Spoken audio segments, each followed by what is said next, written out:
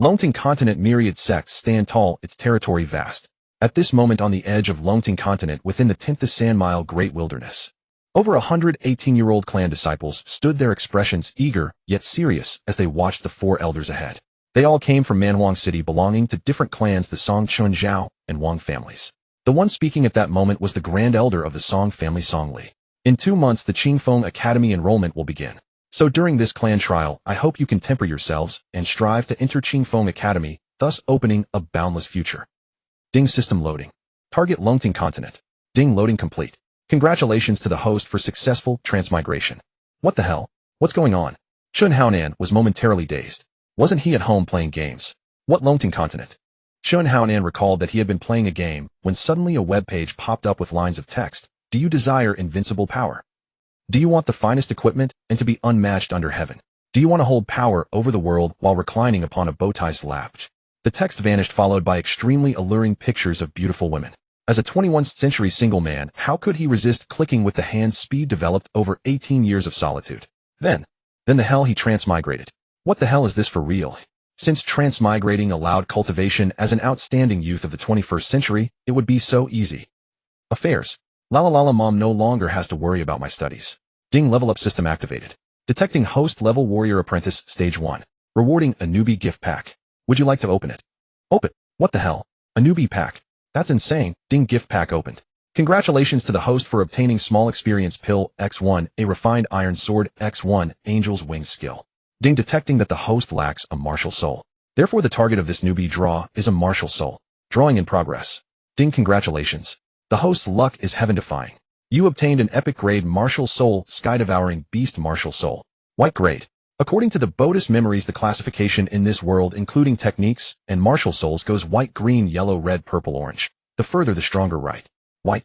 What the hell? What the hell? I may not have read much, but you can't fool me like this. Heaven-defying luck and an epic martial soul, yet it's only white. Chun Haonan thought to himself, and then checked the martial soul's attributes. Sky-devouring beast martial soul, white grade. One of the 10 ancient divine beasts, it can evolve by devouring other martial souls. I see. Isn't this far more awesome than purple or orange ones? Though weak now, it can evolve. Just like me, a dark horse. Let's check the skill. Angel's Wings from League of Legends, Teemo's passive talent. After remaining still for 3 seconds, you become invisible. You can move while invisible, and as long as you don't attack, you remain hidden. What the hell? This is insane. League of Legends hero skills are usable, and it gives an invisibility skill right away. Invisibility. This is definitely the divine skill for murder and looting, or even peeping on girls bathing. Ding, would you like to fuse the martial soul? Ding, would you like to learn the skill? Fuse learn. As the martial soul fused successfully, Chun Haonan felt an indescribable comfort throughout his body. Is this the power of a martial soul? Ding, would you like to view current status? View. Chun Haonan, level 1 warrior apprentice, stage 1 strength, 100 gene, 1 horsepower, EXP 0 100, martial soul, sky devouring beast, white low grade skill, angel's wings. What the hell, this body is too weak. But fortunately I have the system. No worries, I will fulfill your wish. Chun Haonan silently thought. Actually, the owner of this body was also named Chun Haonan, the son of the Chun family patriarch. But because he lacked a martial soul, his cultivation speed was extremely slow, and he might never enter the martial disciple realm in this life. This clan competition was extremely important for Chun Haonan and his father Qinzhan. The top 3 would be directly recommended to Qingfeng Academy. If he failed to enter the top 3, not only would he miss the academy, but his father's position as patriarch would also be in danger. A father's status depends on his son. If the son enters the academy, his future is boundless, and with the academy connection, naturally the patriarch position would change hands. Over the years, Qinzhan had endured immense pressure and spent a fortune trying to enable his son to cultivate, all in vain. If he lost the patriarch position, their fate was all too predictable. Not just bad, but extremely miserable. Your dying wish is my wish. Leave it to me, Chun Haonan said, thinking about his level-up, heaven-defying martial soul, the system, and his skill for murder and plunder. TSK. He he. Chun Haonan laughed out loud, completely forgetting that everyone was quietly listening to Song Li. So to achieve the trial's effect, we will not protect you. It's all up to you. Alright, begin. Song Li glanced at Chun Haonan, thinking, is Qinzhan also a fool? How can he let this waste and idiot come? Doesn't he fear his precious son might die? Look, is this idiot scared silly? A Zhao clan disciple pointed at Chun Haonan, holding his belly and laughing. I think you're the idiot. He's always been silly. Chun Haonan, however, wasn't listening to their discussion. He was studying the upgrade system. What the hell? Killing monsters gives EXP, drops equipment skills, and even beautiful women. Isn't this insane? But that's not the craziest part. There's also pet training, mount training, and even waifu training functions from online games. What the hell, heaven-defying, too heaven-defying. Chen Haonan licked his lips and grinned even wider. Chen Haonan. A voice as melodious as an oriole interrupted his fantasies. Chen Haonan snapped back to reality and looked at the woman before him. Only one word described her: stunning. Indeed stunning. A face like Fan Bingbing's oval shape, a slender figure, yet with cup breasts. Not to mention anything else, just those breasts alone could entertain for 2 years. And those long, beautiful fair legs. Tisk the perfect weapon mount. If scoring, Chen Haonan would definitely give her 99 points. The last point was withheld to keep her from getting conceited. Song Rulin noticed Chen Haonan's lecherous gaze wandering over her chest and legs, and instantly showed an expression of disgust, her voice turning icy. You shouldn't be here. With your strength, coming here is suicide. If you came for me, I advise you to go back. There's no possibility between us. Impossible. What impossible? Chen Haonan collected his thoughts, recalling Song Rulin's words. Initially his impression of her was a perfect 99, but now it instantly plummeted to 38. Exactly 38. You? Chen Haonan was about to say, who the hell do you think you are? Have I never seen a woman? A woman like you I'd tire of after one a day. But then he thought again, something wasn't right. He looked more closely at the woman's face. What the hell? This was his fiancée. The one with the ancien century red grade martial soul, Song Rulin. Damn it, just after time traveling, he's already looked down upon by his fiancée. No man could tolerate that. Song Rulin, seeing that Chen Haonan remained silent, continued. Don't blame me for being heartless. This world is just this realistic. You don't have a martial soul, and you might never break through to the martial artist realm for your whole life. While I can at least reach the martial spirit realm. Do you think I would still want a worthless man who will remain a first-rank martial apprentice forever? So stop pestering me. Song Rulin flicked her sleeves, her voice cold and angry. If he were a normal person after her daily cold shoulders and calling him trash, he would have long stopped bothering her. But this Chen Haonan was born stupid and impervious to reason. On the Longting continent, the cultivation ranks are martial apprentice, martial artist, martial master, great martial master, martial spirit, and martial ancestor. A cultivator with yellow talent can reach martial spirit with some luck, let alone red talent. Fine. Song Rulin looked at Chen Haonan's foolish expression, thinking the idiot had finally come to his senses. But then she caught a lecherous grin on his face. But I have one condition. Speak. As long as you stop pestering me, you'll give you anything. Song Rulin bit her teeth and said coldly. If only this fool would stop bothering her, she would accept any condition. Once the trial was over, her father would come to call off the engagement, and she would finally be free of this trash. Let's make a bet. He'll stomp my foot 3 times right here, and see if I can break through. Song Rulin pressed her forehead with her hand. A fool was a fool. With her red talent and martial soul, a ancien century genius, and having consumed numerous pills, it had taken her an entire month to reach the 2nd rank of martial apprentice. How could he possibly advance just by stomping? Chen Haonan noticed the contempt on Song Rulin's face and revealed a faint, imperceptible smile. The experience pill rewarded by the system gave exactly 100 points of experience, so this bet was a sure win. If I lose, I'll never bother you again. If I win, you kiss me. Chen Haonan flashed a cheeky grin and pointed at his own lips with his finger. Deal. Song Rulin agreed without a second thought. Her patience was already exhausted. She just wanted to finish this silly game quickly and go home. Otherwise, if her actions caused any trouble for the fool during the trial, Chen Zhan would make things difficult. Pock. Chen Haonan spat into his hands, rubbed them vigorously, and stomped his foot hard. 1, 2. Do you think stomping harder will make you rank up? Song Rulin pressed her forehead in exasperation. Meanwhile, the 4 clan elders in the distance also turned their gazes here. The Chun clan's grand elder's entire old face turned the color of pig liver. This Chen Haonan was utterly embarrassing. 3. With a thought, a pleasant system notification sounded. Then Chen Haonan felt an indescribable comfort throughout his body, as if his strength had doubled. Ding. Small experience pill used, experience 100.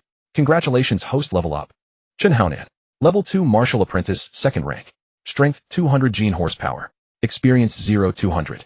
Song Rulin was about to say don't bother me anymore, but suddenly noticed the change in Chen Haonan. She pointed at him in shock, as if looking at a monster. The 4 clan elders in the distance were also dumbfounded. Having lived so many years, this was the first time they had ever seen someone advance to the 2nd rank of martial apprentice, just by stomping. Could stomping really make you level up? Chen Haonan saw Song Rulin's shocked expression and rubbed his nose. Ahem, my dear wife, time for that kiss. Song Rulin still hadn't come to her senses. Her pretty face flushed, and her heart started to panic. He really did break through just by stomping. What? What should I do? What should I do? Thinking that this was her first kiss. No, even if it wasn't her first, she couldn't kiss him. Ahem, worthy nephew Haonan is truly a dragon among men. However, Rulin is your fiancée, you should protect her reputation. Wait until the wedding to kiss her. Yes. Song Rulin hurriedly agreed 3 times. Once the trial ended and the engagement was called off, everything would be over. What? The 4 clan elders are here. Could it be that the Song family intends to welch on the bet? Chun Haonan said coldly. This old bastard really thought he was stupid. Worthy nephew, this is going too far. Elder Chun, don't you think? The Song elder, embarrassed by Chun Haonan's words, could only appeal to his good friend the Chun clan's grand elder. But he found the grand elder staring at the sun with a look of complete bewilderment. Going too far. Going too far. Beautiful weather today. You? The Song elder's face turned the color of pig liver. The other two clan elders were delighted to see their embarrassment. What are you dawdling for? Kiss me quick. Don't delay my monster hunting. Song Rulin was about to explode. Monster hunting?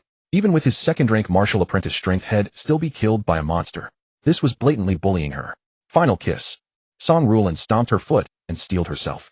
I'm not kissing him. I'm kissing a dog. Song Rulin automatically brainwashed herself, but her heart was pounding wildly. Her delicate face flushed crimson. With her eyes shut, she slowly moved her small cherry-like mouth toward Chun Haonan. Seeing Song Rulin's shy appearance before him, Chun Haonan's heart stirred. Unable to help himself, he leaned toward her, and their lips met. Song Rulin's eyes still closed, never expected Chun Haonan to take the initiative. How could he be so shameless? She wasn't mentally prepared. And that wasn't all. The shameless rascal even used his tongue to touch her lips. And in a fit of anger, she opened her mouth, allowing the invading tongue to slip inside. Ah! Chun Haonan, you despicable scoundrel. I'm going to kill you today. Song Rulin went mad. Her mind had but one thought: to torture to death the shameless man who had stolen her first kiss. Screw Chinjon, screw family interests. None of that mattered anymore. A faint fragrance lingered on his tongue and nose. Chun Haonan couldn't help licking his lips. Seeing Song Rulin, who had completely lost her composure and wanted to kill him, he shrank his neck in fright and began to flee. Song Rulin, you have to honor the bet. You agreed to a kiss if I won, and now you want to kill me. That's cheating. Chun Haonan ran with his hands over his head, looking back with a wronged expression, completely forgetting the wicked things his tongue had just done. Rulin. The Song elder called out, signaling her to calm down. A loss was a loss. She couldn't renege in front of everyone, could she? If she had backed out earlier, it might have been fine. But now that they had kissed, backing out would give them ammunition. A great loss. Elder, he. Song Rulin was close to crying. Seeing the elder's expressions that seemed to say, you're about to cheat, she felt even more wronged.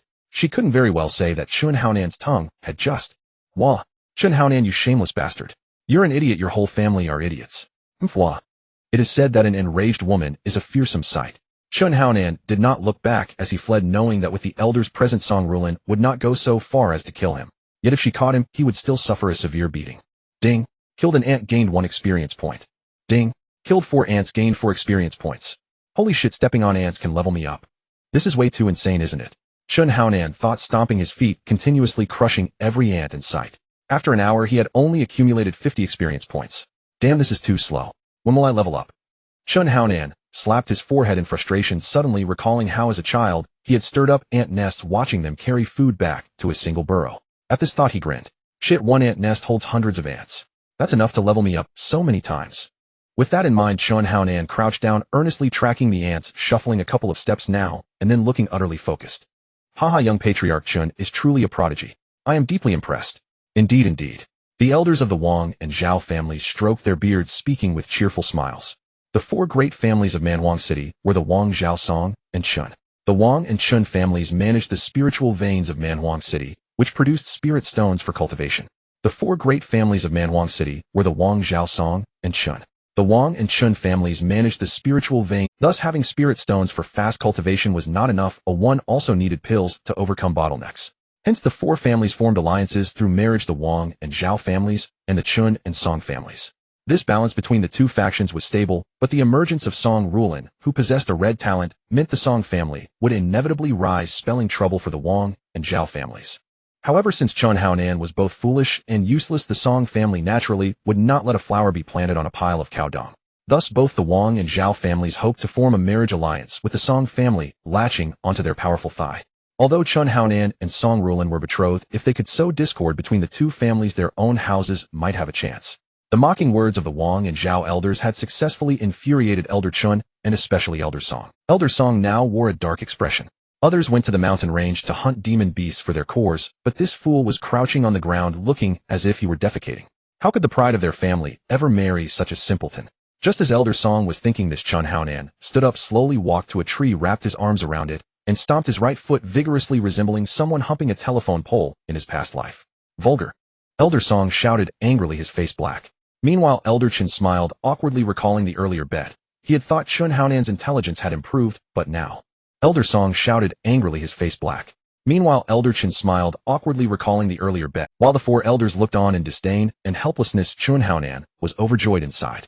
Ding. Killed 35 ants, gained 35 experience points. Ding. Killed 45 ants, gained 50 experience points. Shit, the experience is rising so fast. Miamida, come on. Chun Haonan's lewd cries made the four elders' faces flush. How utterly outrageous could he be? You beast, a true beast. Elder Chun roared in fury, but as his voice faded, he noticed a subtle fluctuation emanating from Chun Haonan, a faint sign of advancement. Ding. Congratulations, host has leveled up to level 3 martial apprentice, 3rd tier. Holy shit, this is too damn satisfying. Chun Haonan snickered lecherously. The four elders were utterly baffled. What the hell was this? Hadn't he just advanced to martial apprentice 2nd tier? How could he have reached martial apprentice 3rd tier in less than an hour? As the elders stood dumbfounded, another fluctuation came from Chun Haonan. Hiss. The elders exchanged glances, their expressions shifting from confusion to sheer astonishment. It was one thing to advance to martial apprentice 3rd tier in an hour, but in the blink of an eye he had reached martial apprentice 4th tier. No such record existed in all of the dragon soaring continent. I must be dreaming. This can't be real. Elder Chen muttered. Even the four elders were not the only ones stunned. Chun Haonan himself was bewildered. Ding. Killed 100 ants, gained 100 experience points. Ding. Congratulations, host has leveled up to level 4 martial apprentice 4th tier. Ding. Killed the boss ant king, awarded 1 level. Ding. Congratulations, host has leveled up to level 5 martial apprentice 5th tier. Holy shit, this leveling up is way too fast. Chun Haonan was speechless. Stepping on an ant for 1 experience point was tolerable, but killing just 1 ant king boss to gain a whole level. This was too fast. Unbearable. Ding. Detected host has reached level 5, unlocking new features. Quest feature quests can be triggered at any time to earn rewards. Enhancement feature, use spirit stones to boost strength attribute. Note 100 low-grade spirit stones add 1 point of strength. Chun Haonan level 5 martial apprentice 5th tier, strength 500 gene power of 5 horses experience 59500. Quest feature enhancement feature. Holy shit, forget the quest feature. This enhancement feature alone is insane. If I had 5000 low-grade spirit stones, I'd have 100 gene of strength, reaching the martial artist level. Damn awesome. Absolutely mind-blowing. Just moments ago the elders thought it impossible and unreal for him to advance to martial apprentice 4th tier in a blink, but then Chun Haonan advanced again. Absolutely mind-blowing. Just moments ago the elders thought it impossible and unreal for him to advance to martial apprentice 4th tier in a blink, but then Chun Haonan advanced again. Let me ask you four elders this, who else? The hearts of the four clan elders were no longer filled with shock, but rather a torrent of incredulous curses. Was this truly happening before their very eyes? Something unprecedented in the history of the continent. A triple breakthrough. Gulp it. It seems so. Unreal, utterly unreal. The four elders recalled their own youth. How even with countless spirit pills and exceptional talent it had taken them months to advance a single rank in the martial apprentice stage. Yet here was Chun Haonan before them, a worthless boy without a martial soul, who had done nothing but stomp his foot and advanced. And not just once but 3 ranks in a row. What the hell was this? Hey. Chun Haonan stood there grinning foolishly while the four elders smacked their lips, bitterness swelling in their hearts. Was this what they meant by fortune favors fools? Ahem, young clan leader Chun is truly a prodigy. This small, wild, desolate city can hardly contain a being of your magnitude. Pray tell, how did you accomplish this? The grand elder of the Wang clan spoke with feigned courtesy, yet his eyes gleamed with cunning. He thought to himself, this fool will be easy to deceive. Just a few flattering words and a promise of gain, and he'll fall into line. Indeed. Tell us, and I shall inform your betrothed. She will surely be overjoyed and admire you. The grand elder of the Song clan spoke without a hint of shame, confident that Chun Haonan would blurt out the secret upon hearing his words. Yet things seemed to go as he anticipated. Actually, wait. The grand elder of the Chun clan cut Chun Haonan off. Ridiculous. Did they think they could get something for nothing? If Chun Haonan possessed a method to rapidly elevate the strength of the entire clan, how could it be divulged so easily? Even a woman like Song Ruolin couldn't compare to such a treasure. Chun Haonan shot the Chun Grand Elder an annoyed glance for interrupting him, then turned to the other 3 elders with a Actually, last night, I had a dream. An old man with white hair and a crane-like bone structure appeared and told me that stomping my foot would allow me to advance quickly. Chun Haonan scratched his head with a foolish grin, facing the 4 skeptical elders. Really, just stomping? Elder Wang felt his intelligence insulted. If stomping were all it took to advance, everyone would have done it by now. Who hadn't stomped a foot before without seeing any results? Was the boy lying to him? But no. He had witnessed Chun Haonan's breakthrough with his own eyes. All right, the immortal also said. What else did he say? Grand Elder Wang pressed eagerly. So it wasn't just about stomping. There had to be more to it, just as he suspected. He also said, Chun Haonan pretended to struggle to remember. I can't recall. I'm a bit short on funds lately, ha. Chun Haonan gave an awkward grin. He was desperately in need of spirit stones. With enough he could endlessly boost his power. The thought was exhilarating. Name your price. How many spirit stones? Elder Zhao, though still doubtful, couldn't deny the evidence before him. In the martial world, stranger things had happened. Perhaps a powerful being truly had imparted knowledge through a dream. Well, Chun Haonan pondered, then raised one finger. 100 spirit stones. That's easy enough. Elder Zhao was overjoyed. A mere 100 stones was a steal. What a fool. But Chun Haonan shook his head at Elder Zhao's offer. 8,000. Elder Wang frowned. 1,000 low-grade spirit stones would amount to several months of their stipend. Wrong. 10,000. Hiss. The elders drew in sharp breaths. This was outright robbery. Isn't that a bit excessive? Elder Zhao said with displeasure. 10,000 stones equaled nearly a month's income for an entire clan. You can choose not to listen. If you want to pay up now, this offer won't last. Maybe you'll forget it in 5 seconds. You? The 4 elders seethed with indignation. This fool was utterly shameless and despicable. Yet indignation aside, if it could elevate their stagnant cultivation by even a single rank, 10,000 stones would be well worth it. Fine. The 4 elders reluctantly retrieved 10,000 low-grade spirit stones from their storage rings, piling them into a small mountain. Chun Haonan's eyes glittered with greed. This wasn't just wealth, but the key to power. All mine. Ahem, now will you tell us? All right, first seal your spiritual energy and physical strength completely. Become an ordinary person. Chun Haonan spun a tale, slipping into the swindling mode of a street performer. Yes, like that. Then stomp 1 foot hard. Force it down. Yes, like that. Do you feel a tingling sensation? The 4 old men felt nothing but pain. Agonizing pain. No. It's because your rhythm is off. You need a steady beat. Like this, 1, 2, 3. Chun Haonan demonstrated, and the 4 elders mimicked him earnestly. If anyone in Wild Desolate City saw them, they'd think the elders had lost their minds. I do feel a tingle. Grand Elder Chun exclaimed excitedly, looking at Chun Haonan with hopeful eyes. That's right. Now release the seals. The elders followed his instructions and undid their seals, but nothing seemed amiss. Except Grand Elder Chun, who beamed with exhilaration.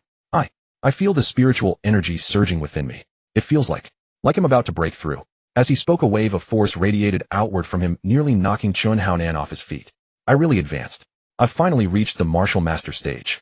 Watching Grand Elder Chun's wild jubilation, the other 3 elders stood dumbfounded. If Chun Haonan could advance by stomping, that was one thing. He was only a martial apprentice. But Grand Elder Chun was at the peak of the martial warrior stage. How could a simple stomp elevate him to martial master? Not only the 3 elders were baffled, Chun Haonan was even more stunned.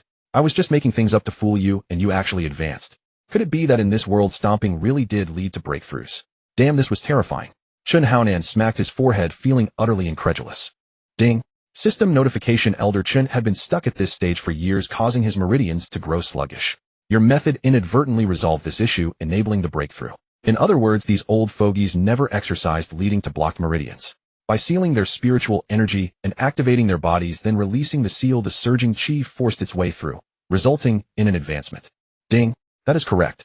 Damn impressive. Who said I was useless? I'm a genius. I can make people advance just by spouting nonsense. Chun Haonan watched the 4 elders stomping like madmen, then quietly slipped away toward the mountains. Since stepping on ants no longer yielded experience points, and with the 40,000 low-grade spirit stones from the elders, his strength could instantly skyrocket to the 9th rank of martial warrior. He could now hunt the mountain beasts.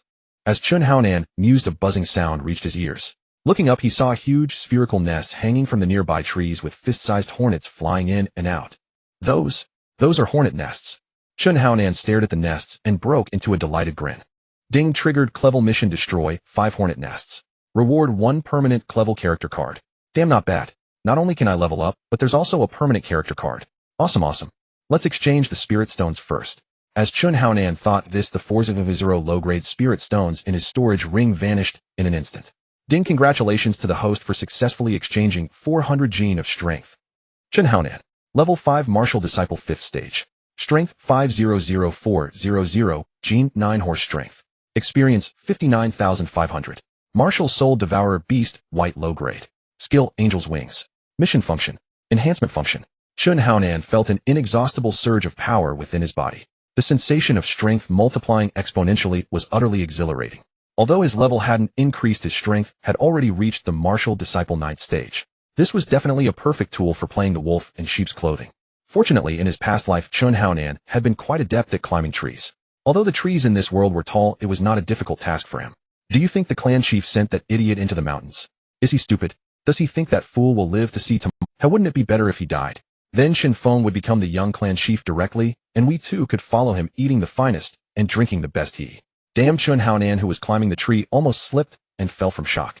Damn it, they're already cursing me to die. Just you wait. Edge, isn't that the idiot? What are you doing, idiot? Chun Haonan didn't answer. He climbed to a fork in the tree, sat on a branch, scratched his head, and smiled. Eating honey. It's really sweet. Want some? Chun Haonan tried his best to act foolish, but in reality he intended to toy with them, especially since he had an invisibility skill. Sure. The honey from this hornet's nest, you have to reach deep inside with your hand to get it. That's the sweetest.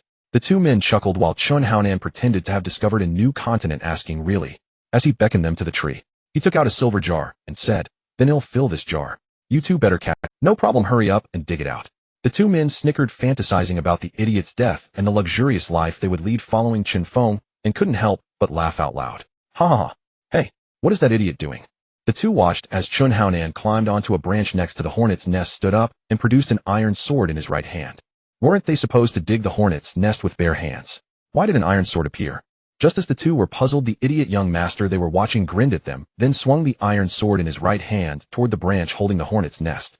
Crack! The branch snapped, instantly followed by a round sphere that grew larger in the two men's eyes. The hornets inside buzzed incessantly as they flew out. Holy shit, run! The two men clutched their heads and sprinted at full speed. Run! Could they escape? The speed of the hornets could almost match that of a martial artist first stage, while these two were merely at the martial disciple fifth stage, facing the enraged swarm. Activate Angel's Wings. 3, 2, 1. Invisibility. Just as the hornet's nest hit the ground, Chun Haonan successfully activated his Teemo invisibility skill. At that moment, a black torrent poured out from the nest. The furious hornets, failing to find the one who destroyed their home, vented their anger on the two fleeing men.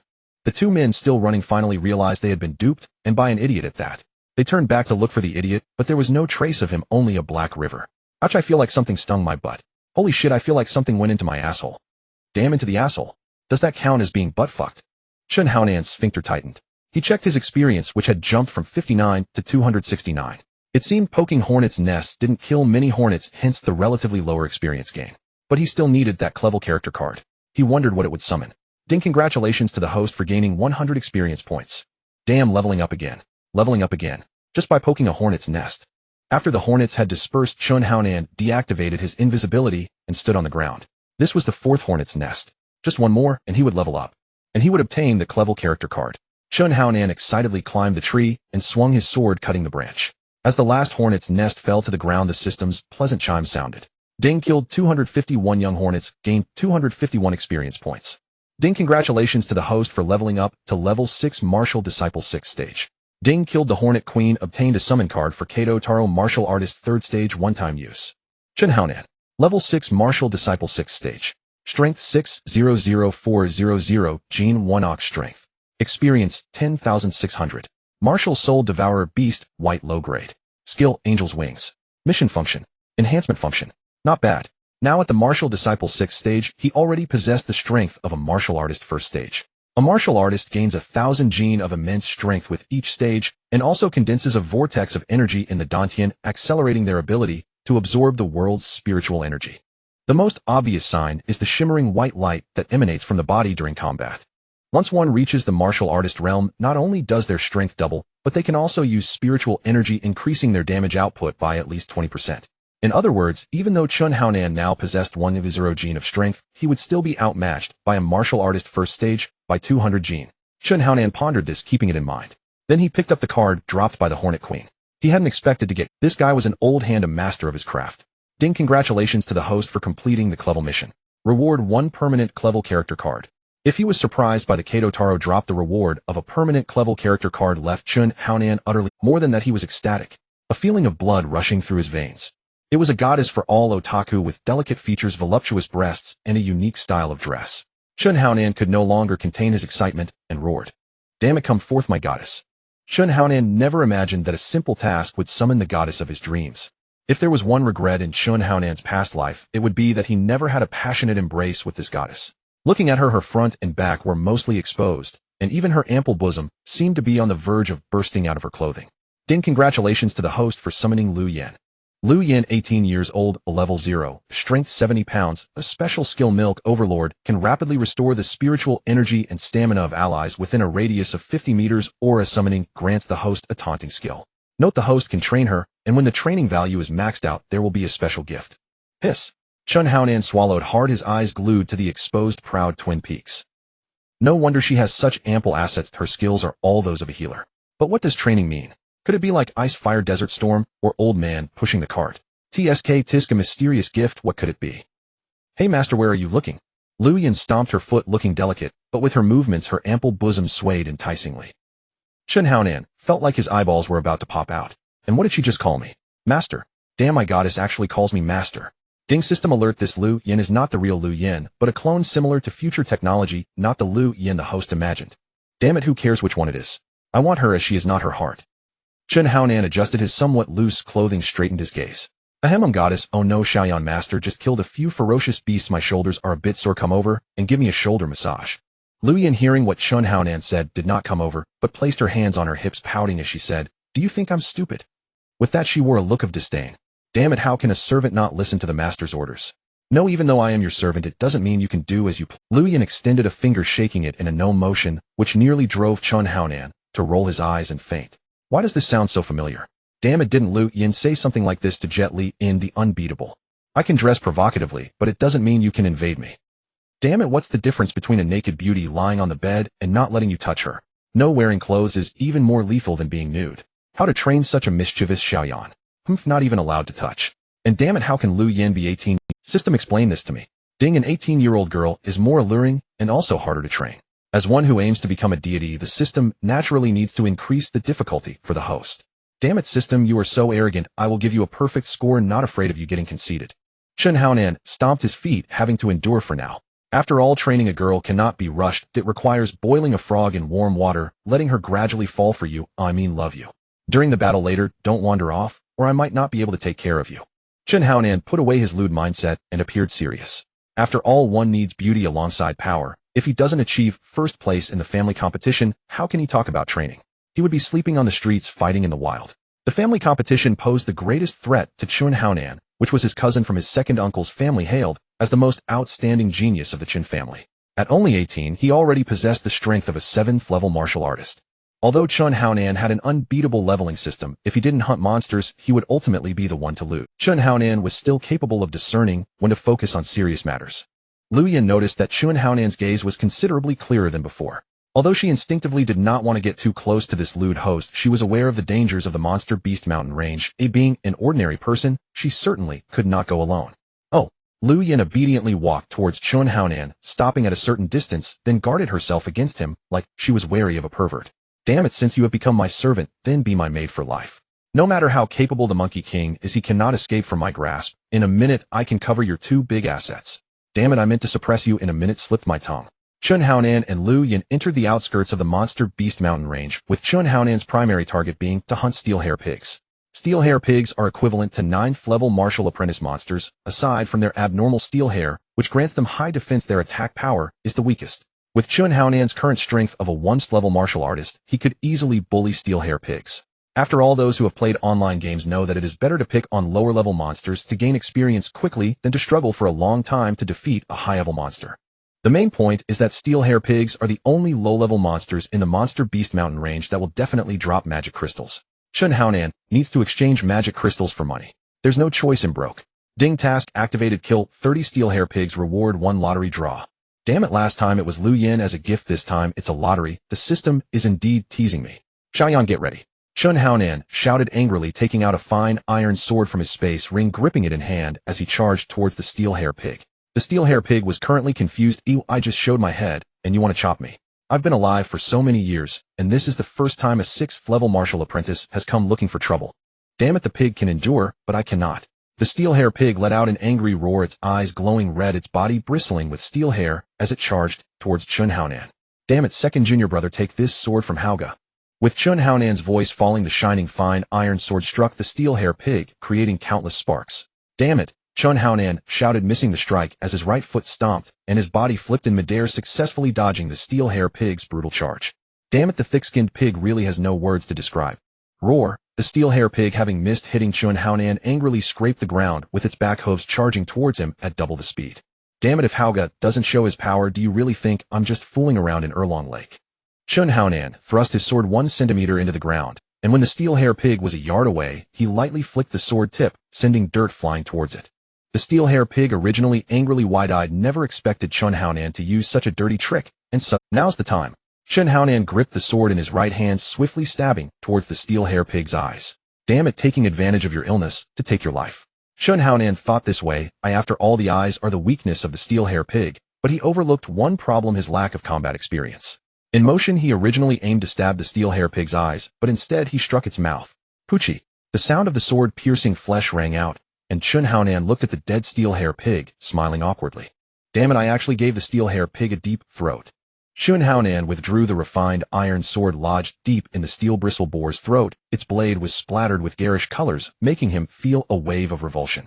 Yet the experience points were generous, instantly surging by 60 points. If he completed the quest, he would earn at least 1,800 points. Damn, that would mean more than just a single level up.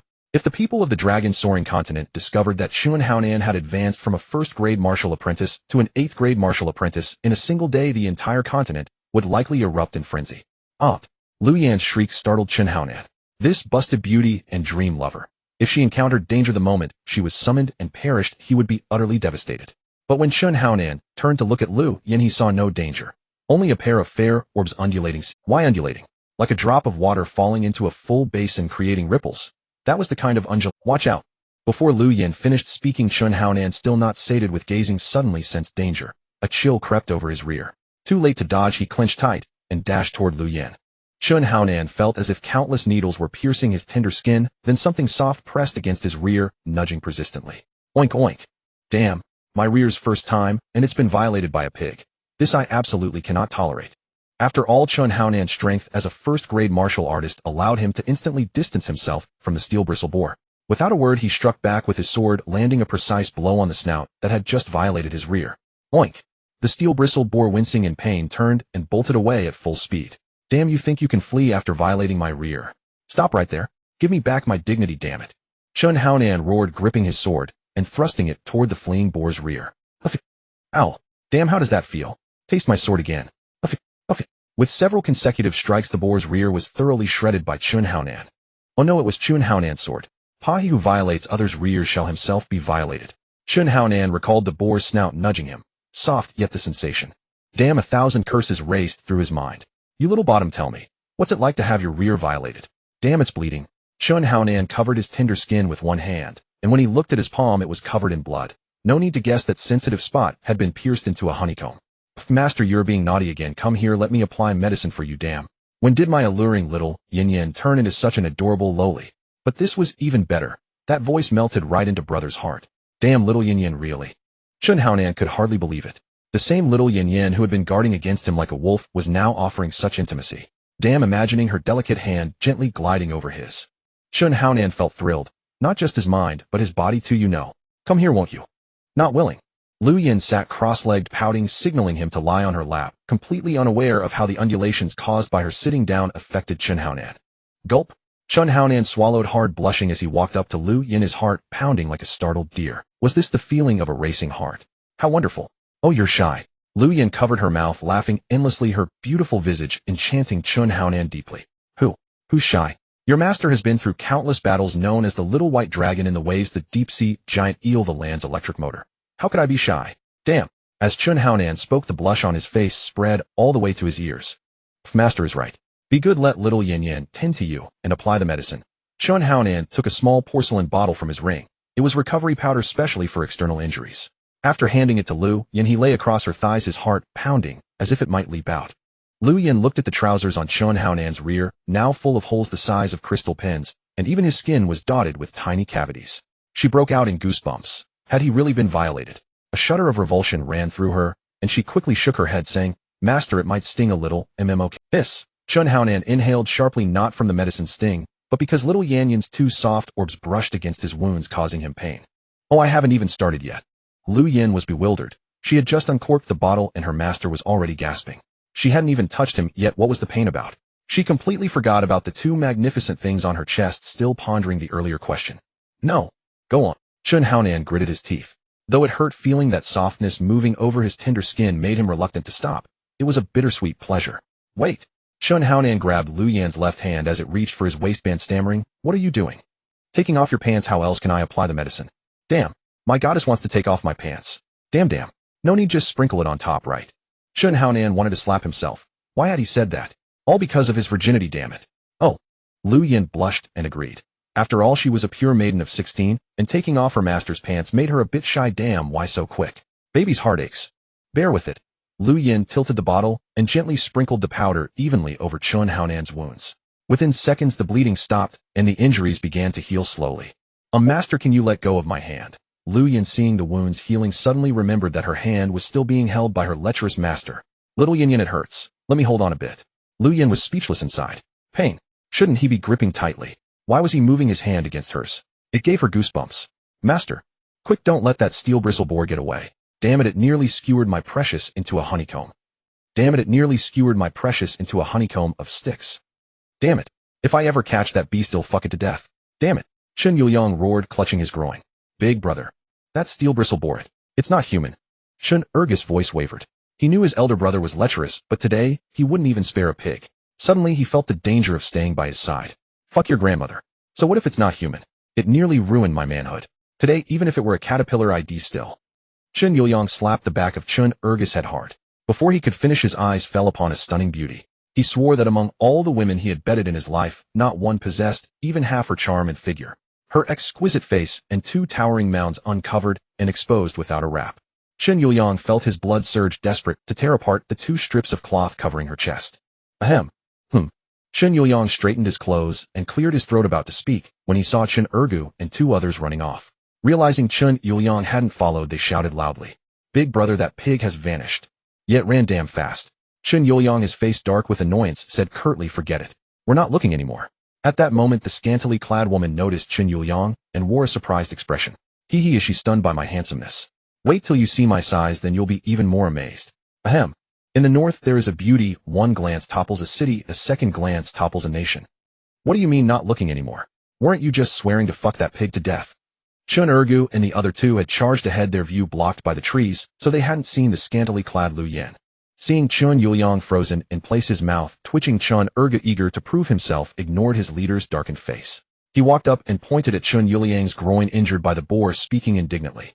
"Big brother, I'm not one to criticize, but that pig is infuriating. It could have stabbed anywhere, but it picked your crotch. Look what it's done to you. If it were me, I wouldn't let this slide. If I didn't fuck that pig over, I'd write my surname backwards. This is unforgivable."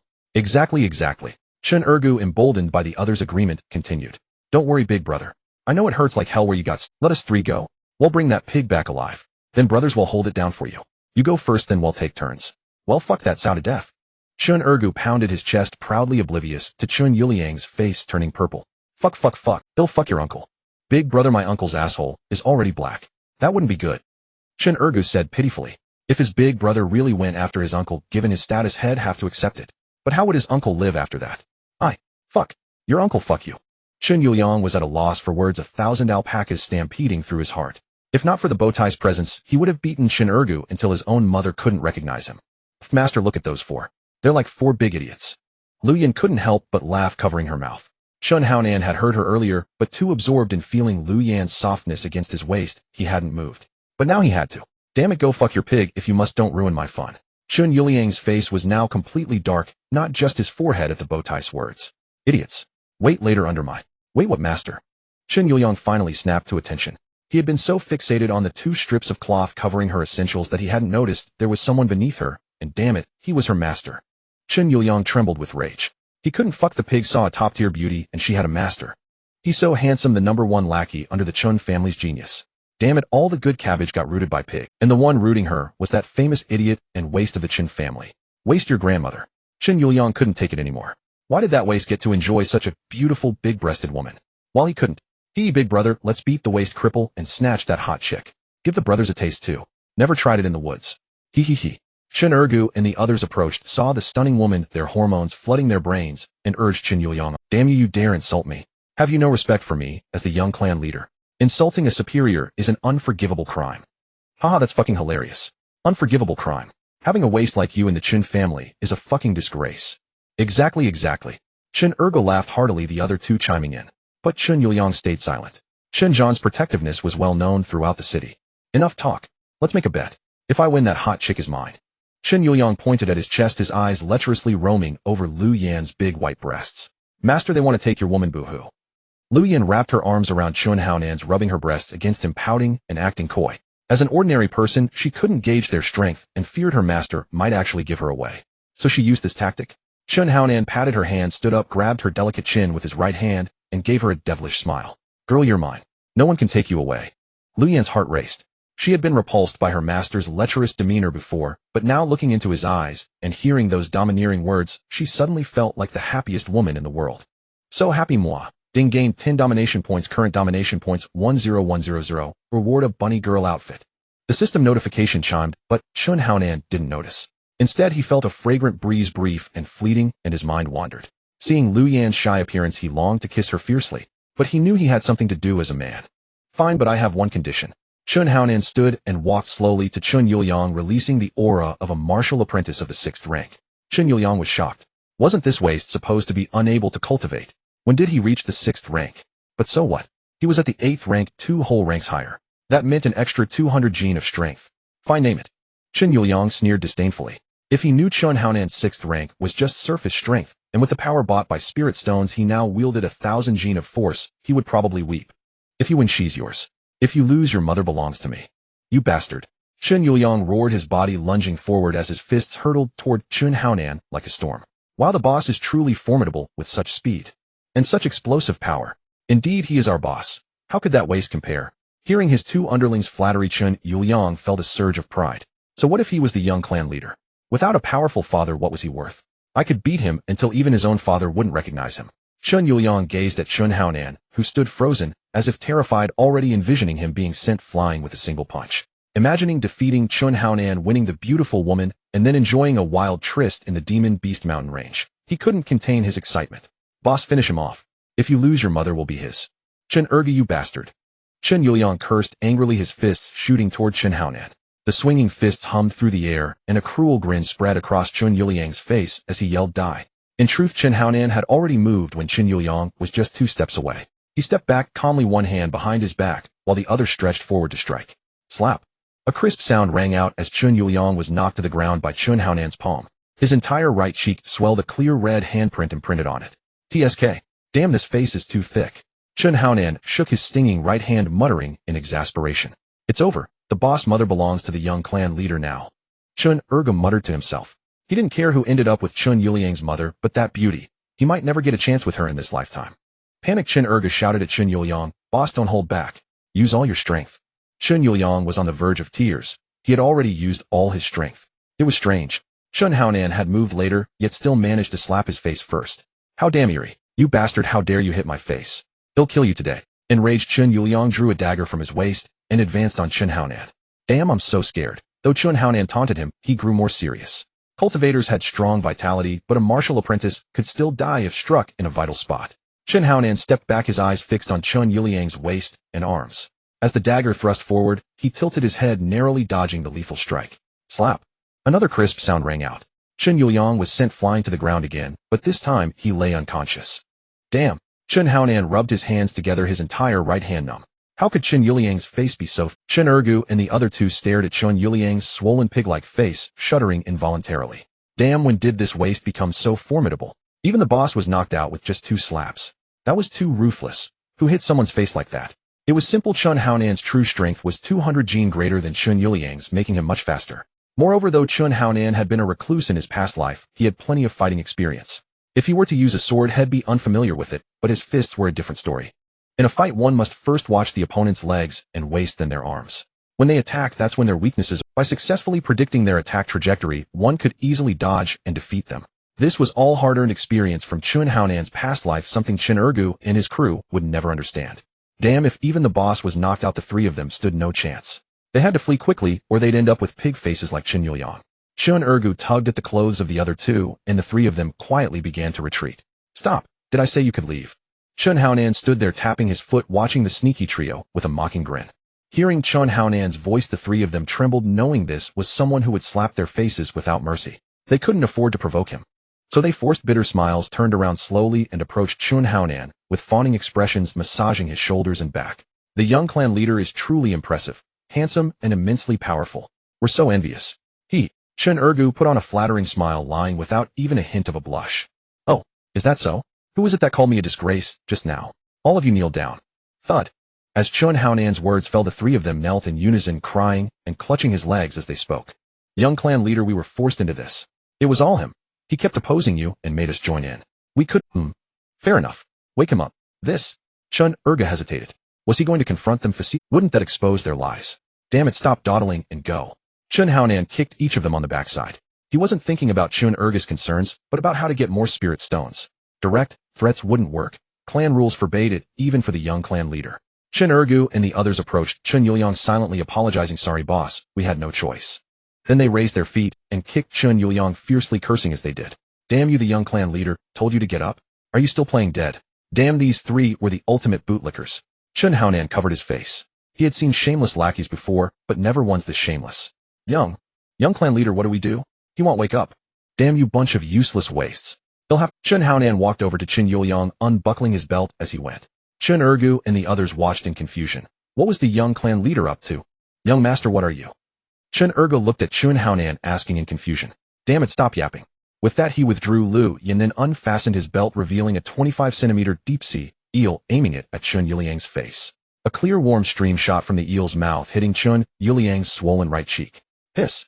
Chun Ergu and the other two gasped in shock, both amazed by Chun Haonan's length and terrified for themselves. This guy was truly vicious. Who would torment someone like that? Damn it, that feels good. Chun Haonan twitched two fingers, then tucked himself back into his pants and tightened his belt. At this moment Chun Yuliang felt a warm surge on his face. In his daze he instinctively licked his lips. Warm and sweet, but why was there a faint hint of a strange odor?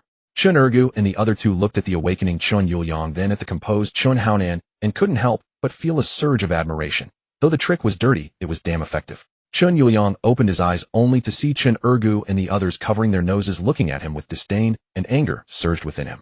Damn it, why don't you help me up? Awake. Then help him up. Chun Haonan sat on a rock, looking at the awakened Chun Yuliang with an innocent expression. This. Chun Ergu and the others were speechless. Although Chun Haonan had aimed at Chun Yuliang's face, he had drenched his entire body, which now reeked of a faint pungent odor. How could they help him up? Though they complained inwardly, they dared not speak out, fearing that if they angered that bastard, he might unleash a stream on their faces. Just the thought left them traumatized for life. Damn it, how's my virgin urine? Does it taste both strange and sweet? Chun Yuliang was stunned. He wiped the remaining moisture from his face with his hand, sniffed it, and saw Chun Ergu and the others keeping their distance, instantly feeling a wave of sorrow.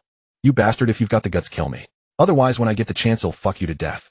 Chun Yuliang wiped his face with his sleeve, only to find it wet too. His whole body was soaked, and he was so furious he spat blood, his vision blurring as he nearly fainted again.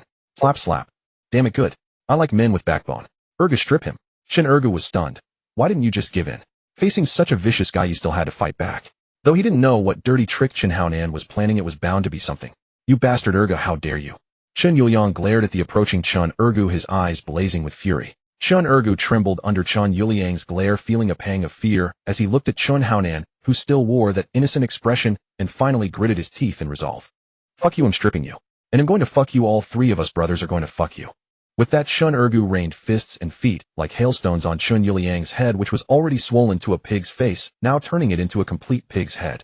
It was simple. If forced to choose between getting beaten up or being tormented by Chun Haonan, Chun Ergu would definitely opt for a beating from Chun Yuliang later. Damn it, Chun Ergu, you've got guts. I admire you. Chun Haonan shouted, then watched as Chun Ergu and the others, under Chun Yuliang's furious gaze, quickly stripped him naked, revealing a tiny little thing barely half a span long. Damn it, haha, and you call this a deep-sea eel? It wouldn't even tickle if you used it to clean ears. Chun Haonan laughed, then noticed Chun Ergu and the others standing frozen, and said with displeasure, what are you three standing there for? Strip. Us too. Chun Ergu and the others twitched their mouths. Was this guy making us strip too, just to take turns buggering us? At the thought, all three shuddered, a chill running down their spines. Damn it, all of you strip. 3 counts, 3 1. Strip. Strip.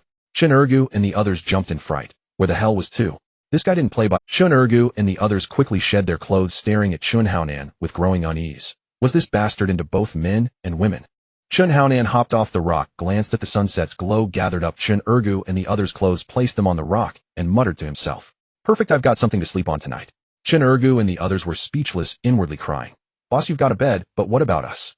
Were they supposed to stay naked all night? Don't say I didn't give you a chance. See that? There's a set of clothes over there.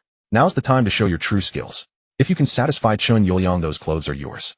If not, you'll have to stay naked. I can't do anything about it. Chun Ergu and the others listened to Chun Haonan, looked at each other, then at the clothes drenched by Chun Haonan's piss, and a million curses ran through their minds. Damn it, better than being naked. Brothers, let's go. Chun Ergu and the others with dark faces charged angrily at Chun Yuliang, venting all their frustration on him. Why did you have to mess with that bastard instead of sticking to your boars, dragging us into this? Chun Yuliang watched Chun Ergu and the others approach, clenching his sphincter. Damn it, he was always the top, never the bottom. Bastard. Oh no, young master.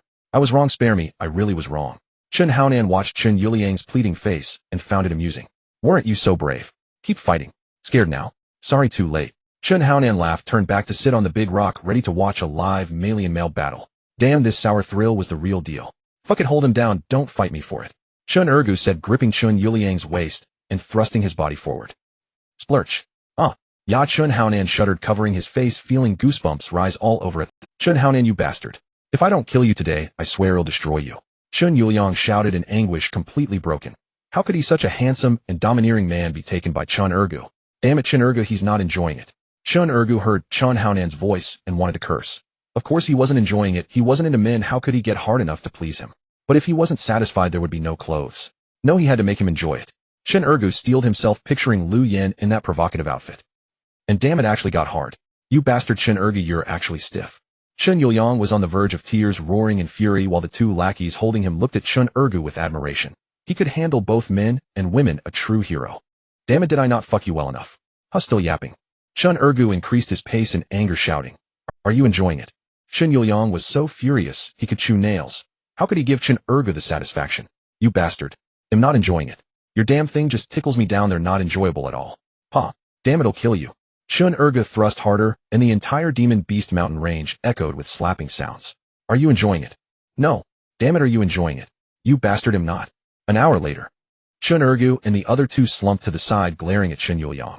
Damn it, we just wanted to wear clothes, couldn't you just say you were enjoying it? On the other side, Chun Yuliang was equally furious. Damn lackeys, why did they listen to that bastard? He wouldn't let, so he glared back at Chun Ergu. Chun Ergu and the others, seething with rage, wanted to drink Chun Yuliang's blood and snarled fiercely. What are you looking at? Looking at you, so what? Chun Yuliang glared at the emboldened trio. Damn it, try it again.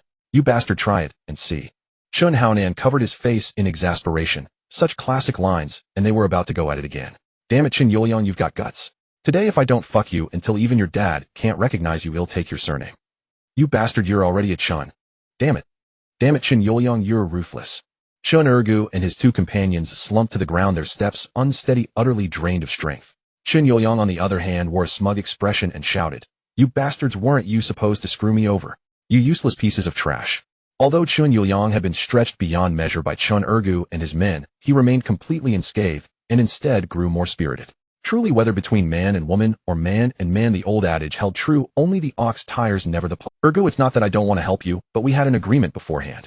It's a bit tricky now. I can't exactly go back on my word, can I? Chun Haonan shrugged, wearing a helpless expression. Chun Ergu and his men seethed with resentment. Damn it, who tricks people like this? You made us strip, took our clothes, and now you act all righteous. Though that's what they thought, they couldn't say it aloud. Boss, look, we've been toiling with you all day. Even if we haven't done much, we've put it. Damn, you have a point. Alright, hey, race the deal, 1 shirt, 1 pair of pants, 1 pair of underwear. Well, auctioned the underwear first. The 4 of you bid now. Highest offer takes it. Chun Yuliang has to pay 50% more. Chun Haonan said with a grin, but Chun Yuliang wasn't pleased. You bastard, those are my clothes. Why should I have to bid for them? And even if I do, why should I pay 50% more? Chun Yuliang cursed Chun Haonan inwardly, but Chun Haonan just chuckled and said, You can choose not to bid. If you're fine with being naked, I won't say a word. The young patriarch is brilliant. The young patriarch is awesome. The young patriarch is so generous. Chun Ergu and his two companions, hearing Chun Haonan's words and seeing Chun Yuliang's frustration, suddenly felt Chun Haonan was a good man blessed with peace. Chun Haonan, you bastard. Chun Yuliang was on the verge of tears. He had spent 12,000 low-grade spirit stones and ended up with a pair of pants full of holes. Chun Haonan said, pulling out a pen and paper from his ring and handing them to the 4. Now let's start the first auction, the underwear. Starting bid 1,000 low-grade spirit stones. Let's begin. As Chun Haonan finished, the 4 men's faces twitched. A pair of underwear for 1,000 low-grade spirit stones. How outrageous was that? And it was worn by Chun Yuliang, no less. Worse still, it had been soaked with Chun Haonan's urine. They bitterly regretted not bringing an extra set of clothes so they wouldn't have to buy such overpriced underwear. 1001, shouted one of Chun Urgus' underlings. 1002, yelled the other. What the hell are you competing with me? No kidding. Without this I'd be running naked. The two underlings bickered while Chun Urgu and Chun Yuliang remained silent. After all, wearing just underwear would be humiliating, so neither wanted to waste money on it. If they competed fairly, Chun Urgu couldn't outbid Chun Yuliang given the latter's wealth. But Chun Haonan's rule required Chun Yuliang to pay over 50% more to win. This gave Chun Urgu a fighting chance against Chun Yuliang. 2,500.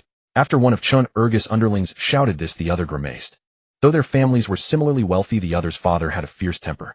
Spending his entire fortune on a pricey, worn, urine-soaked pair of underwear would surely get him beaten to death by his old man. Damn, you win, he muttered, bitterly resigned to his fate of running naked. Here, you can put it on. Chun Haonan pointed at the underwear on the ground holding the IOU. The underling, crestfallen, spent 2,500 spirit stones on a pair of underwear. How infuriating. Despite his thoughts, he had to wear it. Feeling the dampness and knowing it was Chun Yuliang's, he was utterly uncomfortable and even more aggrieved. While the underling fumed, Chun Haonan was overjoyed. Damn, selling a pair of underwear for 2,500 low-grade spirit stones stripped and sold on the spot with zero cost. This was a huge profit. This was undoubtedly the most expensive underwear in history. Well, kid, I see great potential in you. You're the first to buy a pair of underwear for 2,500 low-grade spirit stones. The four men's lips twitched at Chun Haonan's words, and the underling nearly fainted from anger. Not only did you auction off someone else's underwear on the spot, but you also mocked them with an admiring look. Who pulls such a dirty trick? Well done. The sky-high underwear is sold. Now who will claim the sky-high shirt? Let's wait and see. Chun Haonan looked at the two with a teasing gaze. Chun Yuliang was a head taller than Chun Urgu, so if Chun Urgu won the shirt, he could cover his private parts without too much shame. Chun Yuliang, however, needed the pants to avoid embarrassment. With the rules he set, Chun Yuliang and Chun Urgu were evenly matched financially. If Chun Yuliang wanted the pants, he'd have to outbid Chun Urgu, promising a good show. Sky-high shirt starting bid, 3,000. Bidding begins. 4,000. Chun Urgu called out cheerfully. For him, the shirt or pants were the same, but not for Chun Yuliang. So he wouldn't overpay for either of the remaining items. 8,500. Chun Yuliang shouted, putting on a wealthy air, as if to say, he'll take this for 8,500, and still. Chun Urgu looked at him suspiciously. How could he afford two items with that much money? Yet he seemed so confident. 4,500. 9,500. Chun Urgu glared at Chun Yuliang. Damn it, I don't believe you'll spend over 10,000 on the shirt and still have money for the pants. Keep bluffing. 5,000. As Chun Urgu shouted, he clearly saw Chun Yuliang exhale in relief, then sneer at him, saying, Congratulations, you've won the sky-high shirt for 5,000. Damn it, you tricked me. Chun Urgu finally realized that Chun Yuliang had been bluffing all along, forcing him to blow his budget on the shirt so he couldn't compete for the pants. Congratulations, congratulations. Chun Haonan collected Chun Urgus' IOU, already pocketing 7,500 spirit stones. This was pure profit. Sky-high pants, starting bid 4,000. Bidding begins. 5,000. Chun Yuliang raised 5 fingers, a smug look on his face. But when he glanced at Chun Urgu, he saw a wild madness in his eyes. I bid 5,000 too. Chun Urgu declared with a look of frenzy, then fixed his gaze on Chun Yuliang. Damn, you, can you even afford that many spirit stones? Chun Yuliang's face bore an expression of disbelief, but Chun Urgu sneered. As long as you can afford it. Running naked might be embarrassing for him, but the impact would be negligible. For Chun Yuliang, however, it was a different matter. As the son of an elder, such an act would ruin his reputation and plummet his status. Thus, as long as it was within Chun Yuliang's purchasing limit, he believed Chun Yuliang would buy it. Fine, you're ruthless. Just wait and see how I destroy you. Chun Yuliang snarled, murderous intent flickering in his eyes. 12,000. Hearing Chun Yuliang bid 12,000, which was near his limit, Chun Urgu decided not to follow suit, having vented some of his anger. Not bad, Chun Urgu, I like your style. Stick with me from now on, and anyone who dares bully you, I'll take care of them. Chun Haonan pocketed Chun Yuliang's IOU and patted Chun Urgu on the shoulder. A pair of pants originally worth 5,000 low-grade spirit stones had been driven up to 12,000 thanks to Chun Urgu. Damn, it came so quickly. 19,500 spirit stones, another 200 gene of strength. Damn you, Chun Haonan, don't get cocky. When the clan tournament comes and Brother Foam takes first place, just watch how he'll toy with you. Then he'll make you crawl between my legs. Oh, bring it on. But could you please not flash everyone? It's not that pleasant to look at, little dick. You, Chun Yuliang pointed angrily at Chun Haonan, then looked down at his crotch. In the moonlight, he could clearly see the holes and his own half-inch-long little dick. Chun Haonan, you bastard. Chun Yuliang was on the verge of tears. He had spent 12,000 low-grade spirit stones and ended up with a pair of pants full of holes. How could he have forgotten that he had been stabbed in the crotch by a steel bristle boar earlier and his pants were already torn? Chun Haonan waved his hand in annoyance. Now that the spirit stones were his, there was no need to linger with Chun Yuliang. Find Chun Haonan just fine. Qin Yuliang pointed at Chun Haonan in grief and indignation, too furious to speak. 1,000 words churned in his heart, but none could escape his lips. Thanks for the compliment. I've always been great, you're just now realizing it. Ergo, give me the steel bristle boar's core crystal and prepare one of the boars for roasting. Sure. Qin Ergo replied obsequiously. He didn't care who he followed, as long as Chun Haonan left him some meat, he was a good man. Chun Haonan ignored the three of them. After spreading out the clothes, he went into the woods, cut some branches, and made a grill. Chun Haonan wasn't worried about Qin Ergo and the others running off. They had already thoroughly offended Chen Feng's faction and could only stick with him if they wanted to stay safe. Looking at the completed rack, the next step was to start a fire. The foolish young master hadn't thought to bring a tinderbox, so he had to rely on his past lives' experience. That's right, fire by friction. Chun Haonan gripped the sharpened stick and began drilling it against another piece of wood. What's the young master doing? No idea. Damn it, don't talk too much, just get on with it. Qin Ergo muttered. Though they said this, curiosity gnawed at them. What trick was this mischievous young master up to now? Chun Haonan was inwardly frustrated. Damn it, in the stories people get fire in no time with a few rubs. But this freshly cut wood was so wet. How could it possibly catch fire? Despite his complaints as a veteran gamer who had pulled all-nighters just to get a single piece of equipment, he had plenty of perseverance. Faster, OMG. Put more strength into it. Chun Haonan let out a satisfying cry and collapsed onto the ground. After all that effort, he finally got the fire going. It seemed he had to trust science. Friction creates heat, and even wet wood will eventually burn. As Chun Haonan thought this, a sudden shiver ran through him. If extreme friction could cause spontaneous combustion, then during passionate moments wouldn't things heat up so fast that they might catch fire too? Chun Haonan shuddered. Damn, that scared the hell out of me. He patted his chest, but Chun Ergo and the other were stunned. Damn, that's how you start a fire. Holy shit, the young master is something else. Awesome. Chun Haonan swelled with pride. You country bumpkins, how would you know the wonder of friction fire? Stick with me, and you'll learn a thing or two. The young master is indeed amazing, but that was a bit slow. A tinderbox would be faster. Chun Ergo said, pulling out a tinderbox. With a twist of his hands it ignited, and he tossed it into the pile of sticks. Immediately the freshly cut branches burst into a roaring flame. Chun Haonan was dumbfounded, looking at his own sputtering little flame compared to their blazing fire. A surge of cursing welled up inside him. Damn it, I worked my ass off for nothing, and you had a tinderbox all along. Chun Ergo, get over here. I swear I won't. Everything was ready except for the roasting. Just then the lackey who had failed to bid on the underwear returned after being gone for so long.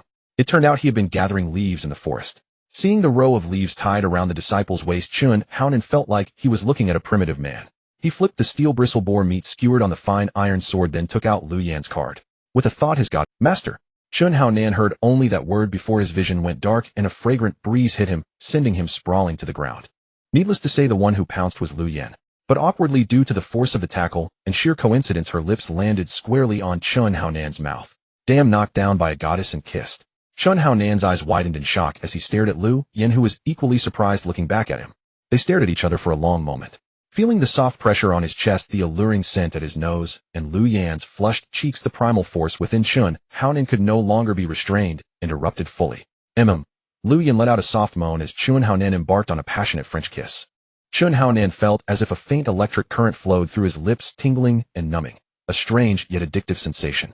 He didn't know why he felt this way, but he knew this feeling would be unforgettable for the rest of his life. They both took a heavy breath. Chun Haonan propped himself up on his arms and smiled at the shy Lu Yan. Her eyes were filled with a dazed look, her head slightly tilted, and her crimson cheeks buried deep in her proud cleavage, too bashful to meet his gaze. Damn, I kissed a goddess. Chun Haonan shouted inwardly with excitement. Savoring the fragrance in his mouth, he lightly licked his still tingling lips, looked at the blushing Lu Yan, and said with a devilish grin, Master wants another round. No. Ding. Acquired 20 points of taming value. Current taming value 30,100. Reward: a small whip. A pair of charming handcuffs. Damn, a small whip and handcuffs. Is this system trying to play games? How perverted can you be? I'm an innocent man. Master, what's wrong? Lu Yan saw Chun Haonan lost in thought without speaking. Feeling the man's breath between her lips and gazing at her master's handsome face, she wondered when she had grown fond of this master. She had even done that shameful thing. I have a piece of clothing here, uniquely charming, perfect for a beauty. Chun Haonan pinched Lu Yan's delicate chin with his left hand, speaking with a seductive smirk. Really?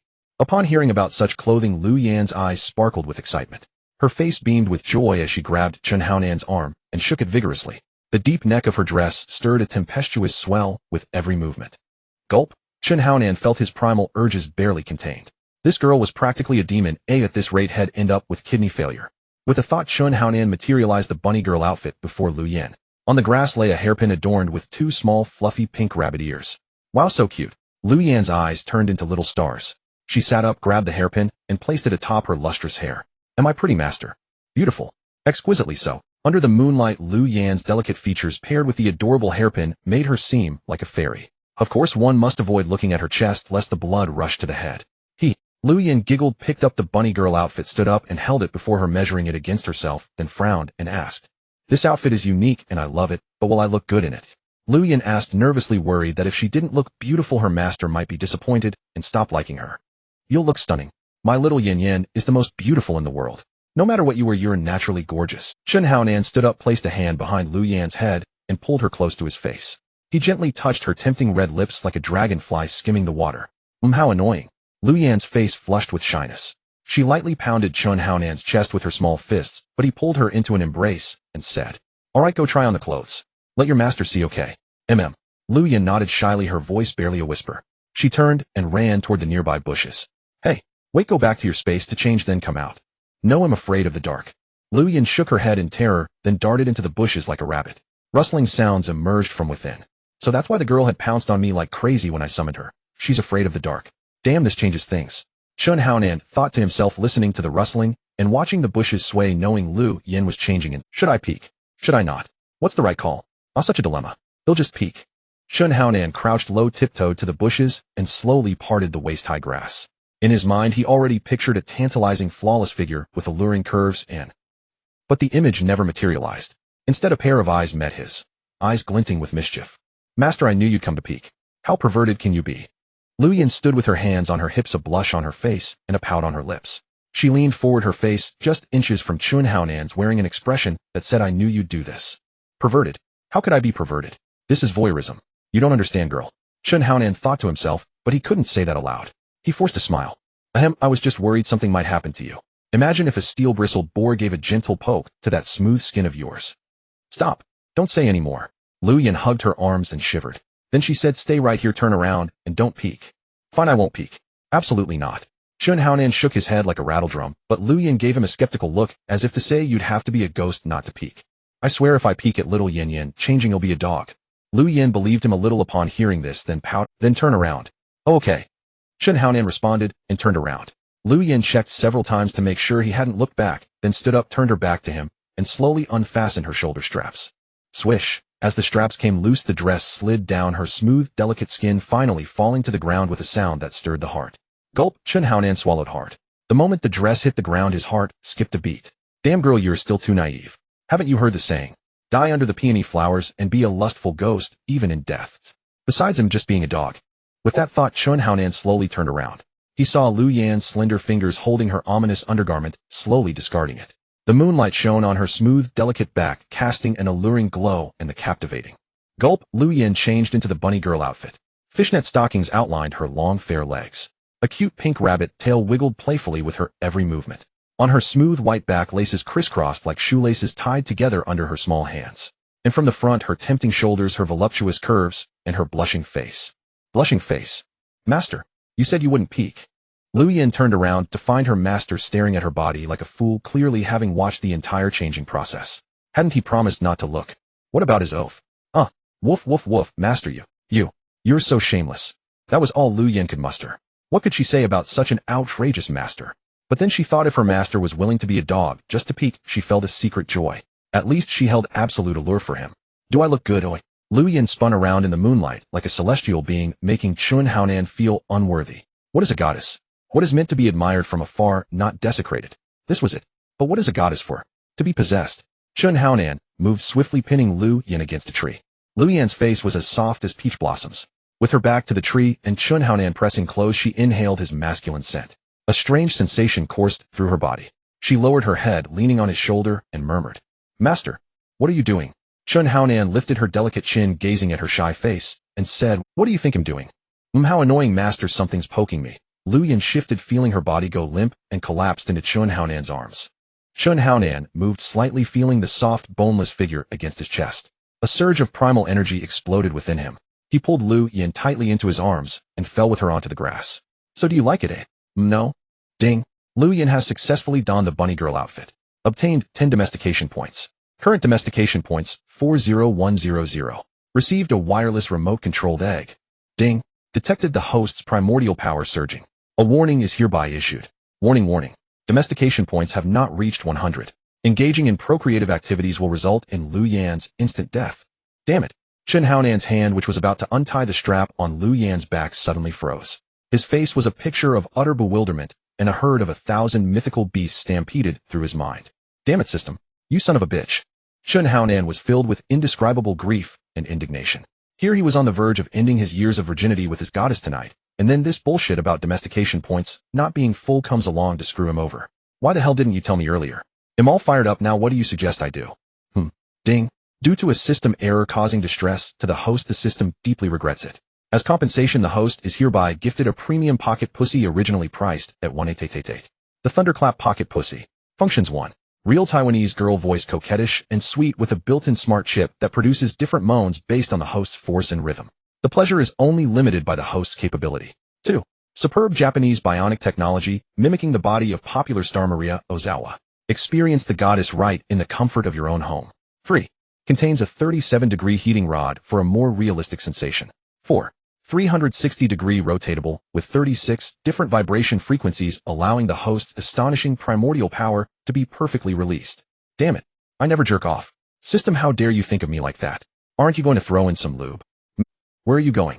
Seeing Chen Haonan holding the pocket pussy and about to crawl into the grass, without a word, Lu Yin quickly asked. Just going to take a massive dump. A bliss.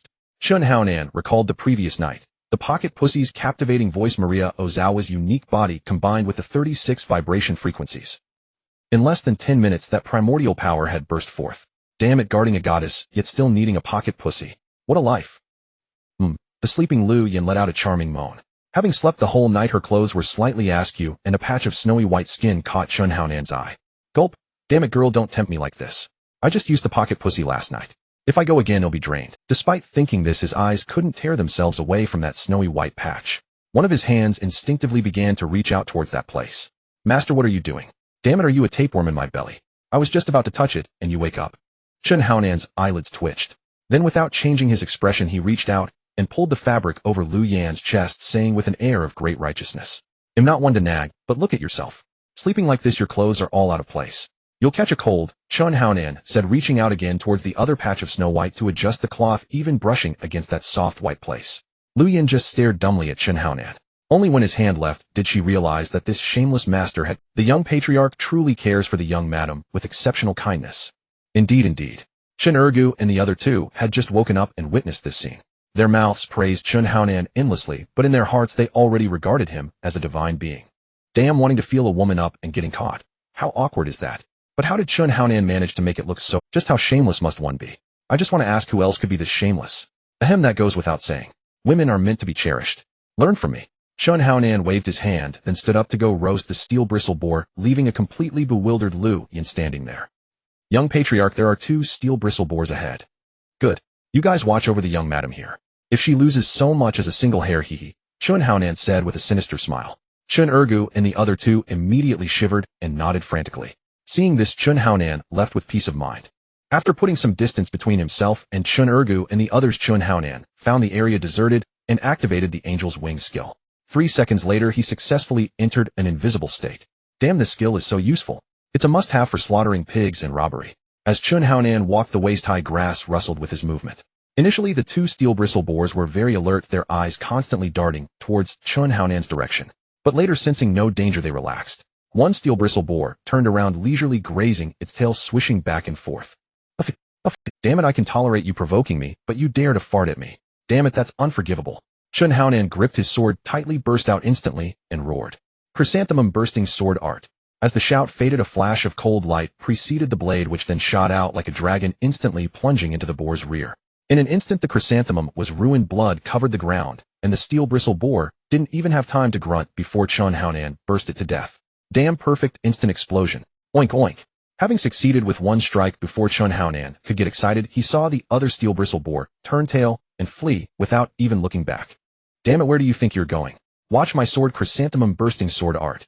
Chen Haonan drew his refined iron sword and gave chase. If the boar had turned to face him, killing it would have taken some effort. But fleeing was a different story entirely. Its back door was wide open. He could just thrust his sword straight in. Schlick. The sound of bursting chrysanthemums rang out again, and another steel bristle boar fell, to Chun Haonan's technique. Ding! Killed 2 steel bristle boars. Obtained 120 experience points. Current mission progress, 430. Chun Haonan. Level 6 Martial Disciple 6th Order. Strength 600400, Gene 1 Ox of Strength. Experience 250,600. Martial Soul Heaven Devouring Beast White Low Grade. Skills Angel's Wings. Functions Mission Enhancement. Lu Yin. Lu Yin age 18. Level 0. Strength 70 Gene. Special skill Milk Tyrant quickly restores allies' spiritual energy and stamina within a 50-meter radius. Aura Summoning Appearance grants the host a taunt skill. Domestication points 40. Not bad, 120 experience points in the bag. 6 more boars to kill, and it'll reach the 7th Order of Martial Disciple. Chun Haonan nodded with satisfaction and headed back towards Lu Yin. As for the boars' course, Chun Ergu and the others could handle the cleanup.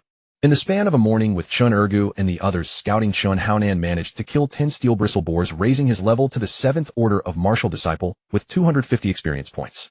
Boss, ever since that one boar escaped, there are no more steel bristle boars around here. Chun Ergu wiped his sweat and said bitterly. The 3 of them had searched for nearly 2 hours and hadn't seen a single. Could that boar have gone to tip off the others?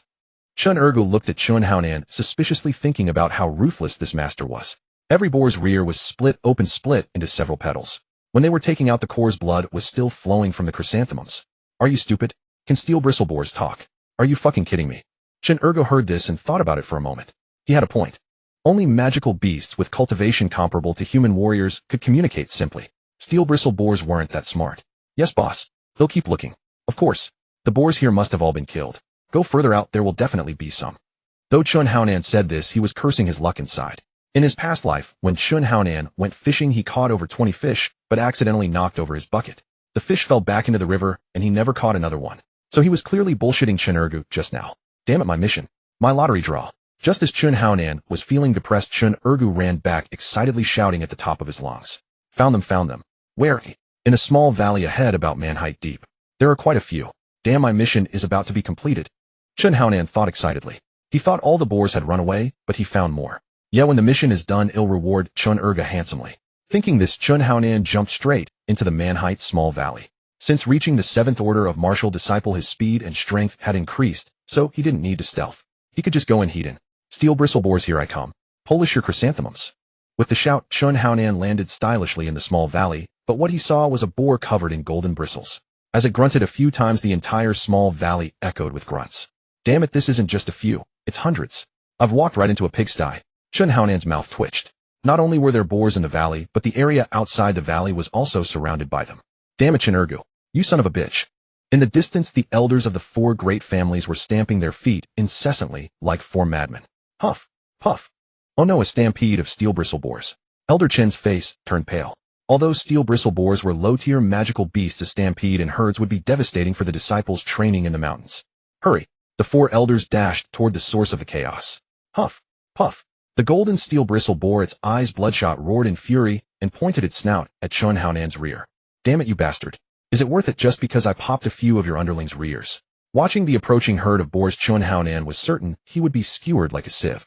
Chun Haonan held a card inscribed with Cato Eagle Martial Disciple 3rd rank. It seemed useless, but it could serve. Come forth, Cato Eagle. As Chun Haonan's voice faded, a fierce gust of wind burst forth, rustling his clothes and stinging his cheeks. Cato Eagle, bare-chested, let his lecherous eyes slide over Chun Haonan's crotch and licked his lips involuntarily. Cato Eagle, bare-chested, let his lecherous eyes slide over Chun Haonan's crotch and licked his lips involuntarily. Damn it, I don't need your service. Go serve them instead.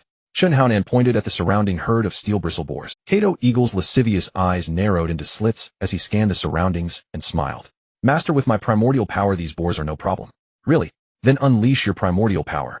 Chun Haonan said, though he doubted Cato Eagle's so-called primordial power could handle so many boars. But it was better than nothing. I can. But Cato Eagle hesitated, a look of embarrassment on his face. What's wrong? Unleash your primordial power now. I need a woman, one with big breasts and a plump rear. Damn it, where am I supposed to find a woman here? That's easy. Chun Haonan placed a hand on Cato Eagle's shoulder and pointed at a boar with its rear facing them. See that? A round, plump rear, smooth skin, and a mysterious dark hole waiting to be explored. Master, I feel it. The primordial power is surging within me. Cato Eagle shouted, quickly dropping his pants, revealing a 30-centimeter-long black rod before Chun Haonan. Cato Eagle spat into his hand and rubbed it along his black rod, moving up and down. With each stroke, a powerful suction emanated from the tip of the 30-centimeter rod. Whoosh! A gale roared past Chen Haonan's ears. He could see ancient trees requiring several people to embrace, bending under the fierce wind stirred by Kato Eagle. Roar! Angry roars echoed from the distant mountains, the cries of high-tier magical beasts. Chen Haonan felt a pressure shake his soul and wiped cold sweat from his brow. This was getting out of hand. Roar, roar, roar. Oh no, there's a stampede deep in the mountains too. This is bad. Elder Chen frowned as he spoke. If even one magical beast charged out from the mountains, it would be at least a martial master in strength. Not even the four of them, let alone the entire barbarian city, could stop it. Gaha! Kato Eagle cackled in excitement, feeling the primordial power surge within him, aching to be released. He shouted loudly, "Master, get down." As Kato Eagle finished speaking, a milky white light gathered at the tip of the 30-centimeter black rod. With each stroke of his hand, a white orb shot out hurtling toward the steel bristle boars. Huff! Puff! The golden steel bristle boar squealed in terror and tried to flee. No escape, Gaha. As Kato Eagle's words fell, a milky white orb slammed into the golden steel bristle boar, bending its sharp bristles and gouging a hole into its seemingly invulnerable body. The boar screamed in agony as its body was driven into the ground, foam bubbling from its mouth before it fell unconscious. Gaha! Kato Eagle laughed maniacally as countless orbs flew from his black rod toward the herd. Some boars turned to flee only to have orbs pierce their rears and explode their lower bodies. Flesh and blood splattered, staining the ground crimson in moments. A mess of boar meat and gore mixed in red blood. Damn, a fishy stench. Too strong. Chen Haonan felt like he would pass out from the smell, but he held his nose and endured, seeking out the surviving boars to deliver the final blow. Ding. Killed a steel bristle boar. Gained 60 experience points. Ding. Killed 10 steel bristle boars. Gained 600 experience points. Ding. Congratulations, host has leveled up. Current level martial disciple 7th rank. Damn, this is awesome. Unbelievably satisfying. Chen Haonan shouted in excitement, hopping around to find surviving boars and finish them off. Ding. Congratulations, host has leveled up. Current level martial disciple 8th rank. Ding. Congratulations, host has leveled up. Current level martial disciple 9th rank. Damn, this leveling up is like riding a rocket. Gaha.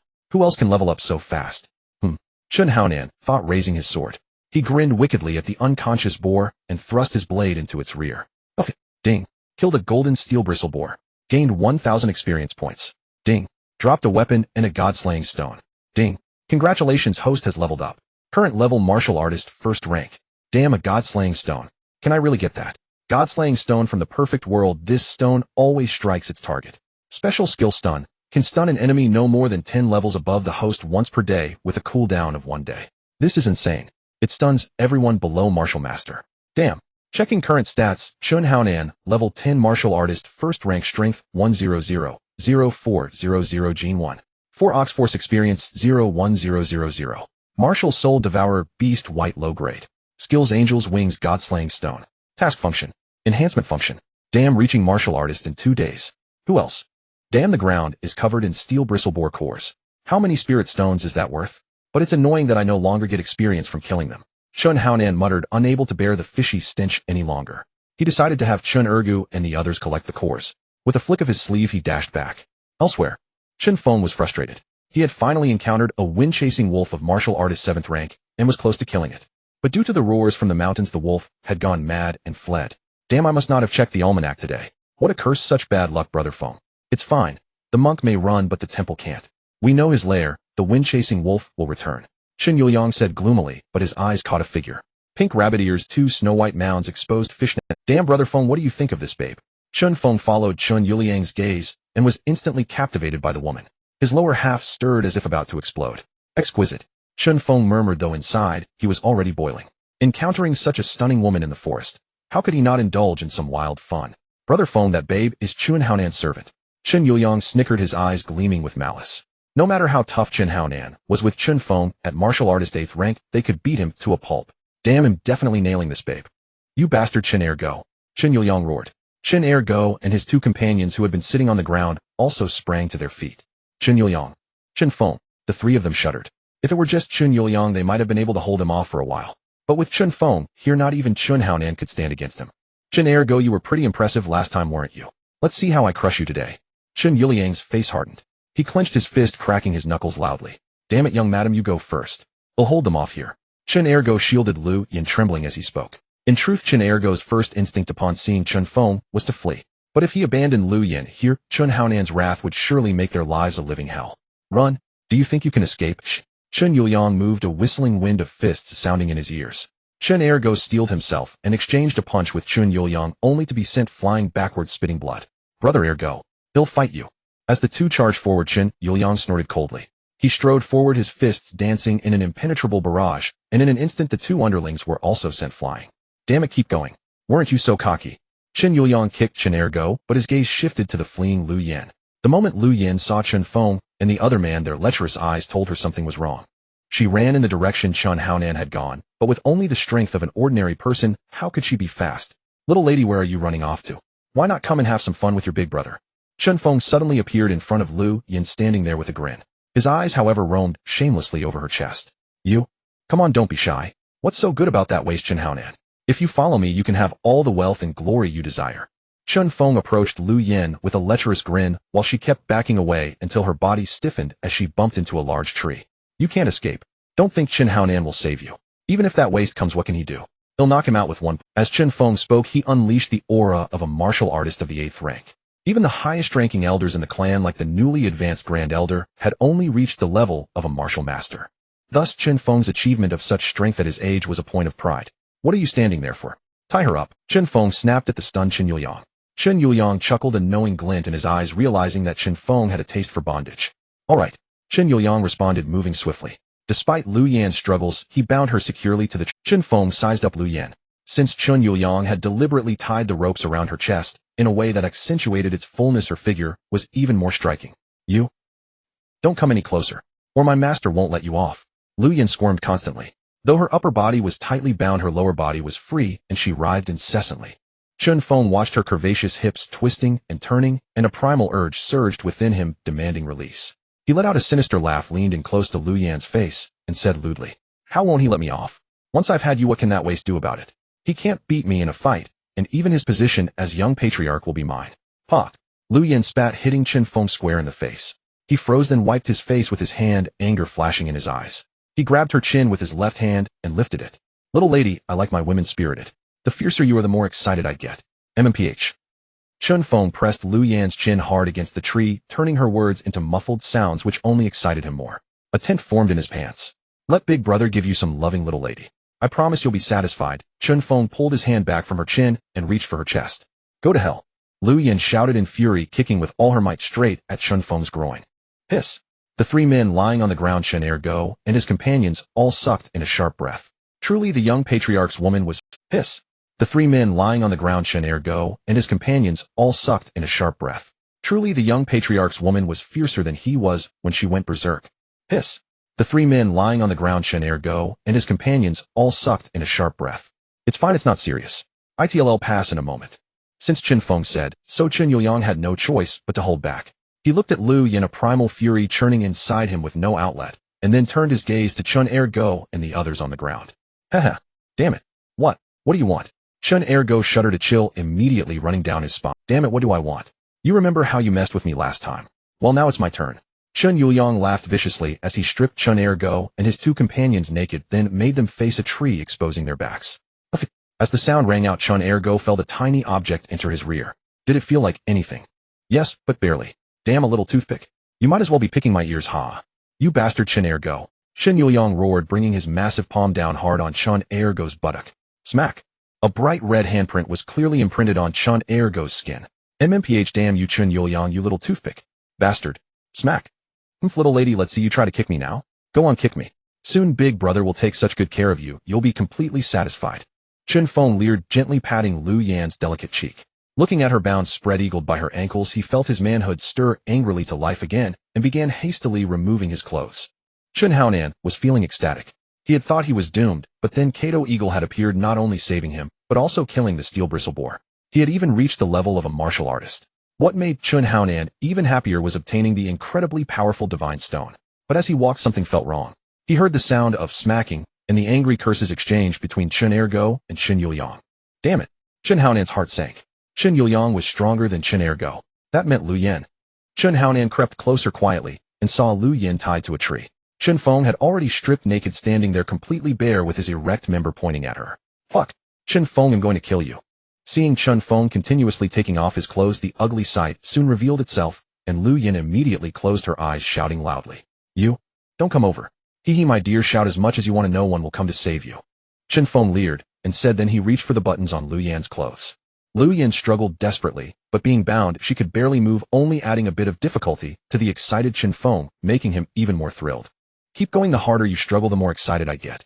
Hearing Chen Feng's words, Lu Yan fell into complete despair. Tears streamed down her tightly shut eyes, and she ceased to squirm, instead speaking in a voice as dull as ash. Even if you possess my body, you will never have my heart. You are nothing but a dog.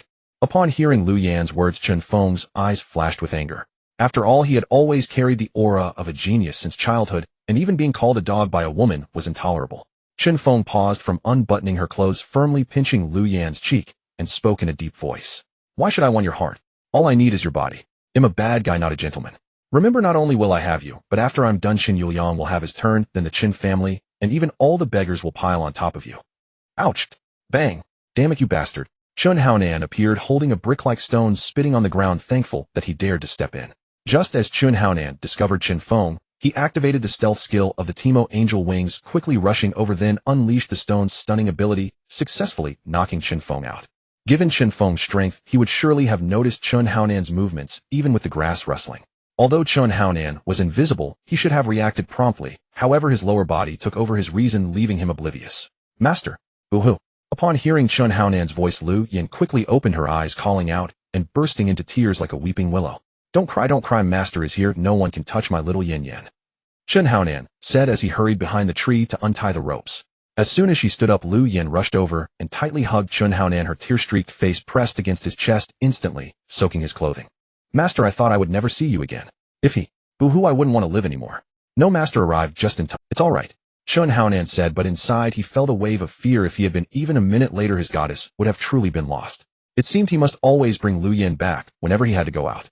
Alas, it's all because of those large breasts. Boo-hoo, Lu Yan's heart and body belonged to Master for life. What does this mean? Is this a hint?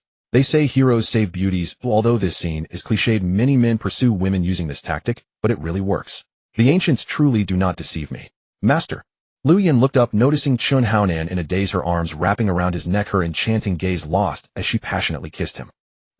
Chun Haonan groaned, surprised to see Lu Yan with her eyes closed, deeply kissing him, completely invested, her fragrant tongue actively exploring his mouth. Boom! A surge of primal power erupted. Kissing actively versus being kissed by a girl is a different experience altogether. It's like the difference between pursuing a girl and being pursued. The inner experience cannot be the same. As the saying goes, men chase women as if over a mountain, while women chase men as if through gauze. In simple terms, you may pursue a girl for years without even holding hands, but if a girl pursues you, as long as you make her feel the challenge of chasing you while also giving her hope, within a month, if you agree to take her to a hotel, she will be in bed with you in no time, maybe even pushing you down. Feeling the primal force surging within, Chun Haonan also kissed back passionately. Ding, hidden task completed, proactive Lu Yan.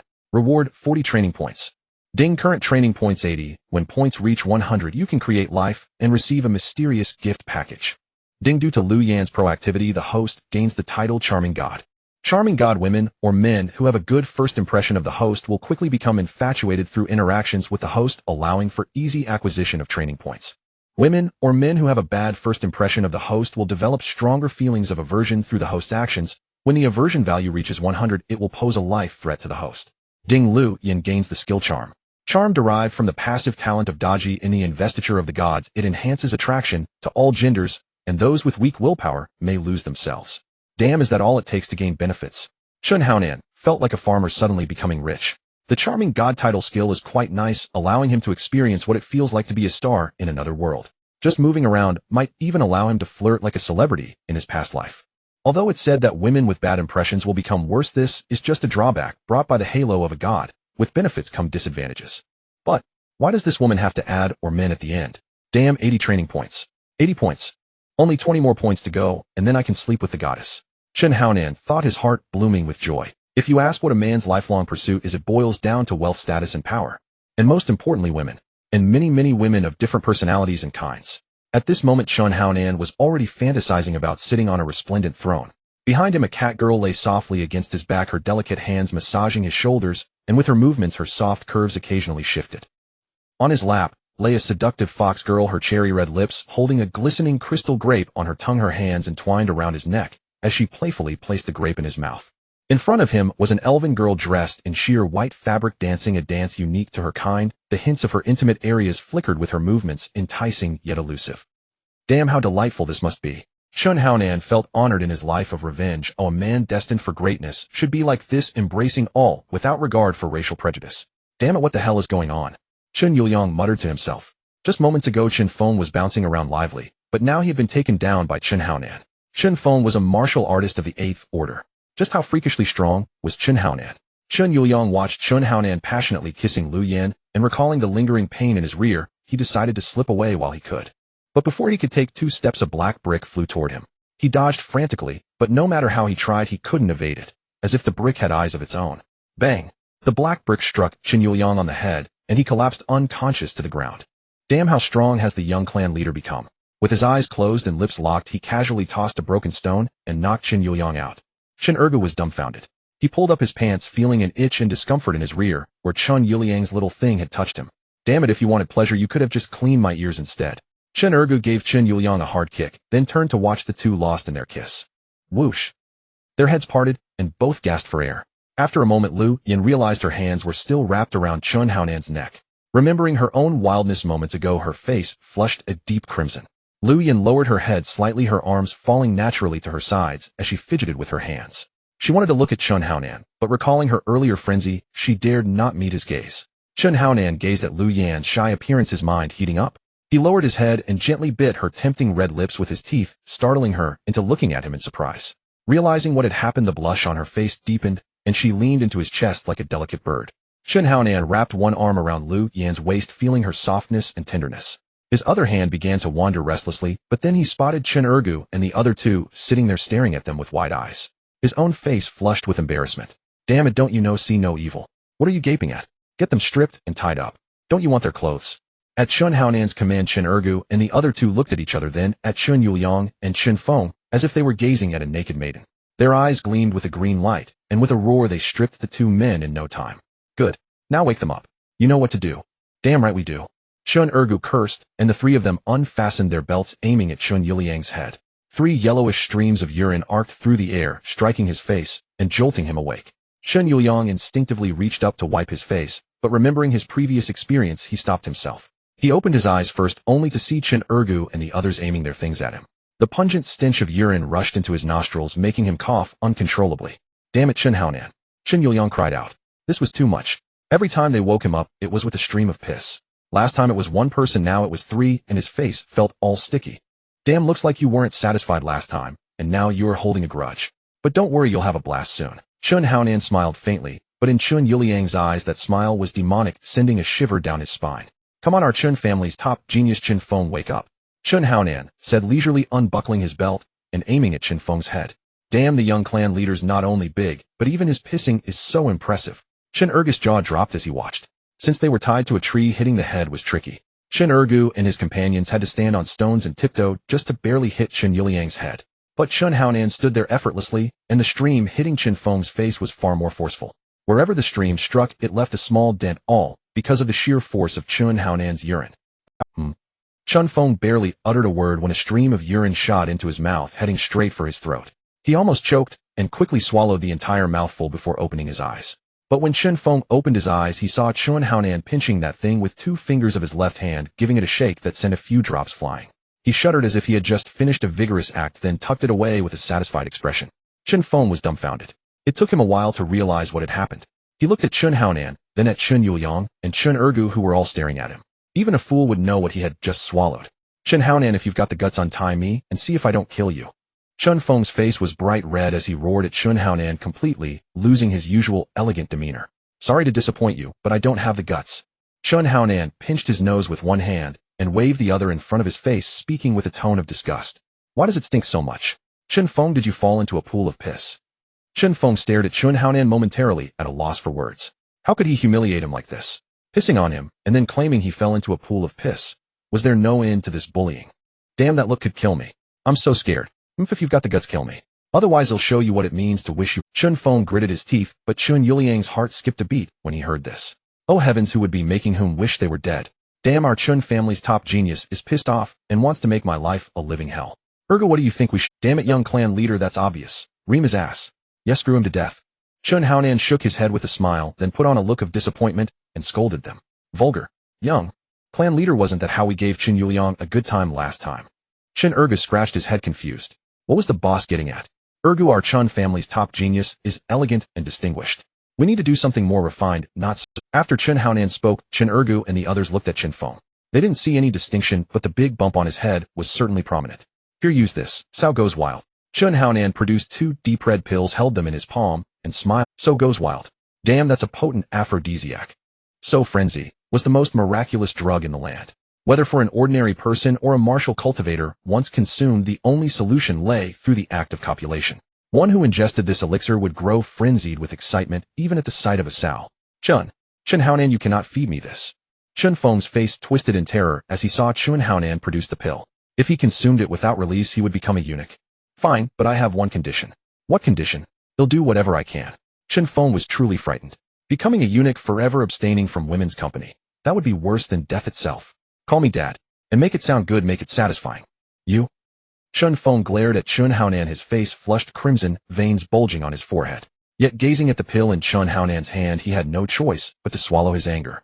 Though he knew not what trick Qin Haonan had used to ambush him, Qin Feng believed that face-to-face Qin Haonan was no match for patience. Those who achieve greatness must endure when necessary. Qin Feng consoled himself with this thought, even as his mind conjured various torturous methods, silently vowing to make Qin Haonan's life a living hell once this ordeal passed. Dad. What? Too quiet, I can't hear you. Qin Haonan cupped a hand to his ear, feigning deafness, drawing laughter from Qin Ergu nearby. Qin Feng's lips twitched, his eyes bloodshot, longing to skin Qin Haonan alive. But since he had already called out once, soft or loud made no difference, he reasoned, and so. Dad. No, not enough emotion. Unsatisfying. Qin Feng felt an urge to curse, yet he held back, gritting his teeth to ask. Then how should I say it? Damn, and you call yourself the top genius. Even a waste like me has to teach you. Qin Haonan watched Qin Feng's ceaselessly twitching lips and throbbing forehead veins, feeling immense satisfaction. The vengeful joy of the Bodhi's original owner, long bullied by Qin Feng, now finally avenged. Imagine him, your long-lost biological father, whom you've searched for through countless hardships. When you finally lay eyes on your own father. That's me. The cry you utter then will be the most heartfelt and satisfying. Damn it. Damn, the young patriarch sure knew how to torment. A long-lost biological father. Wasn't that just a bastard dad? Qin Ergu wiped the sweat from his brow, grateful he had chosen to side with Qin Haonan, who otherwise continuing to oppose him. Life would be utterly bleak. Huff. Qin Feng heaved a heavy breath, feeling as though his chest might explode. He struggled to suppress his fury, panting raggedly. It's alright, take your time. I know this might be a bit difficult for you, so I'll give you 5 seconds to prepare. Qin Haonan waved his hand, wearing an expression of understanding. 5, 4, 3, 1. Dad. Damn, a genius call of Dad really hits different. That cry made my whole body tingle with pleasure. Exactly. Who is Qin Feng? The Qin clan's top genius. Qin Ergu shuddered, his face lost in ecstasy. But Qin Haonan frowned and waved his hand impatiently. Get lost, I don't have a dog like you for a son. Whose idiot wandered over here to claim a father? Qin Feng spat blood, feeling as though he had aged decades in an instant. It was a miracle he hadn't been infuriated to death by Qin Haonan. Damn, the young patriarch's schemes ran deep. Qin Ergu and his 2 companions gazed at Qin Haonan with adoring admiration, unable to resist giving him a silent thumbs up. They had assumed Qin Haonan would simply accept the title and respond with son. But this twist of his was truly infuriating. Hilariously so. Can you let me go now? Qin Feng asked, weakly, feeling utterly drained, as if his entire world had Let you go? Are you kidding me? Qin Haonan laughed, looking at Qin Feng as though he were a fool. Qin Haonan, don't go too far. You promised to grant one condition, and now you're reneging. Where did I renege? Did I ever state my condition? Before I even said it, you went ahead and claimed a father. Is that my fault? Huffed. Qin Ergu, who had been drinking water, sprayed it out upon hearing this. Damn, even torment had its limits. This was torture to the death, fury without compensation. Qin Feng had no blood left to spit, his body trembled with rage, weak and hollowed out. Yet he still managed to force out a single word. Speak. Alright, I'll ask you a very simple question. Answer correctly, and it'll not only spare you the pill, but also set you free. Answer wrong, and don't blame me for disregarding clan kinship. Qin Haonan smiled, but in Qin Feng's eyes he was nothing short of a demon. Fine. Okay, then he'll begin. As he spoke, Qin Haonan approached Qin Feng, removed one shoe, and held it in his hand. Instantly, a pungent, fragrant foot odor wafted through the air. Qin Feng turned his face away, but the acrid stench still assailed his nostrils. What's with that expression? It's not stinky at all, it's quite fragrant. Really, take a whiff. Qin Haonan thrust his malodorous foot before Qin Feng, whose eyes rolled back as he murmured. Fragrant. The young patriarch's foot. Truly fragrant. Qin Feng said earnestly. Satisfied, Chun Haonan nodded, lowered his foot, and spoke. So He raised the question, what is this? Chun Haonan pointed the shoe at Chun Feng's temple. Young patriarch, that's too easy. Give us a harder one. Yeah, young patriarch, pick something tougher. Even a 3-year-old knows that. Chun Ergu and the others shouted. Chun Feng, always playing the gentleman, had treated them like ants, and they had suffered his arrogance often. Now that the tables had turned, they wanted to vent their anger thoroughly. Such a simple question. Who didn't know it was just the temple? How easy was that? Chun Haonan heard Chun Ergu's words and gave a faint smile, saying nothing. But Chun Ergu caught that smile and knew instantly that things were not so simple. Sure enough, temple. Chun Feng answered patiently, wondering if Chun Haonan was having another bout of foolishness. Was this simple question an insult to his intelligence? Just as Chun Feng grew smug, the unexpected happened. Smack. Damn, are you stupid? That's hair, isn't it? Chun Haonan struck Chun Feng hard across the face with the shoe sole, roaring. Damn. The young patriarch is truly a genius. Chun Ergu could only use those words to describe his feelings now. Chun Feng, slapped by the shoe, remained silent. Indeed it was hair, he had answered wrong. Alright. I'll give you one more chance. What is this? Chun Haonan pointed the shoe at the same spot, and hair. Smack. Wrong, it's the temple. What is this? Temple or hair? Wrong. It's the what is this? Chun Ergu finally understood. This wasn't about asking questions at all. Chun Haonan was toying with Chun Feng to death. For one spot, Chun Haonan could give a dozen different answers without repeating. Truly, you're hopelessly stupid. Such a simple question, and you still can't get it right. If you want to blame someone, blame your own low IQ. Worse than a pig's. Chun Haonan looked at him with utter disappointment, put his shoe back on, and shouted. Ergu, administer the drug. Damn, was he serious? Chun Ergu was startled. He had thought Chun Haonan was just bluffing, but now it seemed he truly intended to go through with it. If Chun Feng became a eunuch, the clan would surely not let Chun Haonan off, even if he was the clan leader's son. Chun Ergu stepped forward and whispered a few words in Chun Haonan's ear, only to see Chun Haonan smile faintly and say calmly, I'll be fine. Seeing Chun Haonan's smile and composed attitude, Chun Ergu couldn't help but twitch his lips. This master was about to spring another new trick. Chun Haonan, if you cripple me, you won't get off easy either. Seeing Chun Haonan was serious, Chun Feng spoke with a somewhat ferocious expression. If he were to become a eunuch, it would be no different from death, perhaps even worse than death. Damn, I love it when people threaten me. Ergo, hurry up and give our great genius of the Chun family a pill to make. Alright, got it. Chun Yuliang spat. Since Chun Haonan wasn't afraid, why should he be? If the sky fell, there were taller people to hold it up. Chun Ergo pinched Chun Feng's jaw and placed the red pill into his mouth. The pill dissolved upon contact, and no matter how hard Chun Feng tried to spit it out, he couldn't. Haha, damn. Chun Ergo held another pill in his hand and walked toward Chun Yuliang with a sinister smile. Amid Chun Yuliang's terrified expression, he shoved the pill into his mouth. Damn you, Chun Haonan, Chun Yuliang. Hell, how desperate must you be? Even doing this to you can't get you off. Chun Haonan smiled faintly and sat there without moving. Young patriarch. What's next? Chun Ergo scratched his head. Was it over already? This didn't fit the master's style at all. If he didn't torment someone to the brink, he wouldn't let it go. Huff. By now the effects of the pill had fully taken hold on Chun Yuliang and Chun Feng. Their bodies flushed an unusual red, their eyes bloodshot, and they panted heavily. Their lower regions, swollen and engorged, had turned a purplish red from lack of release. Young patriarch, if this continues, they'll be ruined. Damn, then help them out. Hearing Chun Haonan's words, Chun Ergo's mouth twitched. Then he saw Chun Haonan pull out an iron can and open it. Inside was honey. Damn, young patriarch, what is this? This is called ants climbing a tree. Go smear the honey there. With that, Chun Ergo took the honey can from Chun Haonan's hand, dipped his finger in, and smeared the honey on Chun Feng and Chun Yuliang's private parts. As his fingers worked, the two felt an indescribable pleasure, shouting in excitement. Ah, so good. After applying the honey, Chun Ergo walked back, looking utterly baffled at Chun Haonan. Damn, what is ants climbing a tree? Was it another new way to torment someone? Just as Chun Ergo was thinking this, ants the size of a thumb appeared on the ground, forming several lines. They crawled up the thighs of Chun Feng and Chun Yuliang toward the honey-smeared areas. Hiss. Chun Ergo couldn't help but gasp at the sight. Was this what the young patriarch meant by ants climbing? If this scene made Chun Ergo's skin crawl, what followed made him utterly uneasy. The thumb-sized ants with half-centimeter-long mandibles kept moving around on Chun Yuliang and Chun Feng's private parts. Occasionally, they would accidentally bite into the flesh, causing the two to scream in delight. Ah, so good. As more ants gathered and kept biting, the area became a bloody mess. Yet neither showed any pain. Instead, their expressions were ecstatic. Ah, I can't take it anymore. Chun Yuliang shuddered, and a thick liquid spurted out from there. But as soon as it finished, it became as hard as iron again. Damn, how does it feel to be ant-eaten? Chun Haonan spat. Damn it, they dared to touch his woman. They must have a death wish. Chun Haonan thought to himself as he walked over to Lu Yin, who stood with her back turned. He couldn't help but wrap an arm around her waist. Lu Yin let out a soft moan, slowly turning around to lean against Chun Haonan's chest. Her delicate face was flushed deeply, almost burning to the touch. Though Lu Yin was inexperienced, she knew many things. Hearing Chun Yuliang and Chun Feng's cries, she felt uncomfortable all over, a strange sensation swirling in her heart. When Chun Haonan suddenly pulled her into his arms, she felt something wet between her legs.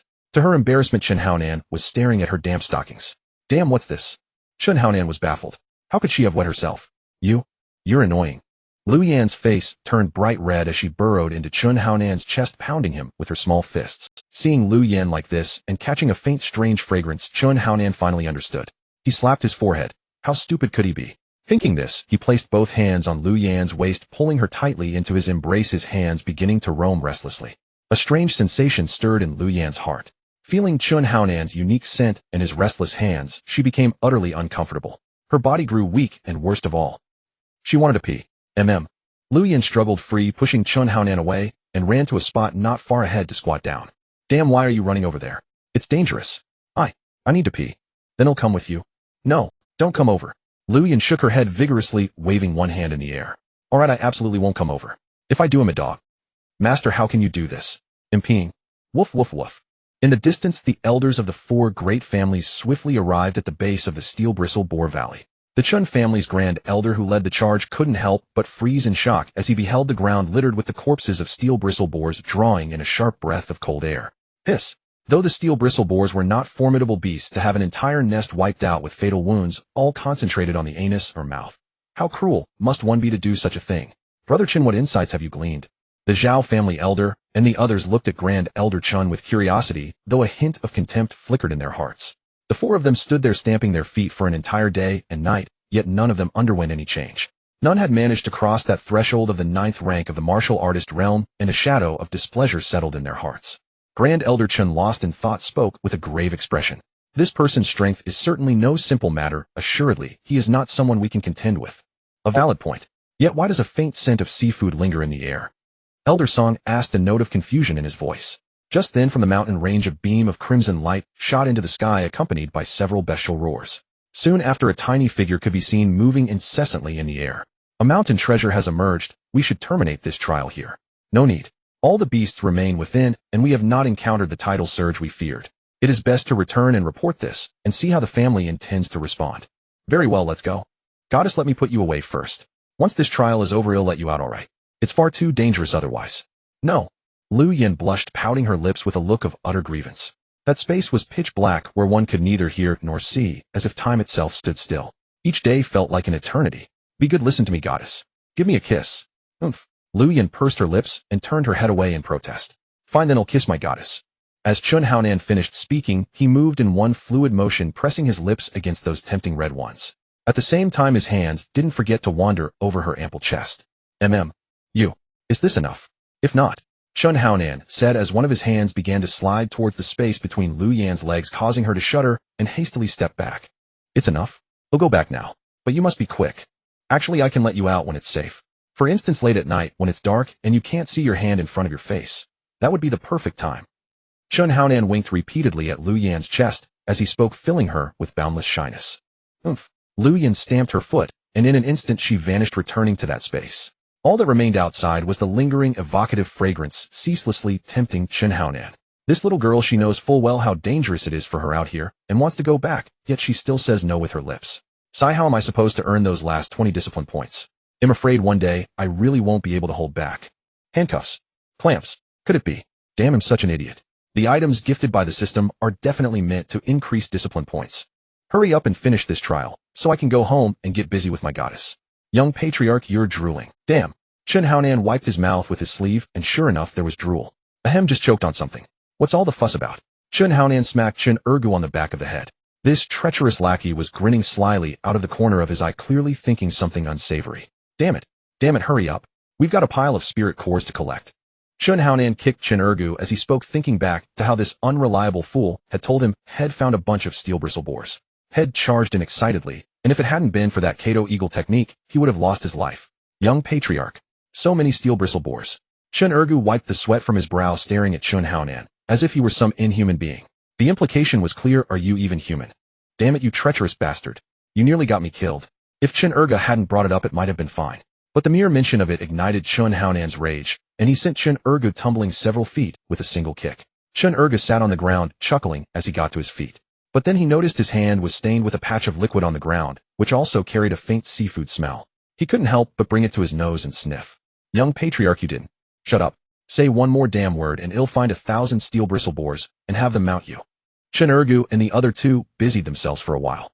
Soon a pile of gleaming steel bristle boar spirit cores had amassed as high as a small hill. Chun Haonan collected the lion's share, leaving the rest untouched. Keep the rest for yourselves. Go back, find yourselves a pretty girl, and have some fun. You got it, young patriarch.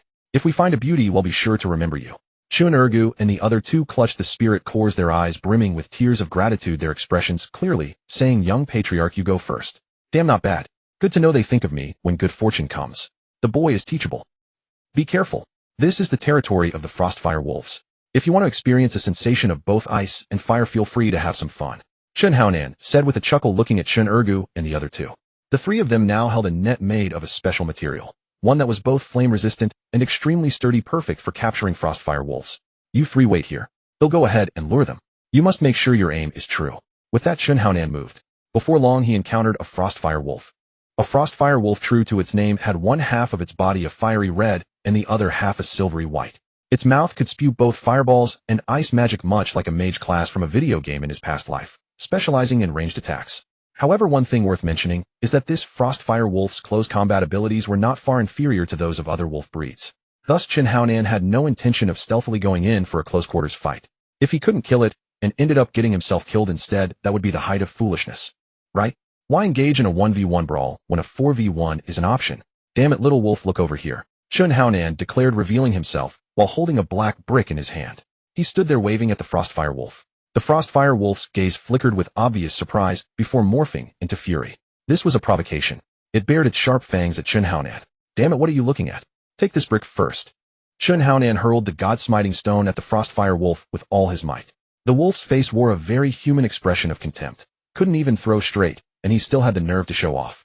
Damn it, this beast has become a spirit. Chun Haonan said this under his breath, but he knew that once a beast reached the martial artist realm, it began to awaken its intelligence, some more, some less. So he immediately turned tail and ran. He had barely taken 2 steps when he heard the Frostfire Wolf's enraged roar. Roar. It was said that wolves had heads of bronze and brains of iron, but a waist of tofu. Yet even the hardest head couldn't withstand a brick. The Frostfire Wolf, its eye socket swollen and red, furiously spat an ice ball at Chun Haonan.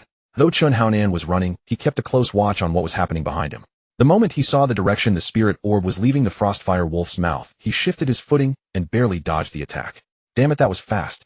If I hadn't played ADC in League of Legends and learned to dodge by watching all those blitzcrank and thresh hook animations, I'd have been hit by that blast. Damn it, here it comes again. Just as Chun Haonan was lost in thought, and before he could take a step, the Frostfire Wolf spat another ball of fire aimed directly at him. Damn it, you bastard. Chun Haonan cursed in frustration, curling his body into a ball and rolling sideways to evade the Frostfire Wolf's attack. Damn it, it's only polite to return the favor. Take this. Chun Haonan straightened up, and while running casually hurled the god-smiting stone once more. Ding. Stun effect triggered. Damn, what luck. Knocked out cold. That saves me the trouble. Chun Haonan thought to himself as he planned to approach and land a few more brick strikes. But he had barely taken a few steps when the Frostfire Wolf suddenly leaped, its gleaming claws tearing toward his chest. Damn, you take this brick. Chun Haonan sidestepped while hurling the god-slaying stone with all his might, simultaneously raising his novice iron sword to guard his chest. The icy claws easily shattered the iron sword, but just as they were about to rend his chest, the god-slaying stone struck the wolf's head. Howl! The fallen Frostfire Wolf howled in agony, mixed with fury, as glowing orbs gathered in its maw and shot forth one after another toward Chun Haonan. Damn, it can even fire in bursts. Chun Haonan had no time to study the wolf's attack pattern. He could only weave an in-shaped path, praying he wouldn't get hit. Damn, this is thrilling. Back when I played games, I'd use serpentine movement and shaped path to dodge enemy attacks and keep them from predicting my next move. But today it's for real, a life or death fight. Though I have some confidence, one hit could leave me half dead at best. Brother Ergu, look at the young chief's footwork. He dodges every attack from the Frostfire Wolf. Judging by the grace of his movements and his relaxed demeanor, his technique must be at least red grade. A red grade technique, and the young chief wields it so skillfully. Damn, my heart is bitter. Chun Haonan finally charged past the ambush point where Chun Ergu and the other two were hiding, and the Frostfire Wolf, hot on his heels, arrived in an instant.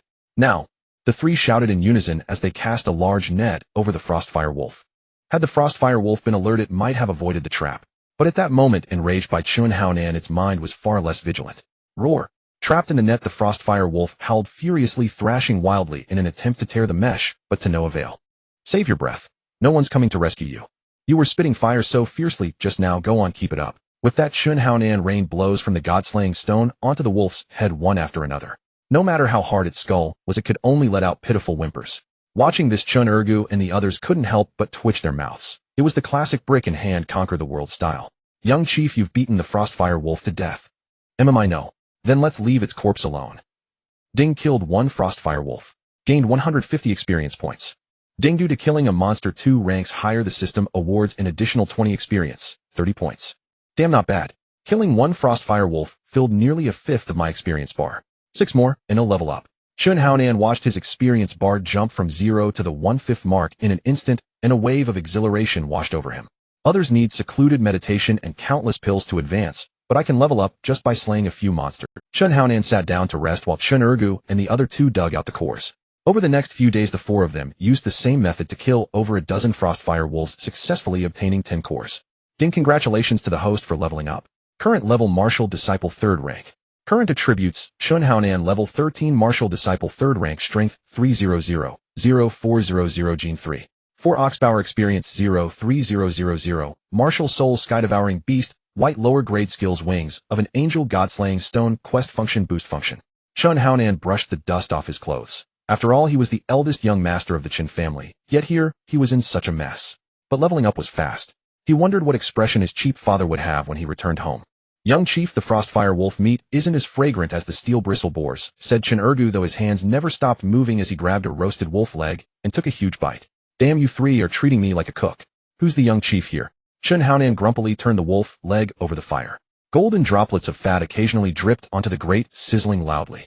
Chun Ergu inhaled the fragrant air, deeply chewing as he said, damn, the young chief's roasting is too delicious. Where else could we get such a treat? Exactly. Damn, since you're such good flatterers, they'll take the fall. Chun Haonan thought gloomily, but his hands moved swiftly, finishing the job in no time. Time to get back to work. Chun Haonan kicked the 3 lying on the ground, stuffed and immobile. The Demon Beast mountain range was his best leveling ground. Finding another place this good wouldn't be easy. Damn, young chief, I'm so full I can't move. Me too, standing up feels like a chore. Damn, you useless gluttons, can you even be of any use? Chun Haonan grumbled. It's better to face a wolf-like enemy than a pig-like teammate. Those words couldn't be more true. Damn, let's scout the area first and see what beasts are around to kill for leveling. Chun Haonan activated his stealth skill and strolled leisurely. He didn't spot any beasts, but he did find a lake. Yes, a lake. Damn, finally a lake to bathe in after all these days.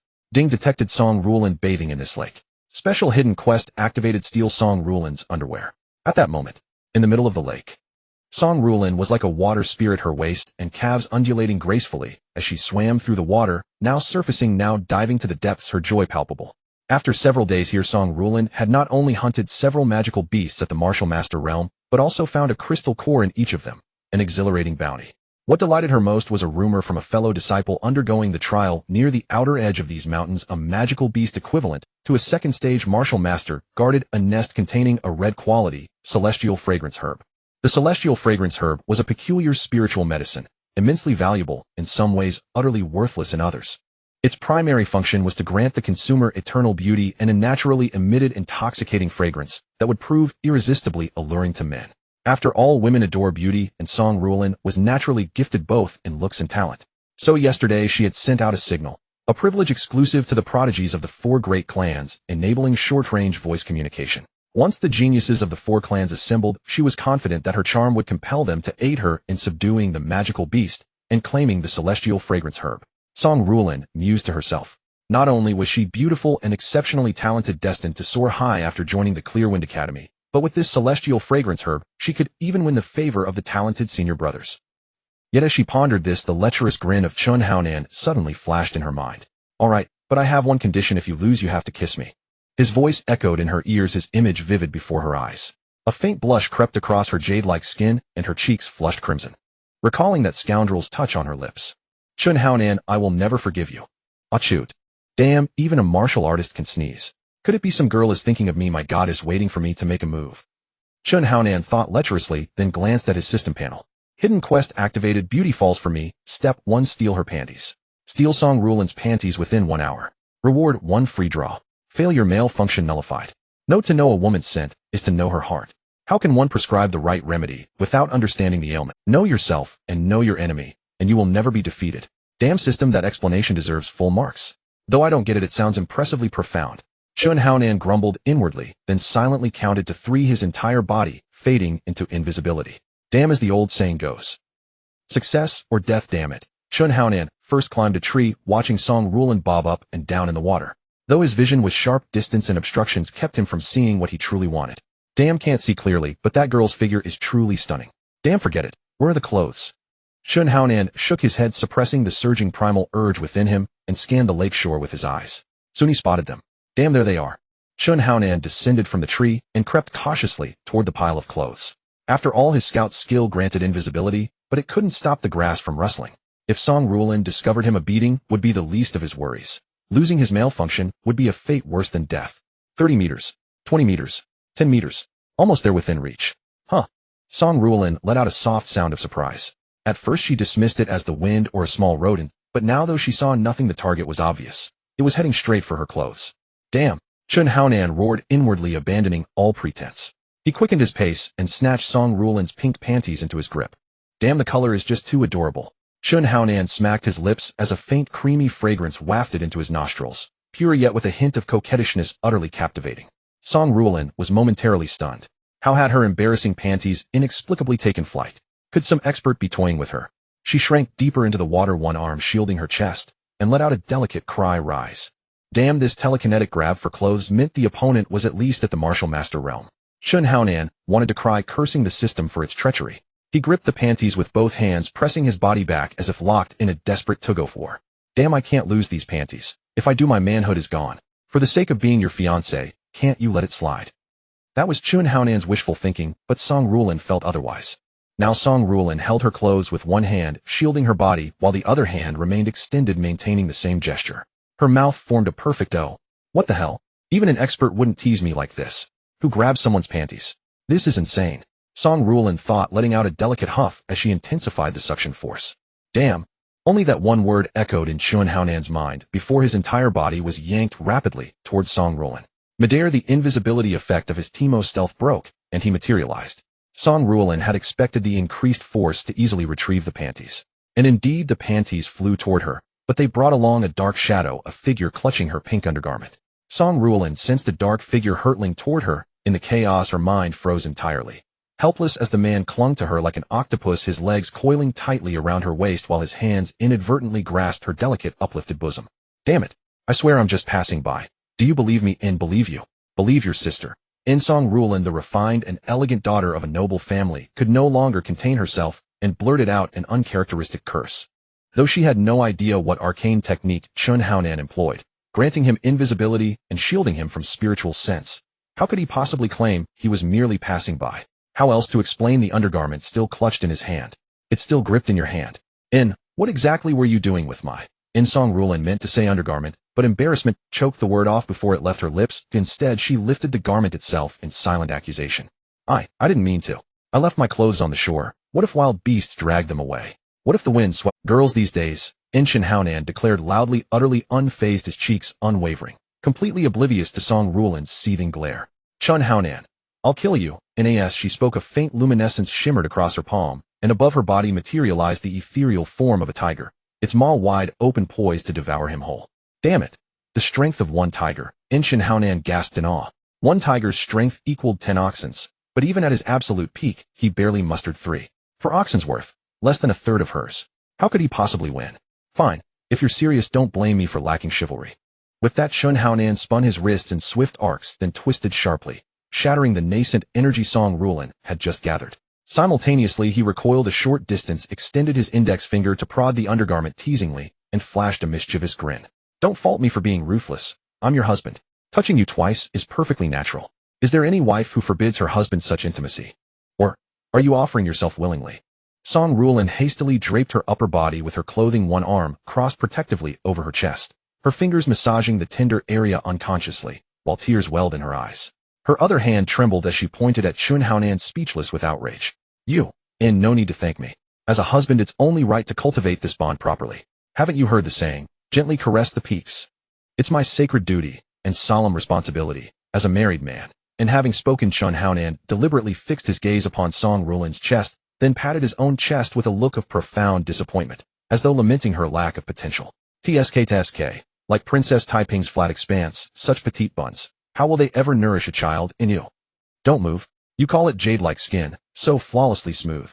If I happen to glimpse something forbidden, wouldn't that be a terrible loss? Chun Haonan rubbed his palms together, his eyes leering lasciviously as they roamed over Song Rulin, whose arms now hugged herself tightly, her entire frame submerged save for a single flustered, bashful head peeking above the water like a startled rabbit. Chun Haonan, utterly unperturbed, turned and sprinted away without hesitation, leaving behind a dazed Song Rulin, her hand still kneading her modest curves, her expression clouded with bewildered doubt. Is it truly that small? Can it really grow with gentle touch? Damn it, little Miss Song, you've got surprising wit. Otherwise, if you'd chased me relentlessly, I'd have had no choice but to knock you out with this brick. He hefted the brick in his palm, then rejoined Chun Ergo and the others, only to find them agitated, their faces taut with urgent anticipation. Young master, thank heavens you're back. A mountain treasure has emerged deep within the range. Human cultivators fought fiercely to seize it, leaving one master and one beast gravely wounded, their fates unknown. We could venture forth to claim it. Acquiring even a single artifact would elevate us instantly to Martial Master, or even Grand Martial Master. Damn it, is Grand Martial Master really that formidable? In the cultivation hierarchy along Longting Great Road, Martial Apprentice, Martial Practitioner, Martial Master, Grand Martial Master, Martial Spirit, Martial Patriarch. Even the patriarchs of the 4 great clans in Manhuang City stand only at the pinnacle of Martial Practitioner. To attain Martial Master is the lifelong aspiration of ordinary mortals, though of course exceptions like Chun Haonan exist. Blessed with a divine ability to gain experience by slaying monsters, he faced no barriers. Leveling up required only sufficient experience. His destiny was clear: to ascend to the very apex of the Great Road. Greater rewards demand greater peril. Young master, truth be told, we may never reach Martial Master in our lifetimes. But if opportunity knocks, even at the cost of life itself, it's still preferable to stagnating forever as martial practitioners. Damn it, I never imagined this fool possessed such poignant depth. Very well. If you face death without fear, I'll brave it alongside you as a true gentleman. We embark together, but under my command at all times without exception. Damn it, young master, you've bestowed boundless grace upon us. Chun Ergo vows even in death I'll haunt you for eternity. Get lost, and wipe your snot, don't smear it on my trousers. Under Chun Haonan's leadership, their journey unfolded, mostly unscathed. At first, whenever their daily strike with the spirit striking stone was exhausted, they'd retreat into secluded corners to lie low. Later, however, the beasts they encountered surpassed their levels by more than a dozen tiers, rendering the spirit striking stone useless. Survival then relied solely on Chun Haonan's instincts honed through years of immersive gameplay. Though they narrowly escaped death several times, they ultimately endured. After nearly a week's arduous trek, the 4 finally arrived near the legendary site where the mountain treasure was said to manifest. Before them stretched a desolate wasteland, nothing like the lush, ancient mountains they'd entered. Craters gaped where verdant groves once stood, towering trees had vanished, replaced only by fine ash that drifted away at the slightest breeze. Woo-woo, and damn it, that's unsettling. Stay where you are. Chun Haonan activated his invisibility and advanced toward the sound, only to discover a colossal dozen soft-meters long, lizard-like monstrosity sprawled motionless on the ground, drenched in blood, unmistakably deceased. The source of the wailing, however, was far smaller, a creature resembling a puppy yet adorned with iridescent scales and bearing a tail reminiscent of a dragon's. Most striking were the 2 tiny protuberances atop its head, its tearful expression strangely endearing. Ding! Detected variant savage lizard, one with latent potential to evolve into a savage dragon upon maturity. Ending. Hidden quest activated: tame the mutated savage dragonling. Reward: 5 temperament pills, 5 pet pills. Note: temperament pills enhance innate talent and unlock limitless bodily potential, limited to 1 dose per lifetime. The host cannot consume them. Damn it. Must be because I'm peerlessly brilliant. Ding. Reason: host is beyond redemption. Ding. A pet pill can enhance a pet's aptitude. When a pet's aptitude reaches 100, it can evolve to the next stage. Pet pills and aptitude pills can be obtained using spirit stones. Ding. Pet pills and aptitude pills are exchanged for 100 low-grade spirit stones. Damn, 10,000 low-grade spirit stones. Isn't this daylight robbery? Chun Haonan's eyes widened as he realized the system was a swindler demanding spirit stones for everything. Yet upon second thought, items as miraculous as pet pills and aptitude pills were priceless treasures. Even spending 10,000 low-grade spirit stones might not guarantee their acquisition. Damn, this was an opportunity to earn spirit stones. Chun Haonan suppressed his excitement and turned his attention to the mutated little brontosaur. Honestly, he found it hard to tell if it was a lizard or a dog. Whimper. The mutated little brontosaur whimpered softly as it licked the wounds on the old lizard's body with its tongue. Alas, the old lizard lay still, having already perished. Whimper. Little dog, don't cry, don't cry. Look, what's this? Chun Haonan approached to within 3 meters of the mutated little brontosaur. Every creature, human or animal, has an invisible boundary line, a perimeter that allows strangers. Crossing it might provoke an attack.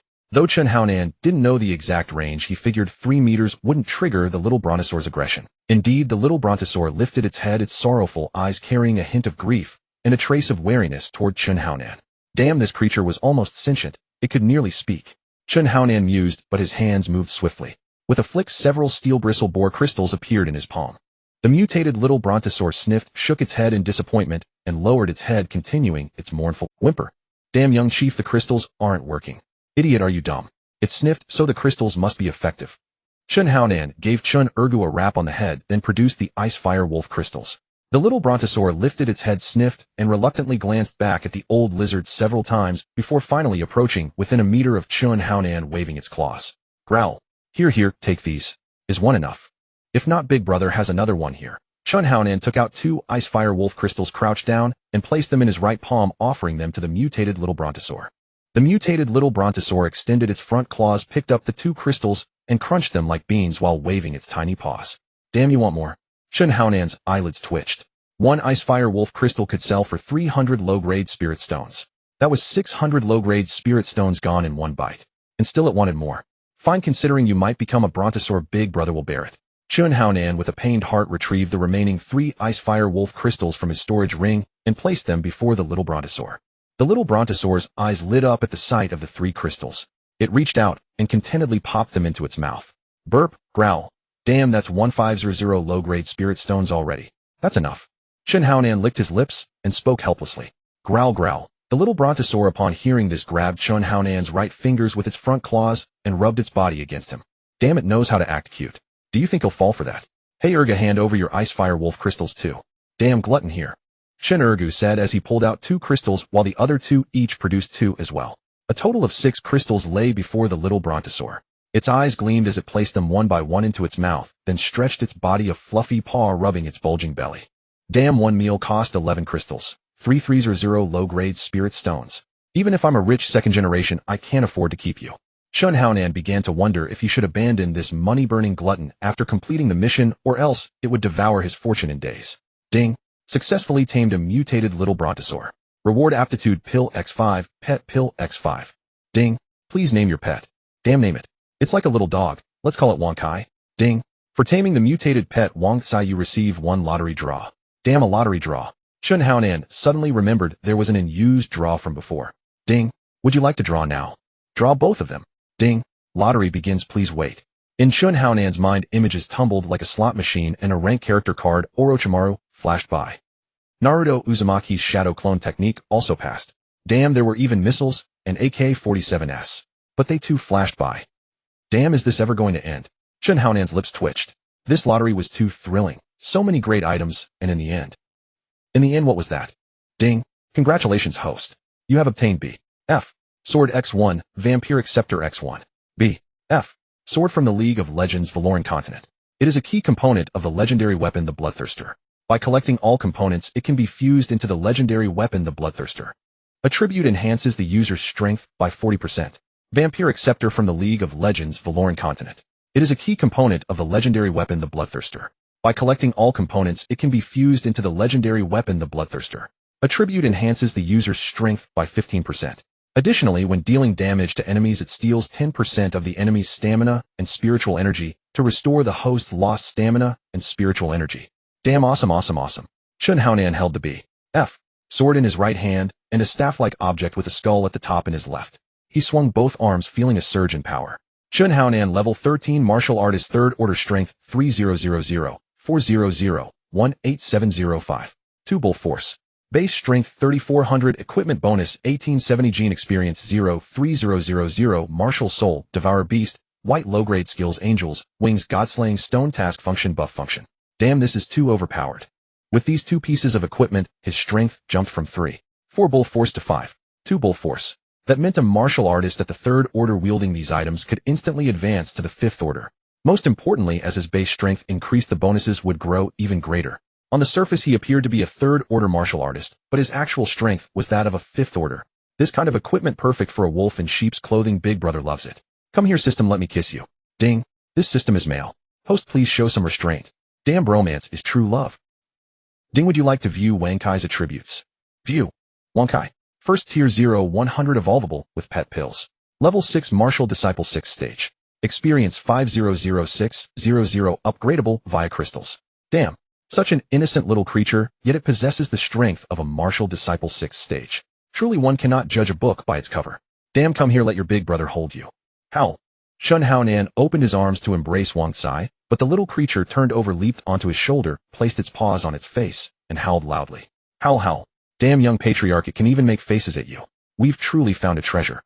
Shin Ergu said cheerfully. For a creature in its infancy to possess such intelligence, it would surely become a formidable magical beast in the future.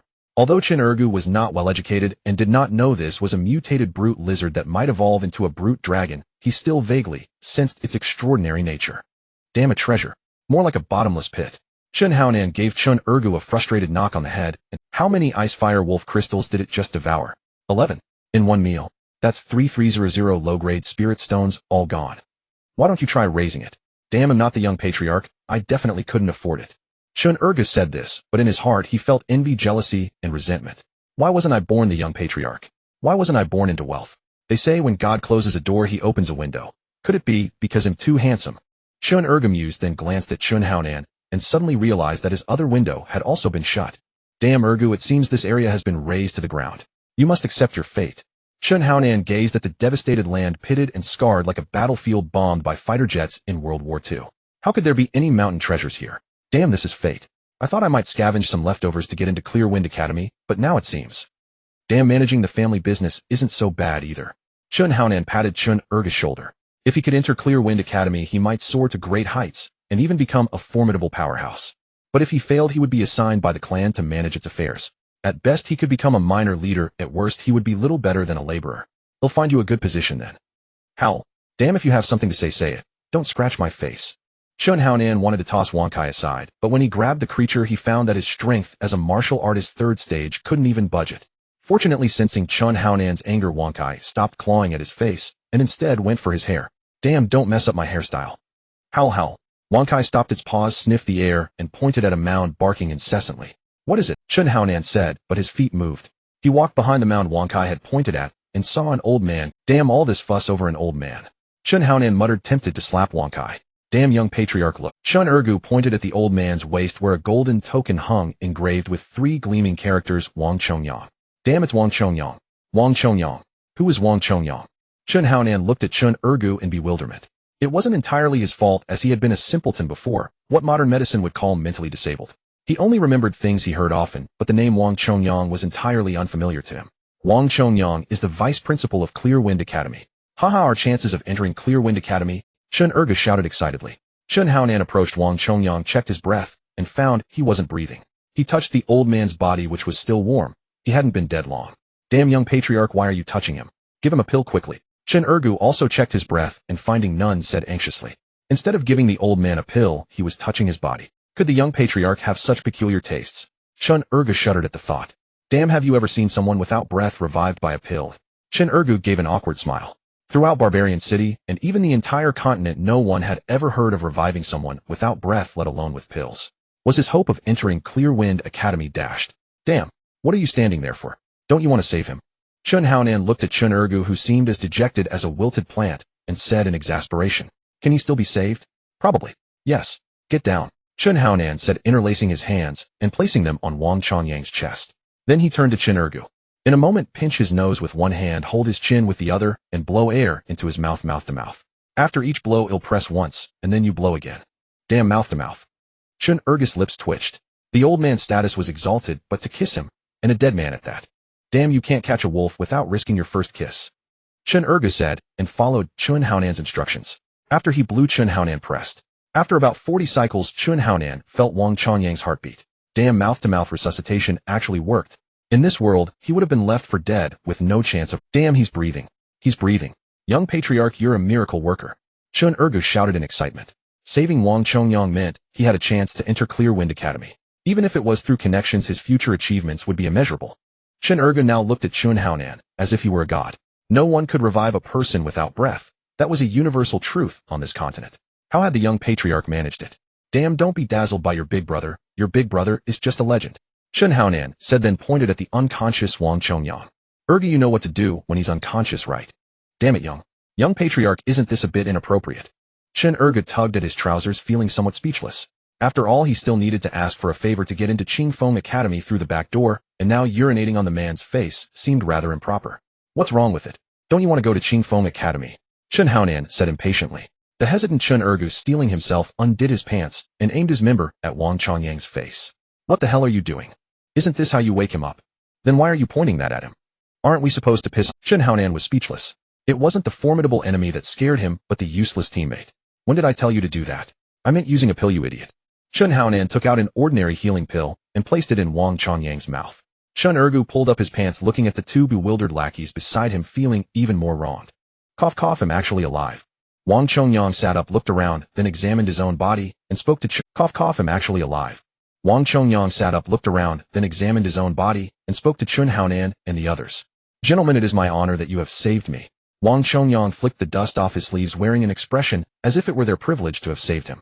Chun Erge and the other two smiled awkwardly and scratched the backs of their heads, while Chun Haonan looked utterly. I saved your life, and you don't even say thank you. We weren't obliged to save you, yet you have the audacity to say. Are all the old men in this world so lacking in morality and shame? Damn it, old man, you've got some nerve. Let me show you something.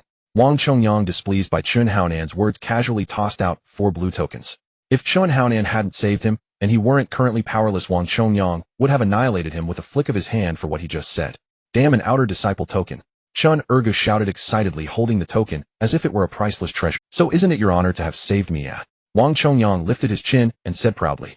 He could see that only Chun Haonan, whose words annoyed him, had the strength of a third-stage martial apprentice, barely enough to enter Qingfeng Academy. The other 3 would need to be considered even for menial disciple positions. With a single gesture, he made them all outer disciples of Qingfeng Academy. Shouldn't they be overflowing with gratitude? TSK, damn it, you old bastard, I worked hard to save you, and all you give is an outer disciple token. No, I can't stand this. Wang Sai bite him.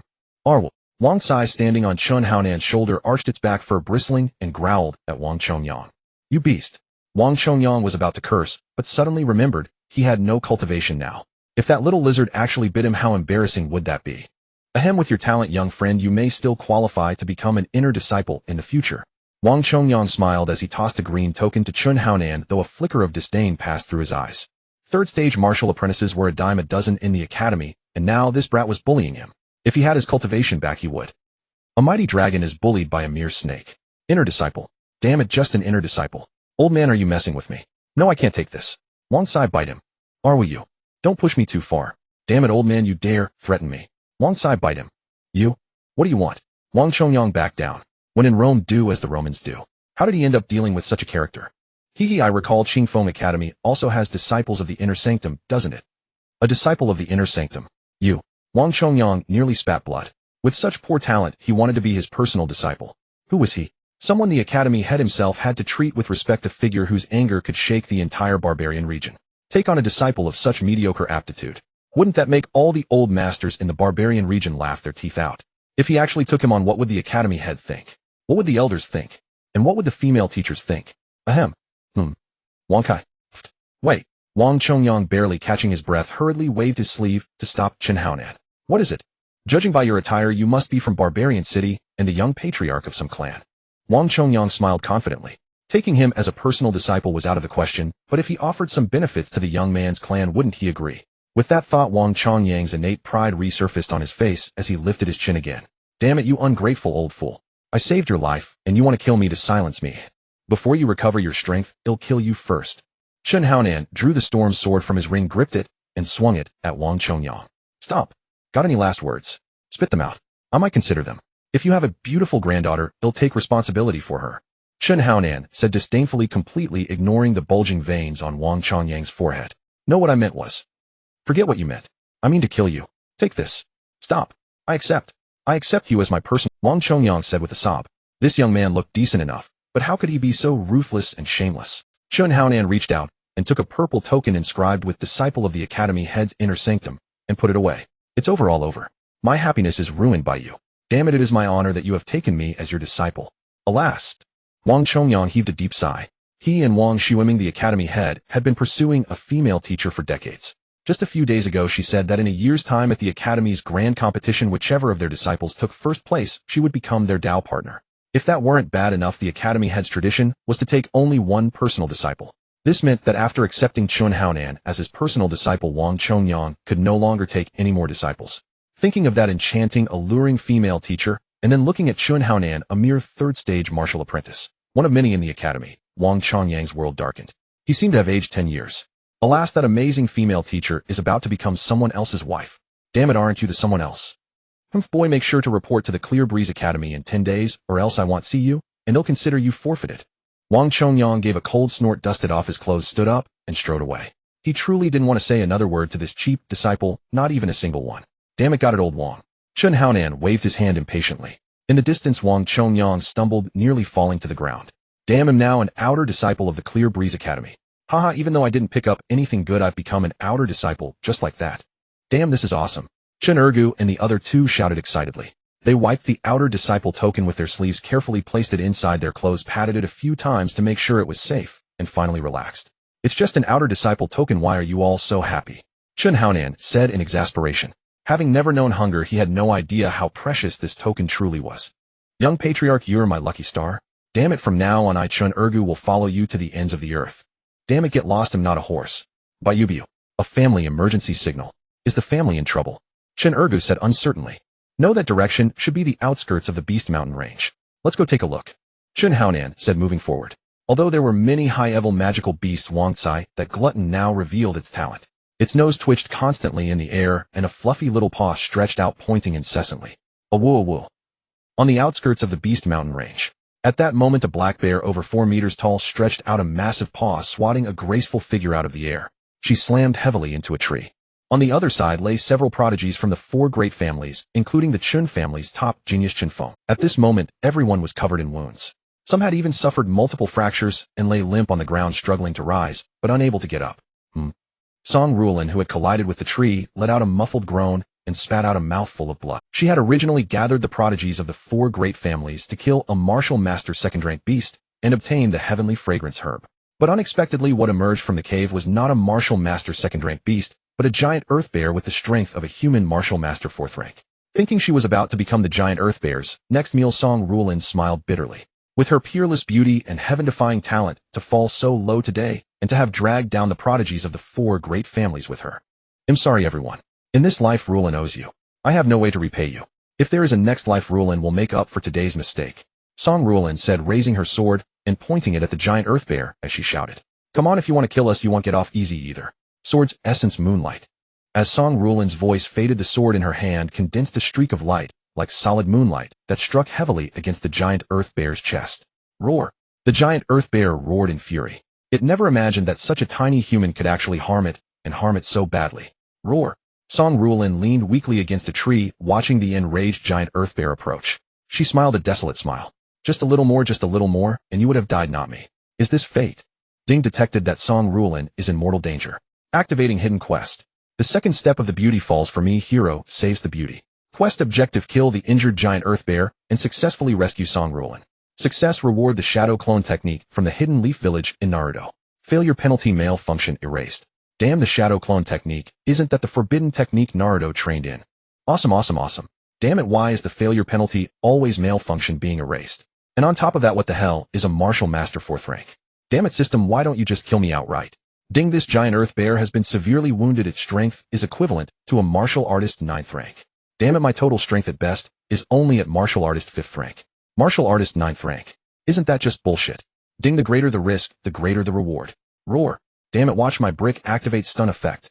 Chun Haonan roared, hurling the god-slaying stone with all his might, aiming it at the giant earth bear about to attack Song Rulin. Ding, system notification.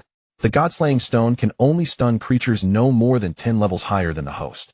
The host is a martial artist 3rd rank. The giant earth bear is a martial master 4th rank, which is 11 levels higher. Effect cannot take place. Damn it, a scam of a system. At this moment, Song Rulin had closed her eyes beneath the giant earth bear's massive paw, waiting for death. Suddenly, she heard a voice that had once infuriated her to the point of grinding her teeth.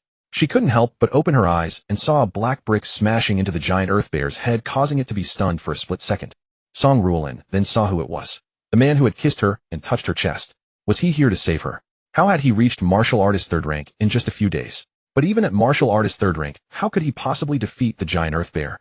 In that split second of life and death, Song Ruolin had not been without fantasies, a handsome and dashing man suddenly appearing before her, telling her, "Don't be afraid, I'm here." But now the one who appeared was the waste young master she had always looked down upon. Yet to have reached martial artist 3rd rank in just a few days, was he truly a waste?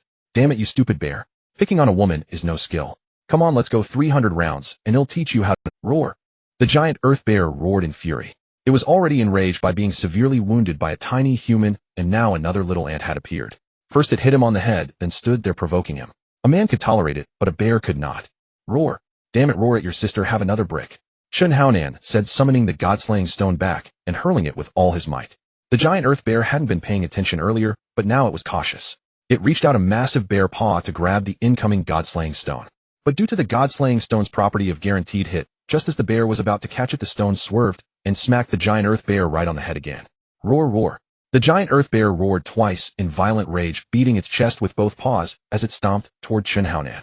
Chun Haonan, leave quickly. No, I won't. You can't beat him, go now. My lady is here, how can I leave? In truth, what Chun Haonan wanted to say was, if you're here and I leave and you die, wouldn't my masculinity be rendered void?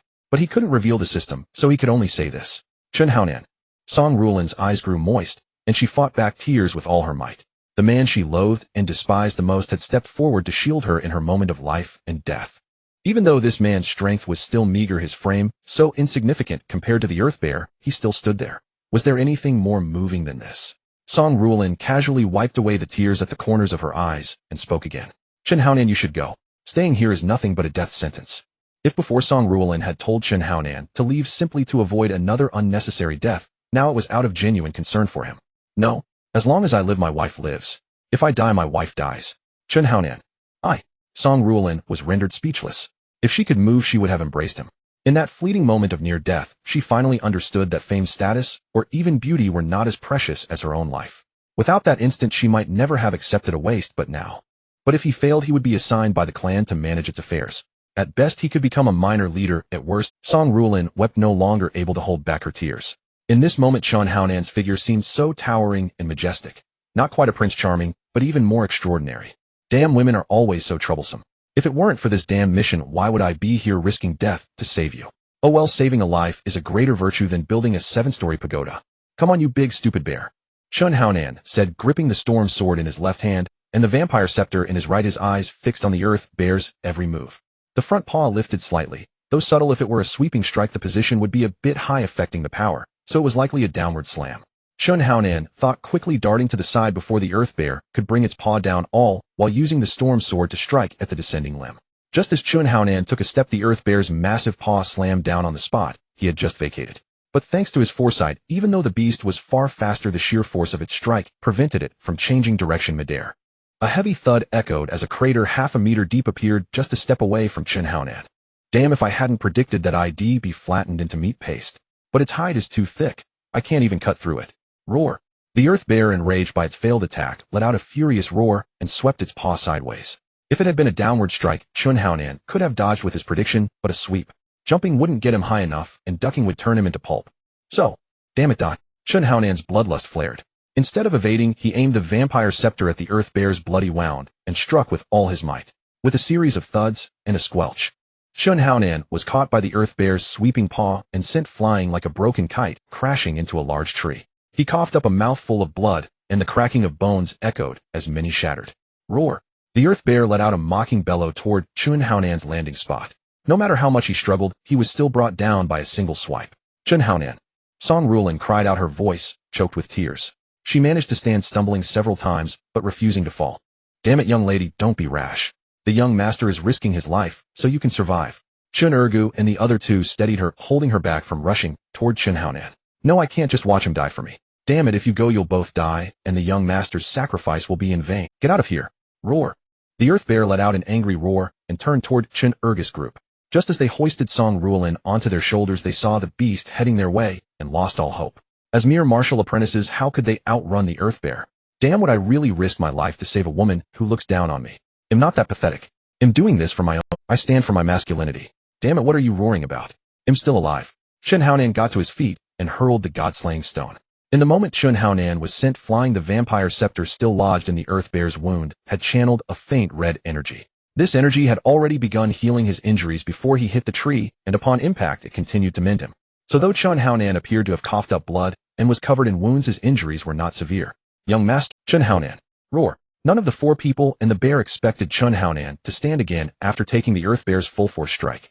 Even Song Ruolin, a martial master, could only withstand 2 blows. If she hadn't thought Chun Haonan was dead, she might not have been able to get up. Had trust in Haonan, and you shall have eternal life. Big stupid bear, weren't we supposed to fight 300 rounds? Chun Haonan said, picking up the storm's sword and vampire scepter. Wincing in pain, he realigned his dislocated bones. Then with a cold smirk he repeated his earlier words. Come on, picking on a woman. What kind of skill is that? Chun Haonan laughed. The vampire scepter's twisted 10% damage steel had perfectly restored the injuries he sustained. In truth, he had Song Ruolin to thank. Without the severe wound she had inflicted, even 100% damage steel might not have healed him so well. Chun Haonan.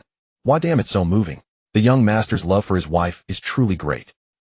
So as long as he kept hitting the wound, Chun Haonan remained unbeatable. The vampire scepter's theft would only weaken the earth bear further. Killing it was just a matter of time. Chun Haonan. Why damn, it's so moving. The young master's love for his wife is truly great. Chun Haonan nearly spat out 3 liters of blood and fainted from Chun Ergus' words. This misunderstanding was huge. He was doing it for his masculinity. Come on, big stupid bear, let me show you what an unkillable cockroach looks like. Chun Haonan declared, pointing the vampire scepter at the earth bear with an air of heroic ambition.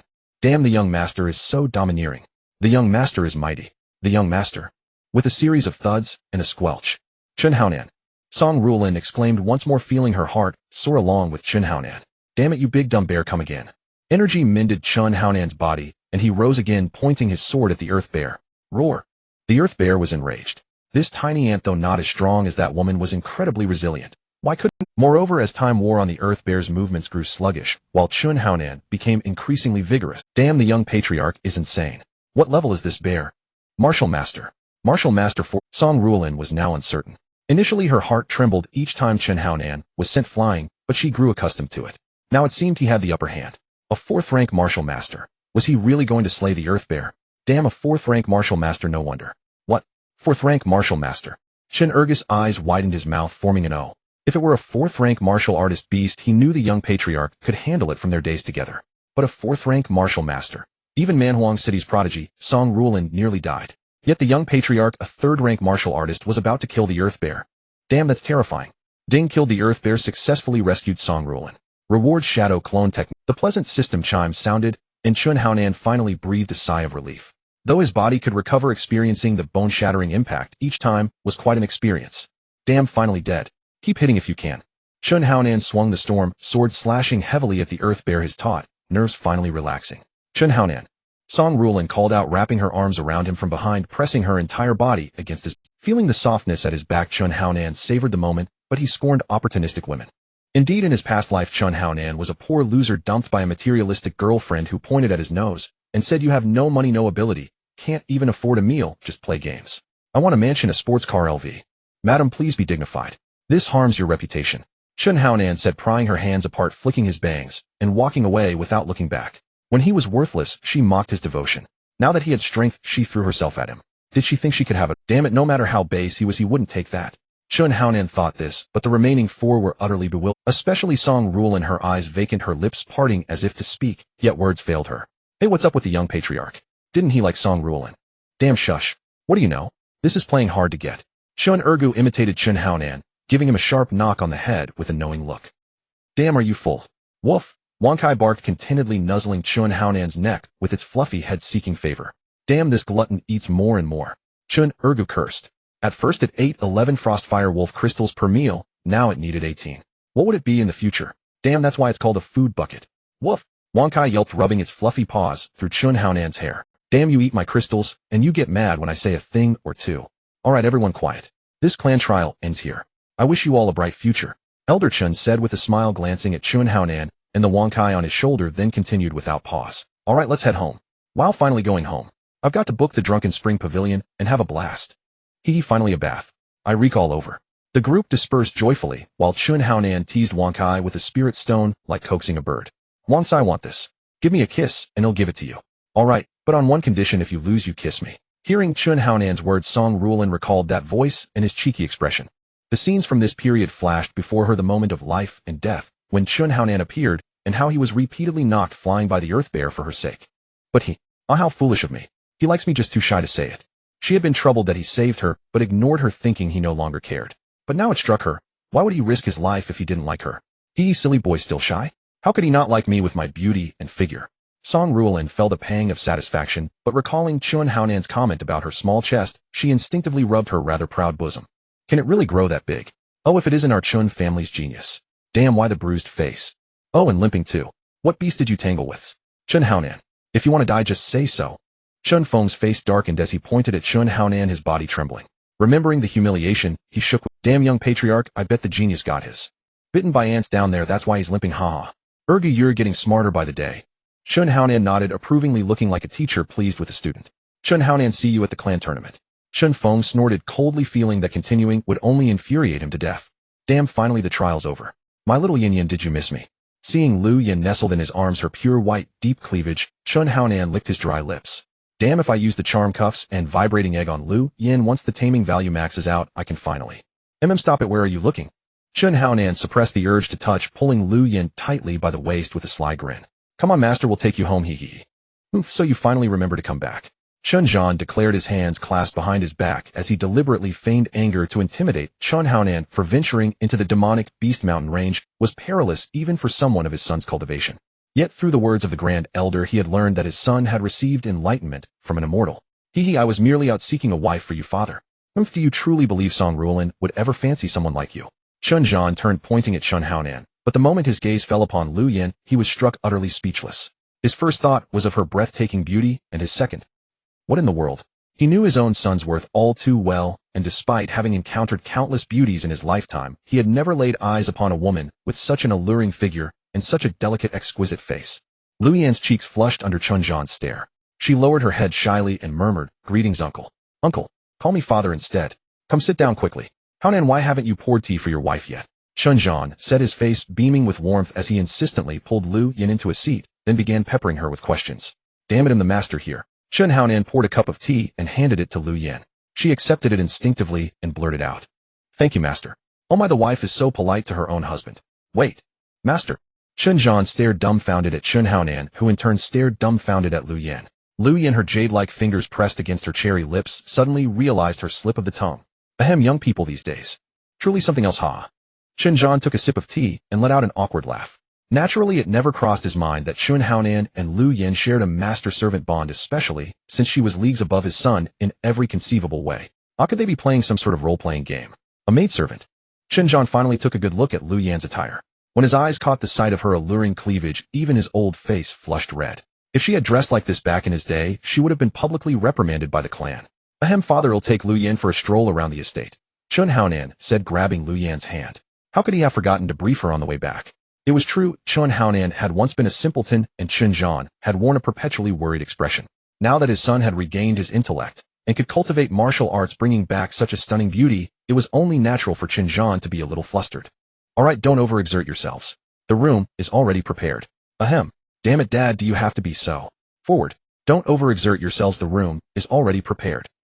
Was he implying they should hurry back to consummate the marriage and not go at it too many times? This is the clan's martial arts training ground, that's the martial techniques pavilion, and over there is the hot spring. Chun Haonan wrapped his arm around Lu Yan's waist, his introductions half-hearted. His blood was already surging with desire, and his body reacted involuntarily at the thought of what was to come, making his gait stiff and unnatural. Lu Yan, of course, was oblivious to Chun Haonan's state. Her own heart was pounding like a frightened deer, thumping wildly in her chest. So this was her master's home. Would the master? Oh, what am I thinking? But given the master's personality and that hand of his, Lu Yin could clearly feel Chun Haonan's hand restless and wandering. The vermilion door creaked open, and the sound jolted Lu Yin back from her reverie. She clutched the hem of her clothes, twisting them nervously, her face flushed a brilliant red. Damn, she was beautiful, so incredibly beautiful. A bashful Lu Yin was 10 times more enchanting than usual, enough to send a man's testosterone levels skyrocketing tenfold. Ahem, have a seat. He'll get you some water. Chun Haonan went to fetch a cup and pour some water, while Lu Yin was left in a dilemma. Apart from the bed, there was nowhere to sit in Chun Haonan's room. Could the master mean? Lu Yin sat down on the bed in a daze, burying her burning cheeks in her hands, too embarrassed to lift her head. With his back turned, Chun Haonan retrieved the charm handcuffs. For a moment, he was at a loss for words, a mix of nervousness, excitement, and impatience overwhelming him. Fortunately, the handcuffs had no chain and resembled leather wrist guards. Yin, look at this leather wrist guard. Isn't it pretty? It would look absolutely stunning on you. Chun Haonan took Lu Yan's hands and fastened the charm handcuffs around her wrists. Ding! Lu Yan has successfully worn the handcuffs. Taming value 100100. Ding! Congratulations, host. Taming value has reached 100. Reward 1 copy of the Yellow Emperor's Classic of Internal Medicine Extra Chapters and 1 iPad loaded with 60 gigabytes of Island Nation action films. Wishing the host a pleasant time in the bedroom. Damn it, couldn't it have given me something like an invincible pill instead? Yamitsugoi. An iPad suddenly materialized in the room, playing a special feature film starring the legendary Tachibana and Kato, accompanied by Tachibana's soul-stirring seductive moans. Gulp. If Chun Haonan's physical reaction had been a Microsoft earlier, it was now a Hitachi. Note a crude metaphor comparing male arousal to brand names. Chun Haonan awkwardly turned off the iPad and stammered, This isn't quite right. Let's read a book instead. Yes, a book. Chun Haonan opened the Yellow Emperor's Classic of Internal Medicine Extra Chapters and placed it on both their laps. And then, Lu Yan's face turned even redder. Damn it, this is way too ridiculous. Isn't the Yellow Emperor's Classic a medical text? Why does it have this kind of content? And with illustrations. Ding, this is the extra chapters of the Yellow Emperor's Classic. It dictates that solitary yang cannot thrive, nor can solitary yin exist. It emphasizes the harmony of yin and yang. Sexual intercourse brings joy to the heart and allows one to. Damn it, I understand that. But what's with all these positions? Ding, to enhance the mood. Chun Haonan stared speechlessly at the diagrams in the Yellow Emperor's Classic. The point wasn't the diagrams themselves, but the positions. The wheelbarrow, the lotus position, the flying butterfly, the entwined serpents, the pouncing tiger. Damn it, this is way too educational. This. I didn't expect it to be this kind of book. Chun Haonan said awkwardly. So close to her he could clearly see her flushed cheeks buried in her alluring cleavage and catch the unique fragrance that was Lu Yan's alone. Lu Yan let out a soft moan in response to Chun Haonan's words. He had been barely holding himself back, but that single sound from her shattered his remaining restraint. Since the heavens have set such a perfect scene with the little movie and the little book, why not? No, yes. When a woman says no, she means yes. You're hurting me. Oh, sorry, my apologies. This is my first time. First time's always awkward, second time's a charm. How about now? Damn, if it's yin and yang harmonization, why am I feeling drained and unsteady on my feet, while Lu Yan's skin looks even more radiant and supple? Chun Haonan gazed at the sleeping Lu Yan, recalling the wildness of the previous night. Looking at her skin as fair as snow, he felt a wave of dry-mouthed desire and couldn't help but stir again. Ding, congratulations to the host for successful reward level 1. Ding, congratulations to the host for obtaining the rare title 1 Night 7 times reward level 1. Ding, host level has reached level 15, unlocking the martial skills pavilion. Chun Haonan level 15 martial artist 5th stage, strength 5000, 400, 29708. 3 oxen strength. Base strength 5400. Equipment bonus 2970 gene experience points 05000 martial soul, devouring sky beast, white low-grade skills angel's wings shadow clone technique equipment storm, sword vampiric scepter godsmiting, stone martial skills, pavilion task function enhancement function. As the system's voice echoed, Chun Haonan found himself in another space filled with clusters of buildings mostly dim except for the brightly lit martial skills pavilion before him. Chun Haonan stepped into the martial skills pavilion and saw rows of shelves filled with scrolls resembling ancient bamboo slips, each stacked neatly. He could even smell the scent of ink and bamboo emanating from them. The martial skills in the pavilion were classified into Heaven, Earth, Mystic, and Yellow grades. The first floor housed yellow grade skills, and so on up to the fourth floor with Heaven grade skills, yet the pavilion had 8 floors in total. Unfortunately, Chun Haonan could only access the 4th floor. Each floor's skills were further divided into categories: novels, anime, movies, games, and dragon soaring, continent martial skills. Within the 4 major grades, Heaven, Earth, Mystic, and Yellow, they were subdivided into 3 ranks: upper, middle. Skills like Invisible Wings and Shadow Clone Technique came from the game and anime sections, but their grades differed. The former was Mystic Grade lower rank, while the latter was Mystic Grade upper rank. Damn, a Yellow Grade lower rank martial skill costs 500 low grade Spirit Stones, and a Yellow Grade upper rank costs 1500 low grade Spirit Stones. As for Mystic Grade skills, they cost 200, 300, and 400 low grade Spirit Stones. Damn, this martial skills pavilion is way too overpriced. Chun Haonan grumbled inwardly. However, on the dragon soaring continent, although the prices were similar to the pavilions, they were like aptitude pills, valuable but rarely available on the market. In a clan, even having no martial skill added a layer of depth to its heritage. Each family guarded its skills jealously and who would put them up for sale. Moreover, in the entire barbarian city, the highest grade martial skill among the 4 great families was merely mystic grade lower rank treasured like the very life of the clan. If these families knew what Chen Haonan was thinking, they'd probably scold him for not appreciating his fortune. Damn, this is awesome. Spirit feather wings. After cultivation, you gain a pair of wings that let you fly without spiritual energy. With spiritual energy infusion, it's even more effective. Awesome, awesome. Even at the martial master realm, you can't fly in the sky. If I master this, wouldn't I be invincible? What's more, it's a perfect tool for romancing. Hee. Ding, after learning the martial skill, you can purchase proficiency with spirit stones, 1 proficiency for 1 low-grade spirit stone. Damn, everything requires spirit stones. Buying skills needs spirit stones, boosting strength needs spirit stones, and there's that glutton Wonkai too. No way, I've got to get some spirit stones. Chen Haonan thought, then exited the martial skills pavilion. By then Lu Yin had woken up. After she dressed and washed, the two set off. Of course, while Lu Yin was dressing, Chen Haonan's wandering hands couldn't resist groping around. Stop it, you've messed up my freshly styled hair, and my clothes too. Lu Yin lightly tapped Chen Haonan's chest, her face flushed, recalling her own wildness the night before. So embarrassed, she wished she could crawl into a hole. Though it was her first time, Chen Haonan had to admit that Lu Yin's lotus sitting on a lotus was top-notch, and that lotus was— who can blame me for being so drawn to you, my dear? You make me utterly irresistible. Chen Haonan hugged Lu Yin from behind, leaning in to whisper teasingly in her ear. Her already crimson face began to burn even hotter. You're so annoying, always picking on me. Knowing Chen Haonan was deliberately teasing her, Lu Yin broke free from his embrace only to accidentally punch a certain raging area with her fist, causing him to double over in pain like a shrimp. Master, I'm sorry, I didn't mean to. Lu Yin instinctively reached out to rub it, and Chen Haonan never expected her to be so bold. They locked eyes. Master, can I say I was just anxious? Lu Yin said, her face red, her voice as soft as a mosquito's hum. You can but keep going. I think you're not in pain anymore. Lu Yan's eyelids twitched because something was moving incessantly. Oh, it hurts so much. Chen Haonan pretended to be in pain while enjoying the moment. Such opportunities were rare. Though she was wild in excitement, she was usually too shy, making this a golden chance. Feeling better. Damn, much better. So can we go now? I think we might be better off leaving later. Come on, baby. No. It's already noon. Be moderate or you'll regret it later.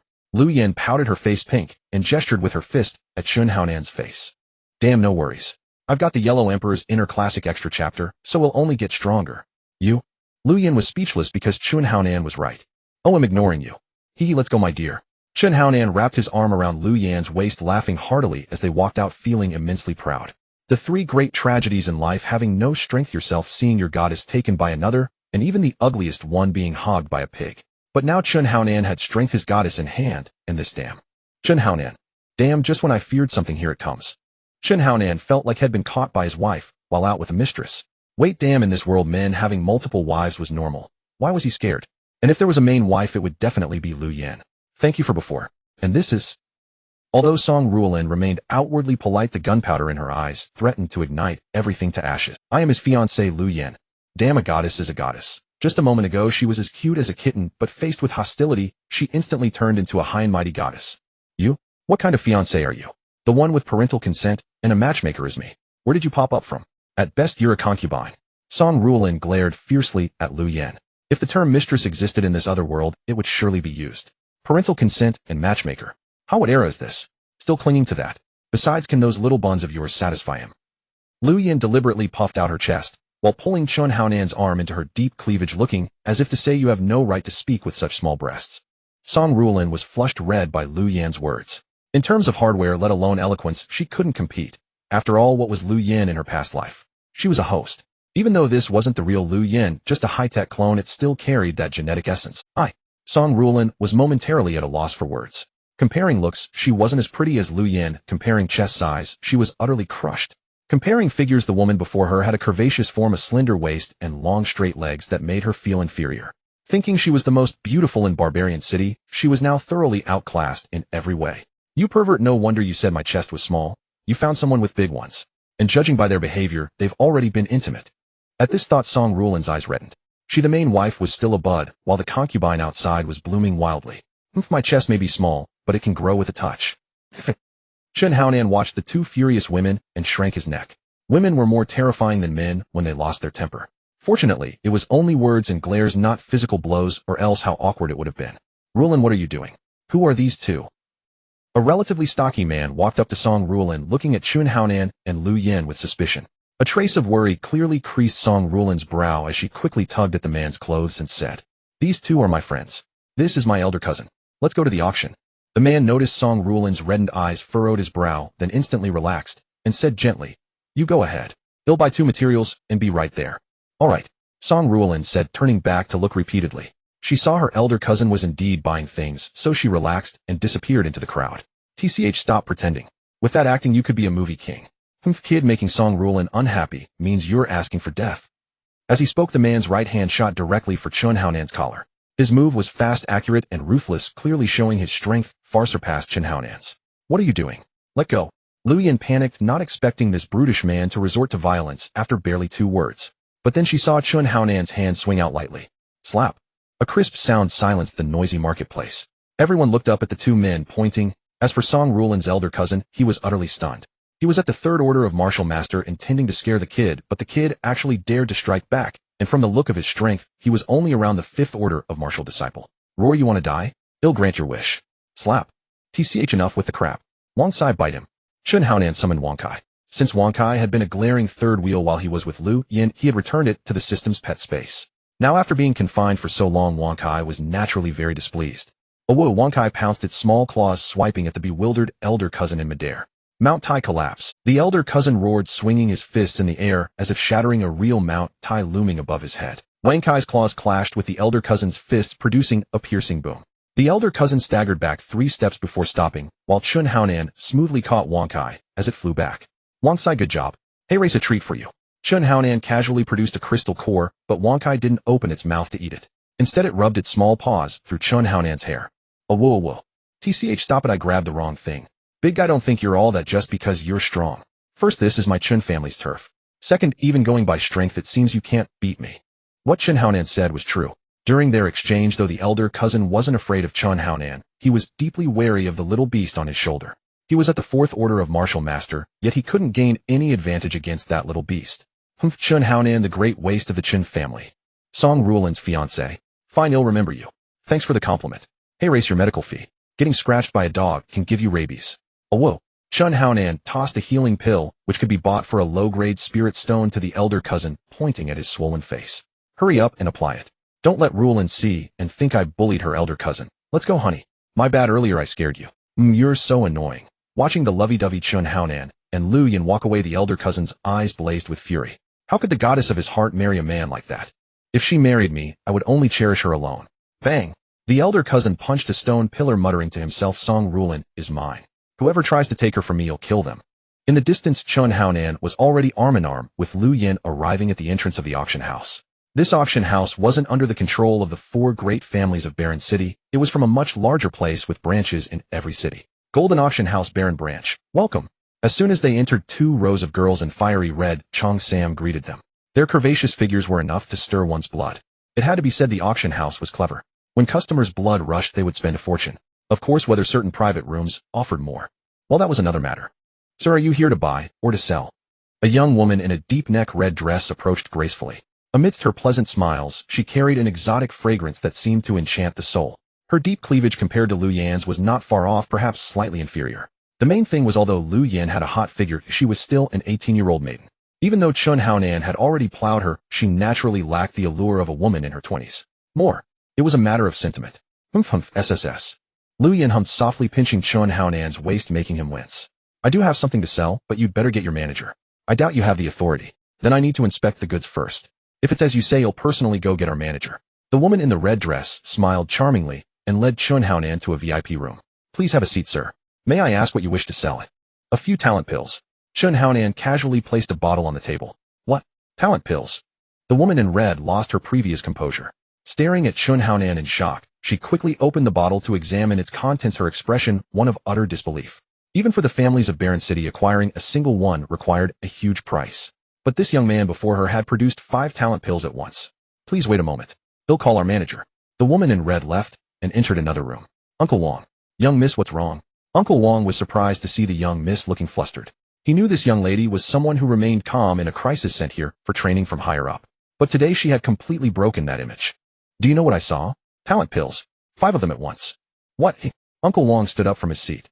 He knew that although talent pills weren't of a high grade and weren't extremely expensive, they were nonetheless rare goods.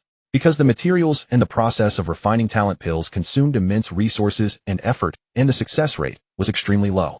Few alchemists were willing to refine them. 5. Yes, and from a young man. I never thought Little Baron City would hide such a dragon among its crouch. We must cultivate a good relationship with that young man. Anyone who can casually produce 5 talent pills must have a formidable backer. Uncle Wong cautioned her carefully, and Yuero nodded. I know, Uncle Wong. I still need you to go. Greetings, young friend. I am the manager of the Golden Auction House. Hello. I propose to purchase your talent pills at 20,000 spirit stones each. What do you think, young friend? Uncle Wong said with a smile.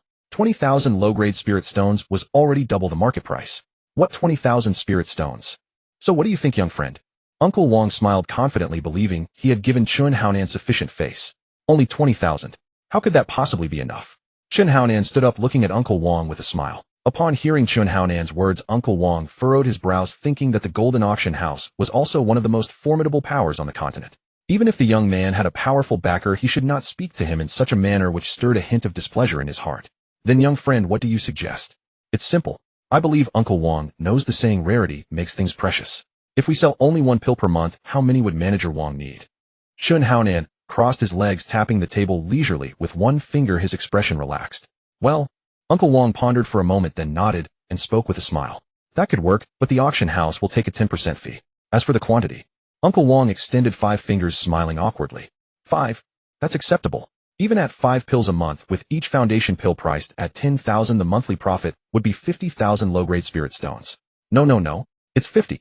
Uncle Wong coughed lightly. After all, refining 50 foundation pills in a single month was no easy feat, so he merely mentioned the number without expecting the young man to actually deliver. 50. Chun Haonan inwardly suppressed his joy, putting on a calm facade. I know it's a bit much, so just give me however many you can each month. Uncle Wong's face reddened slightly. In truth, he had even undersold it. 50 pills were nothing to the Golden Auction House, a colossal continental power. All right, 50 it is then. It's settled. He'll have someone deliver them each month. As for the payment, Chun Haonan rubbed his thumb and forefinger together, grinning. Ahem, rest assured, young friend.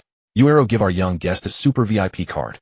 Yuero smiled, presenting the card with both hands to Chun Haonan while slyly winking at him. After each auction, the proceeds minus the handling fee will be credited to this card. You can withdraw the spirit stones at any branch of the Golden Auction House. Uncle Wong smiled and then pointed at the super VIP card in Chun Haonan's hand. With this card, you'll enjoy an 8% discount when bidding on items at the auction house. Damn, an 8% discount. With the auction house taking 10%, that means they only make 2% profit. Truly a super VIP card. Impressive. Chun Haonan stored the VIP card in his ring and nodded to Manager Wong with a smile. Thank you, Manager Wong. Sorry for the trouble. You're too kind, young friend. Is there anything else you need? Chun Haonan suddenly recalled that Wang Tsai, that glutton, had stopped eating the beast cores head gathered earlier after reaching the Martial Master rank. During the trial, he had also collected some steel bristle boar cores which he could sell in exchange for Martial Master raid cores. I have some beast cores on me. Does Manager Wong buy them? Chun Haonan said, taking out 2 steel bristle boar cores. When Uncle Wong saw the cores, a flicker of disappointment crossed his face. He had expected something of higher quality, only to find they were mere martial disciple grade. But upon closer inspection, he realized they were steel bristle boar cores.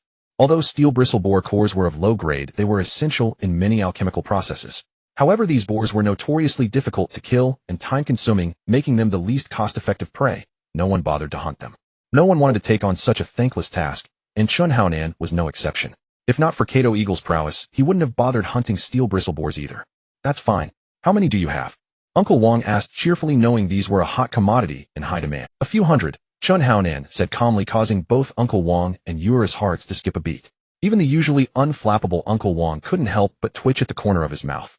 A few hundred steel bristle boar cores. How did this guy always come up with things others couldn't, and say it with such nonchalance? Yes, we'll take them. Uncle Wong smiled, and Chun Haonan nodded, pouring all the cores from his storage ring onto the floor. A pile of steel bristle boar cores formed a small mound interspersed with other types. I need beast cores from Martial Master rank and above, preferably around 30 of each grade. Chun Haonan winced inwardly. Cores above Martial Master rank cost at least 700 low-grade spirit stones per grade. This would put him in the red. Erase the plan, bring over 500,000 low-grade spirit stones first, and he'll give you this month's foundation pills. Deduct the cost of the cores and buying from the auction proceeds later. All right, please wait a moment. He'll go prepare. With that, Uncle Wong left the room, leaving only Chun Haonan and Yuero behind. Luyan had stepped out earlier, bored by their conversation.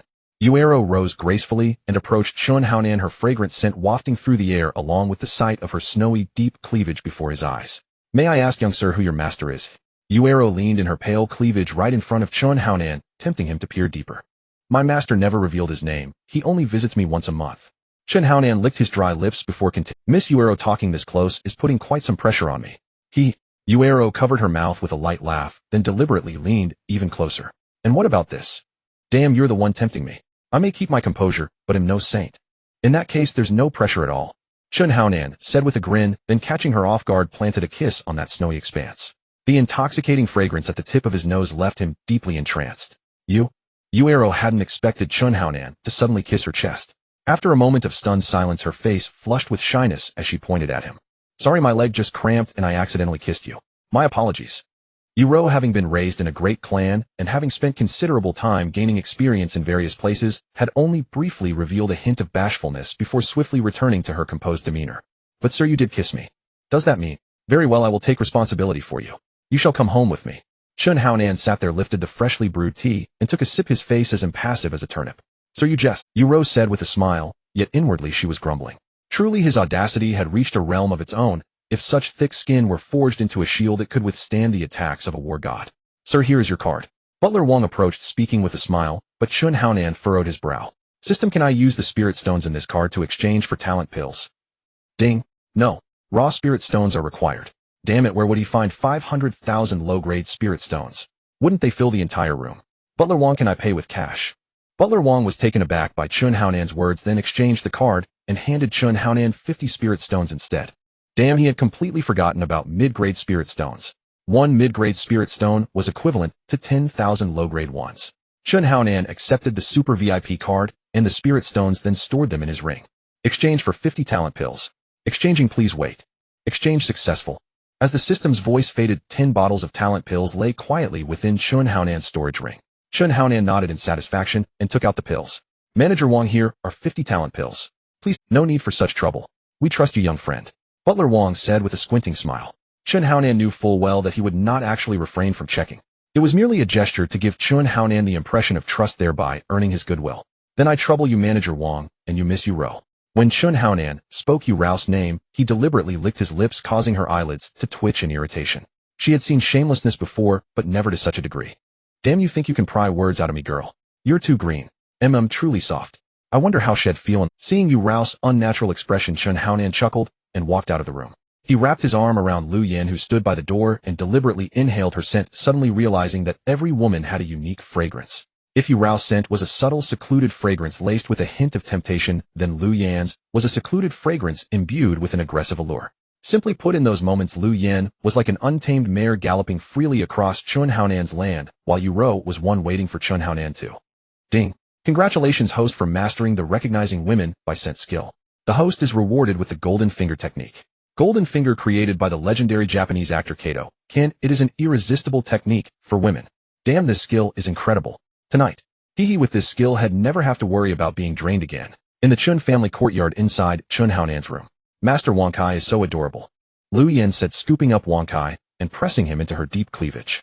The furry creature squinted its eyes, its fluffy head nuzzling against her softness, appearing utterly content. Damn, he knew it. The moment this creature appeared, Lu Yan would dote on it, and he'd be neglected. Thinking this, Chun Haonan walked over, picked up Wong Kai from Lu Yan's arms, and placed him on the table. Oh whoa! Wong Kai pawed vigorously at Chun Haonan's head, nearly messing his hair into a bird's nest. Master, you're not jealous of Wong Sai, are you? He's not even human. Lu Yan sat on the bed, covering her mouth with a giggle. Oh whoa! Wong Kai nodded, agreeing with her words. Damn, he's not human, but he's sharper than any person. Oh whoa! Scram! Don't touch my hair. Do it again, and no more food. Chun Haonan said, taking out the pet pill. Wang Kai's eyes instantly turned into starry sparkles, and he became docile, rubbing his head against Chun Haonan's arm. Oh, for crying out loud. Here, eat. Chun Haonan placed 5 talent pills before Wong Sai, who drooled, extended a fluffy little paw, grabbed one, and popped it into his mouth. Ding. Pet Wong Kai has successfully consumed a pet pill. Talent increased by 20. Ding. Pet. Ding. Pet Wong Kai has successfully advanced to Tier 2. Current attributes: Wong Sai Tier 20200 can evolve with pet pills. Level 22 Martial Master Tier 2. Experience 500-2200. Can level up via cores. Damn, leveling up was just that fast. A bug, an absolute bug. He had obtained a system and transmigrated leveling up through combat, but his pace was nowhere near Wang Kai's. Oh whoa. Wang Kai let out a comfortable cry and stretched lazily. Amidst his once pure white fur, a few strands of gold had appeared, and the 2 bumps on his head had grown larger. Awoo! Wang Kai, clearly noticing the change on his head, touched the bumps with his paws and whined in dismay. Not bad. Though he was a glutton, raising him was like having a personal bodyguard. When comparing humans and magical beasts, the latter were generally stronger. For instance, Song Ruolin's elder cousin, despite being a martial master tier 4, could only fight to a draw with Wang Cai, who was at martial master tier 2. Of course, this was partly because Wang Kai was a mutated barbarian lizard with a trace of dragon bloodline. Otherwise, they wouldn't have been evenly matched. Not bad. At tier 1, he could fight 2 levels above himself. Oh, at tier 2, he can probably fight 4 levels above.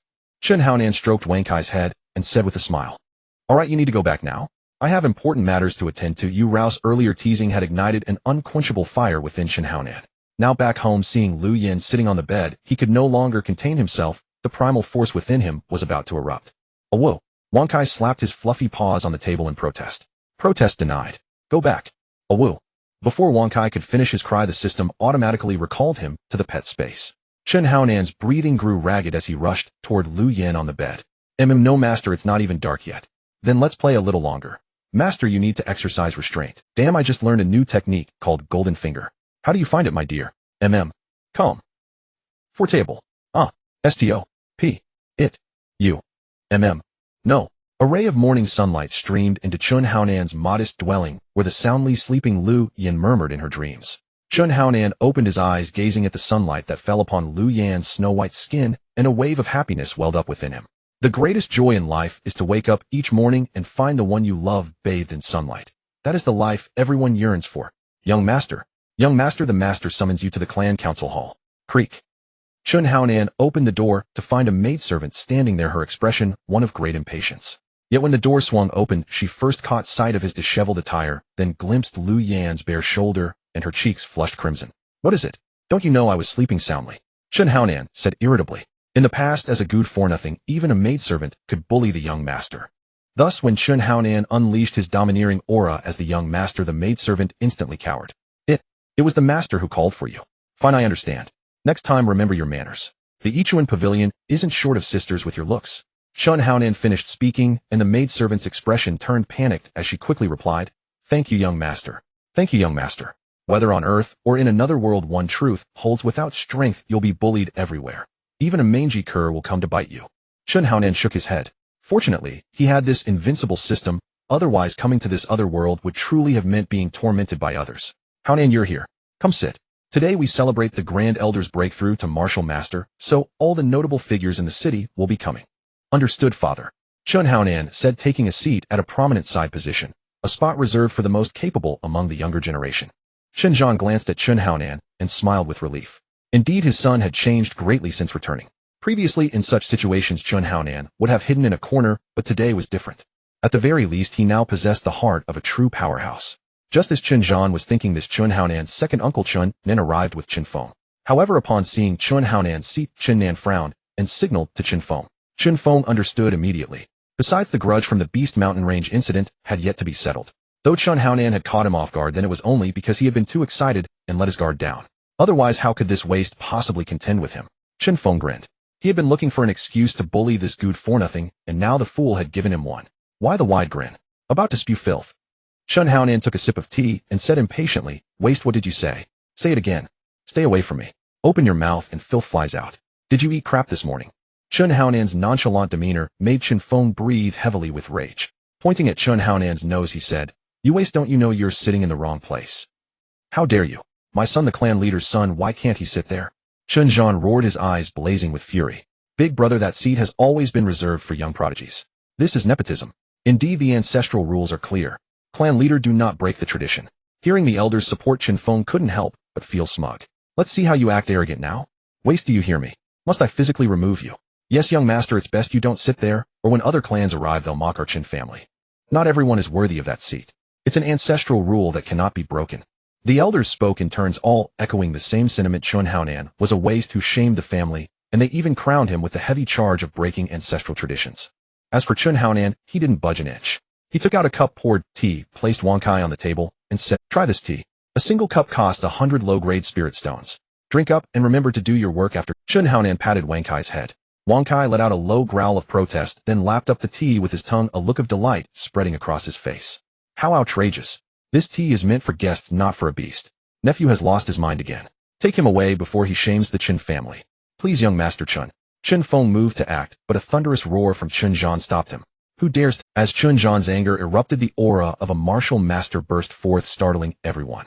Chen Nan in particular stared at his elder brother in shock and stammered. Big brother. When did you break through? Father, please calm down. Didn't they say this seat requires strength to occupy? Fine, I won't break the ancestral rules. He'll sit right here today. Let anyone in the Chen family who dares try to move me. Let's see who can drag me away. Haonan, don't talk nonsense. Clan leader, the young master is right. Please stay. The elders spoke, thus leaving Chen Zhan with little to say. Though Chen Haonan gave him a reassuring look, he couldn't help. Waste, you asked for this. Don't blame me. Chen Feng's palm instantly surged with spiritual energy, transforming into a claw as he lunged swiftly at Chen Haonan. Eagle Claw Technique. A yellow-grade upper-tier martial art. The elders were astonished, forced to admire Chen Feng's ruthlessness. With one strike, Chen Haonan wouldn't be able to get out of bed for months. A trashy martial art. Once I knock him down. Chen Haonan took another sip of tea, his demeanor not just calm, but utterly composed. A whoa. As Wang Kai's cry faded, his suddenly enlarged paw struck Chen Feng across the face, sending him spinning through the air before crashing heavily to the ground. Waste, you cheated. Chen Nan helped Chen Feng up, finding him injured and unconscious. After feeding him a pill, he immediately turned and pointed at Chen Haonan, shouting furiously. Second uncle, it's all about strength, isn't it? And I'm relying on my strength. Right, Wang Kai? Oh, by the way, someone just called you a waste. I definitely wouldn't tolerate that if I were you. If you swallow that insult, those beast cores might just disappear in the future. Oh, whoa. Wang Kai let out a furious roar. Hearing that the beast cores might be gone, how could he tolerate that? Wang Kai's fluffy little paw instantly grew over a meter long, sweeping horizontally toward Chen Nan. Chen Nan only managed to utter a single word before hastily crossing his arms in defense. But how could a mere martial artist of the 7th rank withstand Wang Sai, a martial master of the 2nd rank? Bang! Chen Nan was sent flying, heavily rolling several times on the ground. Having protected his vital points in time, he didn't lose consciousness. Oh my, the clan leader's own brother greeting us in such a manner. We Zhao and the others are truly flattered.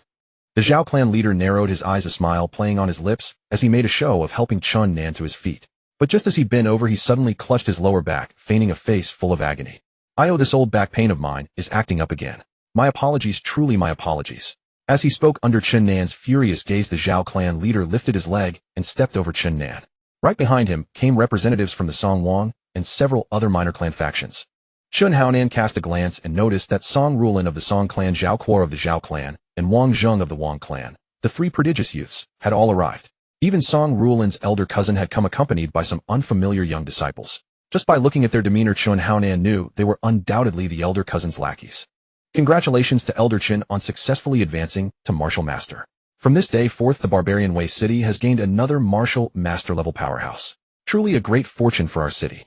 Indeed. Who would have thought Elder Chen, stuck at the 9th level of martial artist for so many years, would suddenly break through? Congratulations, congratulations. A crowd of people showered him with congratulations. Though their faces were painted with joy and excitement, anyone with half a brain could tell their true thoughts were far from their words. The Grand Elder's face was flushed with pride as he returned the greetings. He then couldn't help but glance at Chen Haonan. Without Chen Haonan, the so-called greatest waste of the clan, would he ever have been able to advance in this lifetime? Clan leader, the Golden Auction House has also sent someone. The Golden Auction House. Why would they come?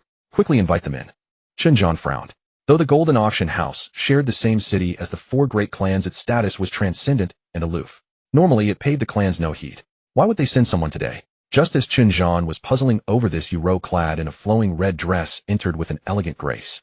She first cast a flirtatious glance at Chen Haonan, then turned to Chen Zhan, giving a slight bow. This humble young woman greets clan leader Chen. I also extend my congratulations to Elder Chen for taking another step forward on the path of martial arts.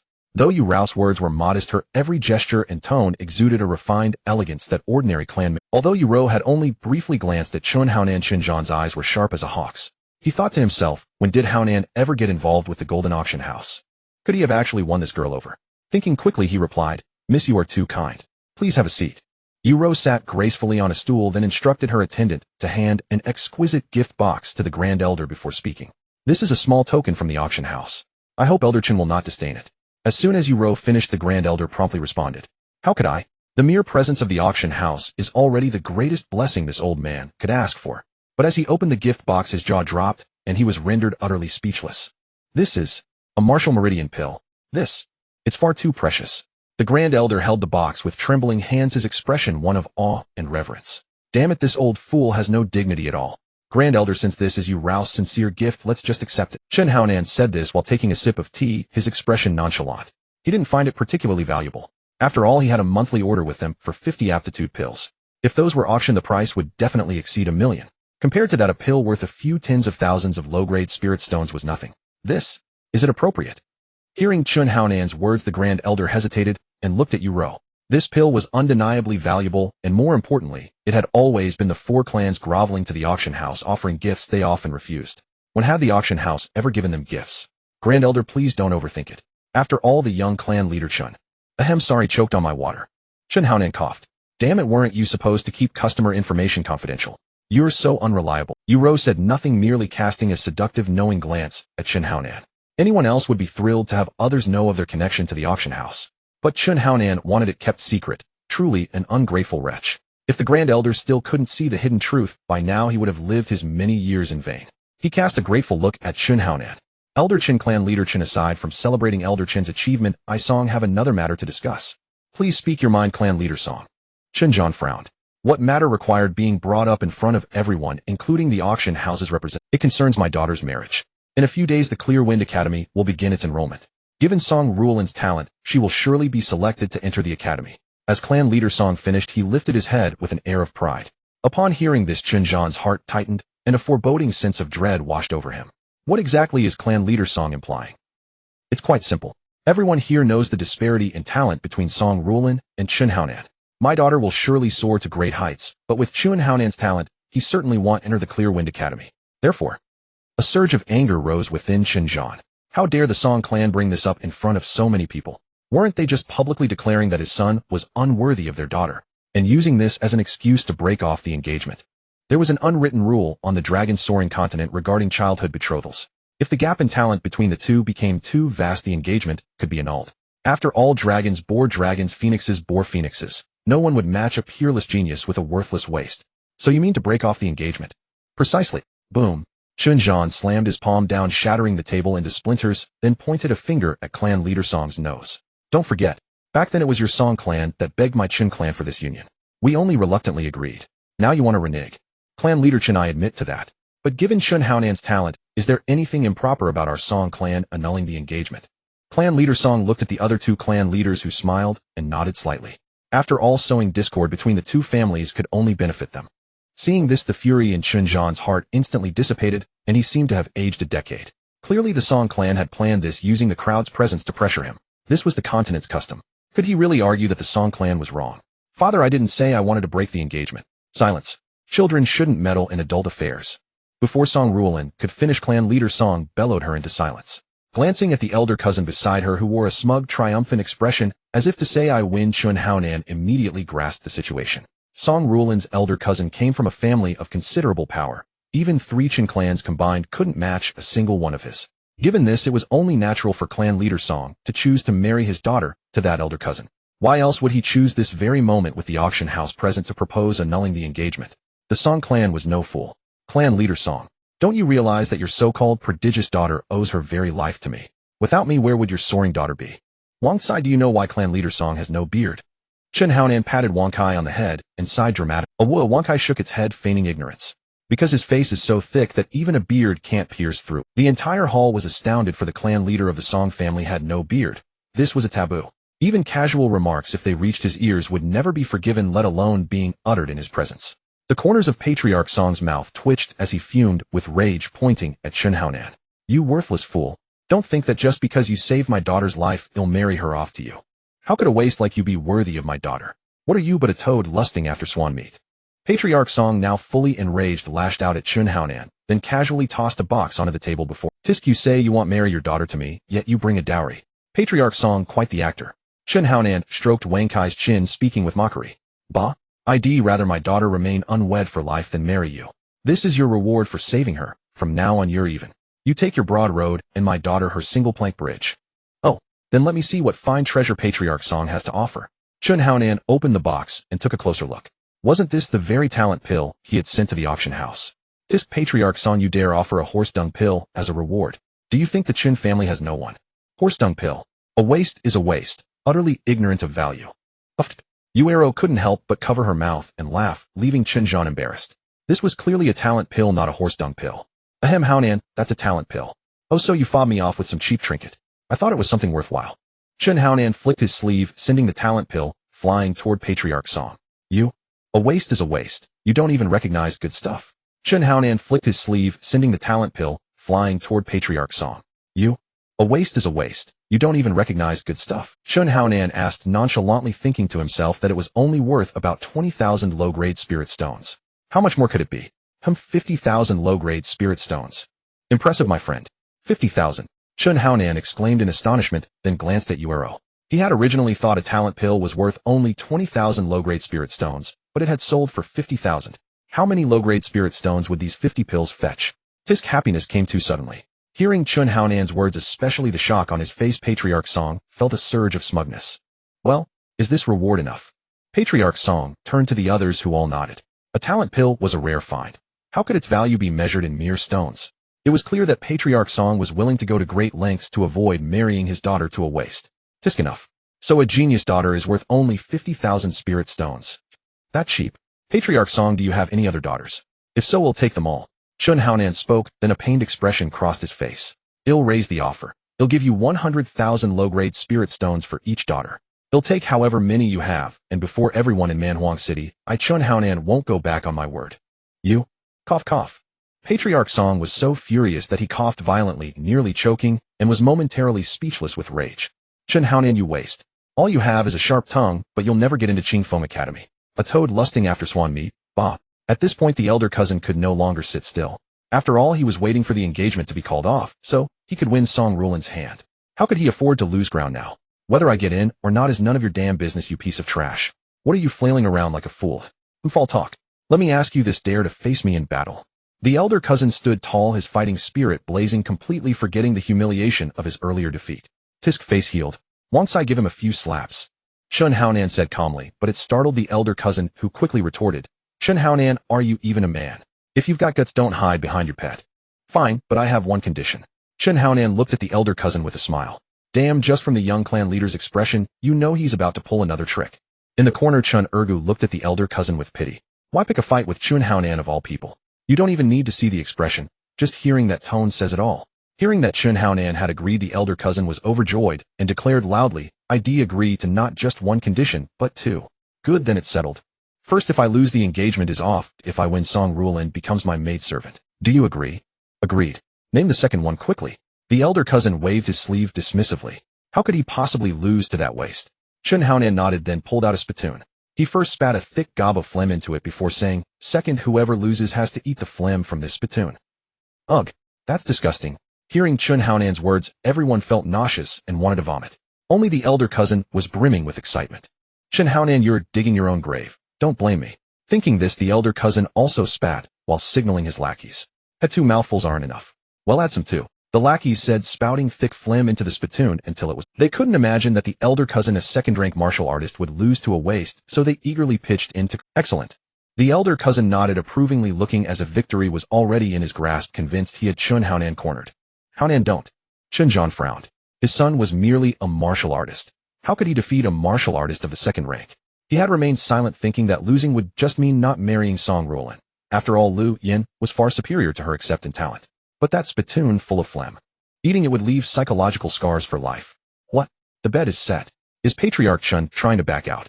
Exactly, and it was your son who set the. The elder cousin laughed excitedly, but Chen Ergu and Song Rulan thought otherwise. This guy had killed a 4th-rank martial artist, a giant earth bear. Chen Haonan, if you have the guts, fight me unknown.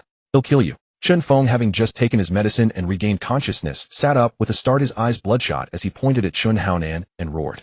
Tisk tisk, 2 worthless wretches fighting among themselves. How amusing. Huh. Big cousin laughed boisterously, while Chen Haonan stood up, walked over to Chen Feng, and spoke calmly. Fine. He'll defeat you within 2 moves. See you on the arena. With that, Chen Haonan strode forward, and the crowd followed. Damn, did the young patriarch just say he'd defeat Chen Feng in 2 moves? Did I hear that right? Chen Ergu said skeptically, and his lackey beside him pretended to be equally incredulous. Seems like it. Witnessing this, Chen Feng was so enraged, he nearly spat blood. He quickly got to his feet, vowing to exact revenge for both past and present grievances. he would toy with Chun Haonan, making him suffer the consequences of humiliating him. The arena was a vacant lot of about 100 square meters, its floor embedded with special stones capable of withstanding attacks from martial masters. Chun Haonan stood at one side of the arena, setting Wang Kai down before fixing his gaze on Chun Feng as he ascended. Young men sparring. Let it be a contest of skill, not a fight to the death. Chun Zhan spoke with some concern for Chun Haonan, was at the 5th level of the martial apprentice realm, while Chun Feng had reached the 9th level, just a step away from becoming a martial master. Fighting across 4 levels. The notion of victory was hard for Chun Zhan to believe. At least such a feat had never occurred in the barbarian wasteland city. Brother, in a sparring match, accidents are inevitable. If we're too cautious, how can they truly unleash their strength? Chun Nin, having just taken a pill, was now recovering. He couldn't vent his own anger, but his son could. Don't worry, father. Defeating this trash only takes 2 moves. Chun Haonan said with a smile, though it did little to ease Chun Zhan's anxiety. Since that's the case, begin. Chun Zhan waved his hand helplessly. Chun Haonan, fists and feet have no eyes. With that, Chun Feng dashed toward Chun Haonan. With a mysterious footwork, his 10 fingers curved into claws, employing the eagle claw technique he had just used. Sigh. That's the cloud wind step, a yellow-grade superior movement technique. And Chun Feng has already reached the minor completion stage. Truly a formidable young talent. An elder of the Chun family remarked, drawing a wave of admiration. Indeed, to reach such a level at this age was a sign of considerable genius. Just a mere yellow-grade superior movement technique at the minor completion stage, and they're this amazed. The strength of the barbarian wasteland city is nothing impressive. Big cousin sneered disdainfully, then turned to look at Song Ruolin, his eyes blazing with lust.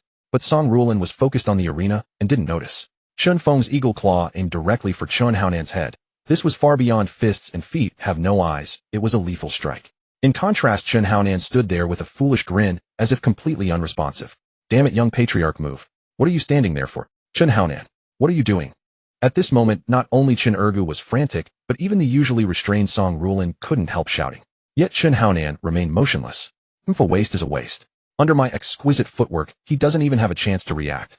Since that's the case, die. The position of young patriarch is mine. Chun Feng's heart hardened as his claws thrust toward Chun Haonan's head, his posture like a vengeful ghost.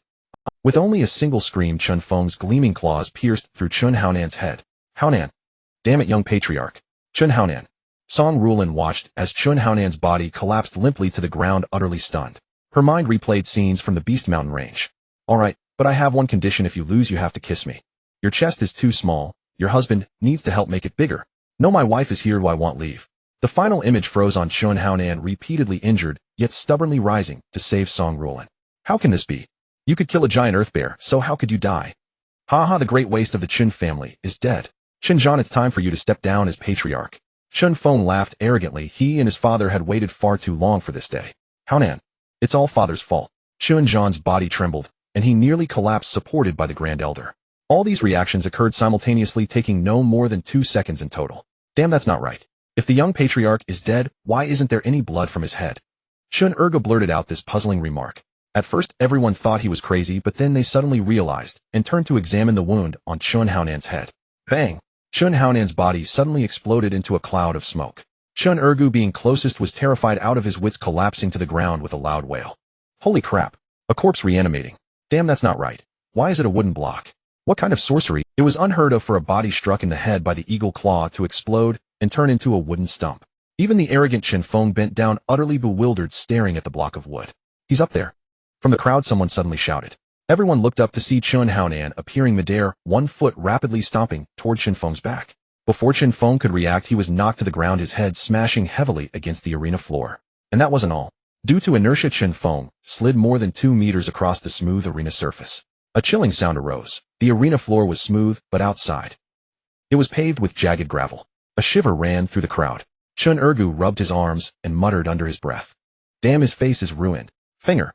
Chun Nin shouted, rushing over to help Chun Feng up. Now Chun Feng's face was unrecognizable. A bloody mess with patches of white bone exposed in some places. Ugh.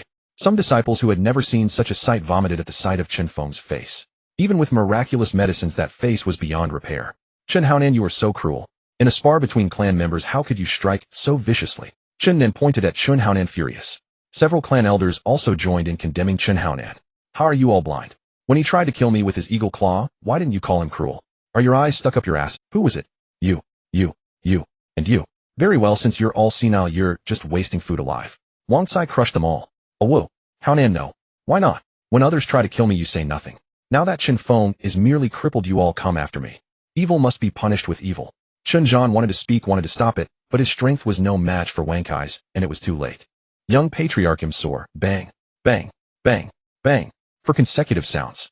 Before the four elders could finish their pleas for mercy, Wang Kai swept them away with a single strike, killing them instantly. Chen Haonan, you're a demon. If you've got the guts, kill me too. Chen Nin, watching his loyal elders fall in an instant, was driven to madness. You? No. That would be too merciful for you. Guards, take Chen Nan to the mines. I want you to be a slave for all eternity. He'll spare your son's life, letting him live in grief, longing for revenge, but unable to kill me, dragging out a miserable existence in pain. No, I don't want to be a slave. I want to be patriarch. Brother, the patriarch's seat is mine. It's mine. Ha ha. Chen Nan grabbed Chen Zhan's legs, completely deranged, alternating between weeping and laughing. Alas, why must it come to this? Chen Zhan looked at his younger brother, a pang of sorrow in his heart. Why must brothers turn against each other? Enough. What goes around comes around. If not for you back, then Haonan wouldn't have been a simpleton for 18 years. 18 years. Retribution. Damn it, take him away. Do you want to die? Yes, young patriarch. Two terrified servants dragged the raving Chen Nan away, his mad shouts still audible from afar. Sigh. The crowd drew in a cold breath. They couldn't believe that such a young man could be so ruthless. They involuntarily shrank back, while some families cast gleeful glances at the Song family. Damn, just cleaning up some rotten elements in the clan. Sorry for the spectacle. Now it's your turn, big cousin. Cousin's brows furrowed. Despite his strong physique and robust limbs, his mind was far from dull. He could naturally see that Chun Haonan's recent martial skill was rather peculiar, but one thing was certain: when Chun Haonan attacked, his body was visible and perceptible. In a battle of the same realm, Cousin would undoubtedly take charge, but crossing realms, especially in such a significant gap, left Cousin already in an unbeaten position. The strength difference between each level of martial apprentices is 100 gene. For martial artists, it is 1000 gene, and for martial masters, it is 100 gene. Furthermore, Cousin was not just a martial master, but a second-tier martial master. That meant a strength of 2000 gene. Meanwhile, Chun Haonan, as a fifth-tier martial artist, possessed a strength of only 5000 gene. Changes in strength also affected reaction speed and the ability to withstand damage. It's like a game. No matter how powerful your skills or attribute bonuses are, if your level is low and your base attributes are lacking, everything becomes meaningless. Thus, in Cousin's and the others' eyes, if Chun Haonan were to win, it would be a legendary myth for the dragon-treading path. You worthless fool, don't think that after bullying a weakling you can defeat me. Cousin stripped off his clothes, revealing muscles as solid as those of Mike Tyson, and just looking at his physique instilled an inexplicable awe. Damn, he was as strong as a calf. If some woman were to marry you, perhaps this bull wouldn't wear out. Instead, the land would be plowed. What are you babbling about? Are you stalling? Verbal sparring? Seeking death? Cousin charged straight in without employing any evasive martial techniques. In his view, there was no need. In the face of absolute strength, even the most profound techniques would be futile. One force can crush 10 skills. Iron Smash Fist. Cousin roared, and before his fist even touched Chun Haonan's body, a shadow of the punch carrying explosive power already struck Chun Haonan. Ah! Chun Haonan exclaimed in surprise, then his entire figure transformed into smoke, leaving only a wooden stump behind. That move again. The crowd gasped, and it was no wonder. This technique was truly marvelous. If unaware, when someone attacks you thinking they can kill you, and letting their guard down, you suddenly appear behind them, delivering the most painful blow. Just like Chen Feng earlier, who fell prey to it, and was easily defeated by Chun Haonan. Trivial skills. Cousin snorted coldly as Chun Haonan's figure descended from the air, aiming a kick at Cousin's back. Clang. It sounded as if striking an iron plate. Cousin's back trembled incessantly, and a phantom resembling an iron plate met Chun Haonan's foot. It didn't even make contact with his flesh. This is the perfected iron back technique. An elder exclaimed, while clan leader Song felt a surge of pride hearing the crowd's astonishment. Even if your strength surges, how can you compare to the offspring of a great clan? The only outcome is being beaten. Worthless fool, this move is useless against me. Cousin smirked slyly, swiftly turning around and giving Chun Haonan no chance. Seizing Chun Haonan's ankle while he was in midair, he slammed him down onto the arena. Haonan! Chun Zhan shouted, rushing forward, but it was too late. His strength was merely that of a first-tier martial master. How could he match Cousin's speed? Bang! Another figure exploded. What? Another fake. If the first false body could be accepted, then a second one was simply too bizarre. Could false bodies be limitless? As this thought crossed their minds, the crowd shook their heads. If that were the case, it would be too outrageous. Surely there must be limitations. While the crowd and Cousin were still in shock, Chun Haonan's figure appeared in front of Cousin, now facing downward, kicking upward at Cousin's chin. This sudden appearance caught everyone off guard. Cousin snorted coldly, crossing his arms, and at the moment Chun Haonan's kick struck Cousin's arms, a phantom of his arms rebounded, pushing Chun Haonan away, causing his head to crash into the arena floor. Bang! Still a false body. The crowd was completely shattered, but the most devastated were Chun Zhan and the Chin family, whose hearts went up and down repeatedly. In the face of absolute strength, even the most marvelous martial skills are mere flower fists and embroidered legs. Because you can't even hurt me, you can't break my defense. Cousin chuckled darkly as the crowd sighed. This was clearly a scenario destined for Chun Haonan's failure. How could one fight back when unable to break through the defense? Chun Haonan. Song Rulin whispered Chun Haonan's name. Since his appearance in the Monster Beast mountain range, each time he showed up, miracles were created. But could he do it again this time? Damn, you're right. I admit one won't do, but how about this? Chun Haonan said, extending his index and middle fingers, crossing them over his right hand's fingers in a crisscross manner, shouting loudly. Wood Leaf Forbidden Technique Multiple. Shadow Clone Technique. Damn. What the hell? Holy. If before people could remain calm seeing Chun Haonan's martial skills, now even the older elders could not keep their composure, all exclaiming excitedly. On the 100-square-meter arena, it was packed with Chun Haonans, each one pushing against the others. Even Cousin's head, neck, and arms were covered with Chun Haonans. Damn! More than 100 Chun Haonans shouted damn, causing the crowd's eardrums to throb. Even more astonishing was that each Chun Haonan possessed the strength of a fifth-tier martial artist. Imagine in a battle of the same realm, one person against 100 of equal tier, just the exhaustion alone could be fatal. Is this martial skill going against heaven? How could one fight back against this? The crowd twitched their lips, even clan leader Song's expression darkened. As for Cousin, his arms flailed about trying to shake off the shadow clones, but they clung to him like glue. Do you think this will allow you to win? Unable to break my defense, your only fate is failure. Cousin laughed arrogantly. Let alone 100 of you, even 10,000 wouldn't change anything. Before Cousin's smile could fade, the over 100 Chun Haonans revealed victorious smiles, speaking in unison, who said defeating you is the only way to win.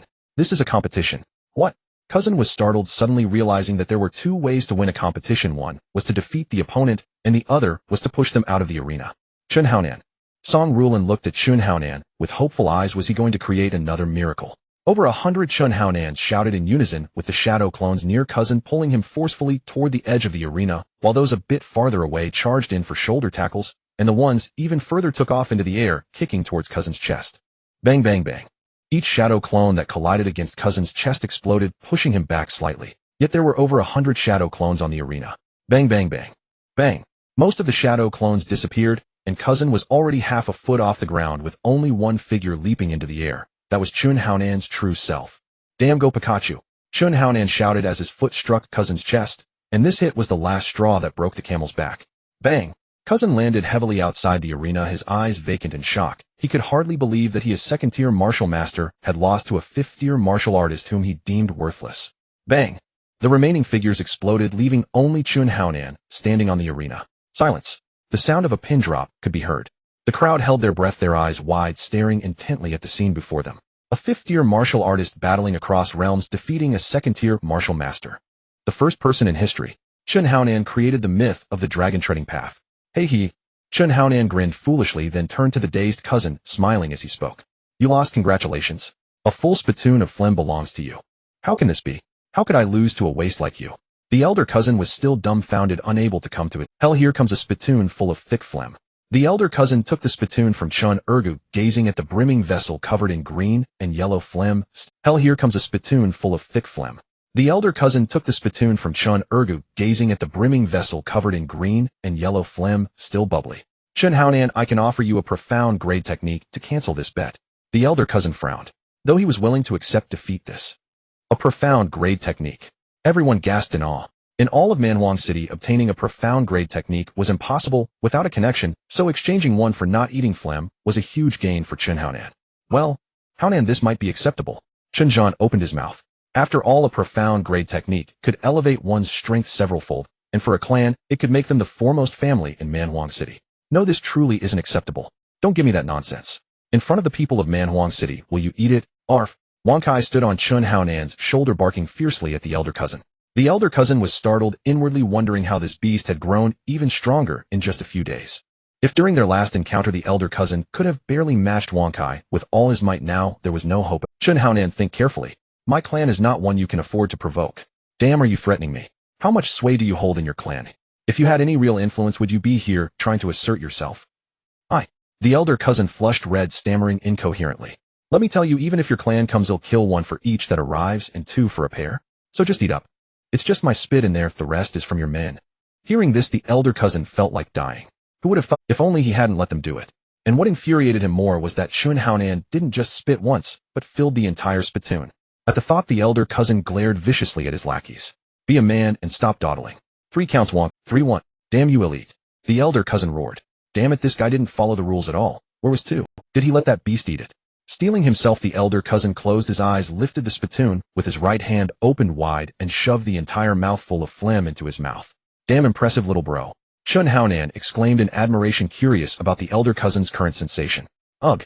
The elder cousin opened his eyes, his neck reddening, as he struggled not to vomit. Damn, if you spit it out, you'll have to eat it again. Your choice. Hearing Chun Haonan, the elder cousin forced the phlegm back down, but the thick mouthful stuck in his throat, refusing to go further. He kept biting at the sticky mass with his teeth, yet couldn't break it. Damn, even if you can't bite through, keep at it. And it'll eventually snap. Chun Haonan's words nearly made the elder cousin choke to death. Biting hard for about 4 or 5 minutes, he finally severed the phlegm and swallowed it with an upturned neck. Gulp. Chun Haonan, just you wait. This isn't over. The elder cousin opened his mouth, but his teeth and tongue were still coated with phlegm, strands of it stretching as he spoke. Ugh. I can't take it anymore. This is too disgusting. Everyone retched, and realizing his own state, the elder cousin scurried away in disgrace. Patriarch Chin, my stomach is uneasy. Farewell, farewell. Patriarch Song, don't rush. You may leave, but your daughter stays. Hearing this, Patriarch Song halted mid-step and turned around, feigning ignorance. Fine, Rulin, accompany young Patriarch Chin for a while, then return early. Damn, Patriarch Song, don't play dumb. I won the bet. Song Rulin is to be my maidservant. Surely you have. Wasn't that just a heated dispute between you two? Patriarch Song wiped the sweat from his brow and forced a bitter smile. I'm serious. Isn't that right, Wang Kai? Wang Kai despises those who break their word. Anyone who refuses to honor a bet will be smacked by Wang Kai until they're incontinent for the rest of their life. Chun Haonan stroked Wang Tsai as if speaking to the beast. Patriarch Song, who had intended to weasel his way out, now had to concede. After all, this guy had even driven his own uncle mad. Would he be any kinder to him? Not at all, not at all. Patriarch Song's mouth twitched as he forced a smile.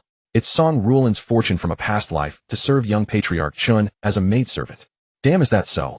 Chun Haonan smiled at Patriarch Song, making the old man's face flush as he quickly looked to Song Rulin for help. Yes. Song Rulin felt disheartened.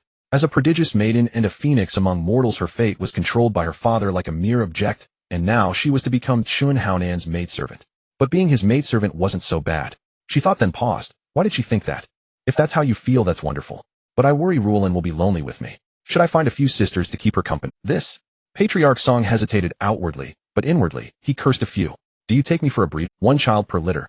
And after giving one, I have to throw in more. Wang Kai. I have only 1 daughter, Rulin. Everyone in the city knows that. Truly, I have no more. Chun Haonan searched his memory. Indeed, Patriarch Song had only this 1 daughter. He couldn't force the impossible. Oh, none. Then refund me. Refund? What refund? Patriarch Song was stunned. How could not having a daughter warrant a refund? Was this blackmail? Wasn't it agreed earlier? 1 daughter for 100,000 low-grade spirit stones. Since you have no daughter, you'll have to make up for it with spirit stones. Besides, you wouldn't want your prodigy daughter to follow me without a single spirit stone, would you, eh? You? Final pay. He'll have someone deliver it shortly. With that, Patriarch Song fled without looking back, moving so fast he might trip. If he stayed any longer, Chun Haonan would fleece him down to his underwear. Farewell, Patriarch Song. Do visit again. Patriarch Song stumbled, nearly falling, and cursed. Visit your grandpa. He'll never set foot here again in this lifetime. And just like that, I'm a maidservant. Song Rulin was somewhat bewildered. Recalling past moments, she couldn't help but blush faintly. Come now, my maidservant, what are you standing there dazed for? Chun Haonan walked over, casting a charmingly wicked smile at Song Rulin. With his hands in his pockets, he strolled away, whistling. Oh. Song Rulin nodded, then caught up to Chun Haonan and asked, where are we going? My bedroom. Oh, what? Your bedroom? I.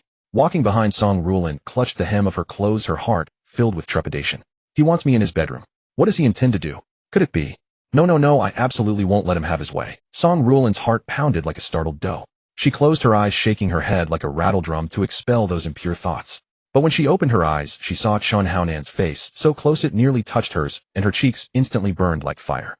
Being my maidservant, yet not even entering my room. That's a serious lack of commitment. No. Just now. Song Rulin was momentarily at a loss for words. She certainly couldn't say she had been imagining him doing all sorts of things to her. Oh, how utterly embarrassing. Chun Haonan smiled wickedly. Today Song Rulin wore a gauzy top. Through the fabric, he could clearly see the tight camisole beneath and her exquisitely slender waist. Not bad, it's a bit bigger. What? This? Oh, what are you doing? Song Rulin crossed her arms over her chest, stepping back twice, and glared at Chun Haonan with indignation. Relax, your chest is so small, I'm not interested in you. Chun Haonan said this without turning back. If not for the wretched system, he would never have had any dealings with Song Rulin. So she didn't really spark his interest. After all, his goddess Lu Yin was far superior. You? Song Rulin pouted, fuming quietly behind him. How was she small? Hers were much larger than most girls her age, weren't they? Creak. What is going on? Lu Yin stood up, pointing at Song Rulin behind Chun Haonan, and spoke. Why had he suddenly brought a woman into the bedroom? And last time she seemed to recall, wasn't she supposed to be Chun Haonan's this? She's a maidservant. Won her in a bet just now. Won her? Lu Yin frowned. Someone so elegantly dressed and stunningly beautiful. Would she willingly become Chun Haonan's maidservant? Well, you see. After hearing Chun Haonan's explanation, Lu Yin laughed until tears came to her eyes. Then a cunning glint flashed in her eyes as she smiled mischievously. Honey, I want to eat some grapes. Why eat grapes when you've got two right there? Let hubby have a taste. Chun Haonan grinned, his hands beginning to wander. Stop. Then give me a kiss. Mwahi. Huff. Huff.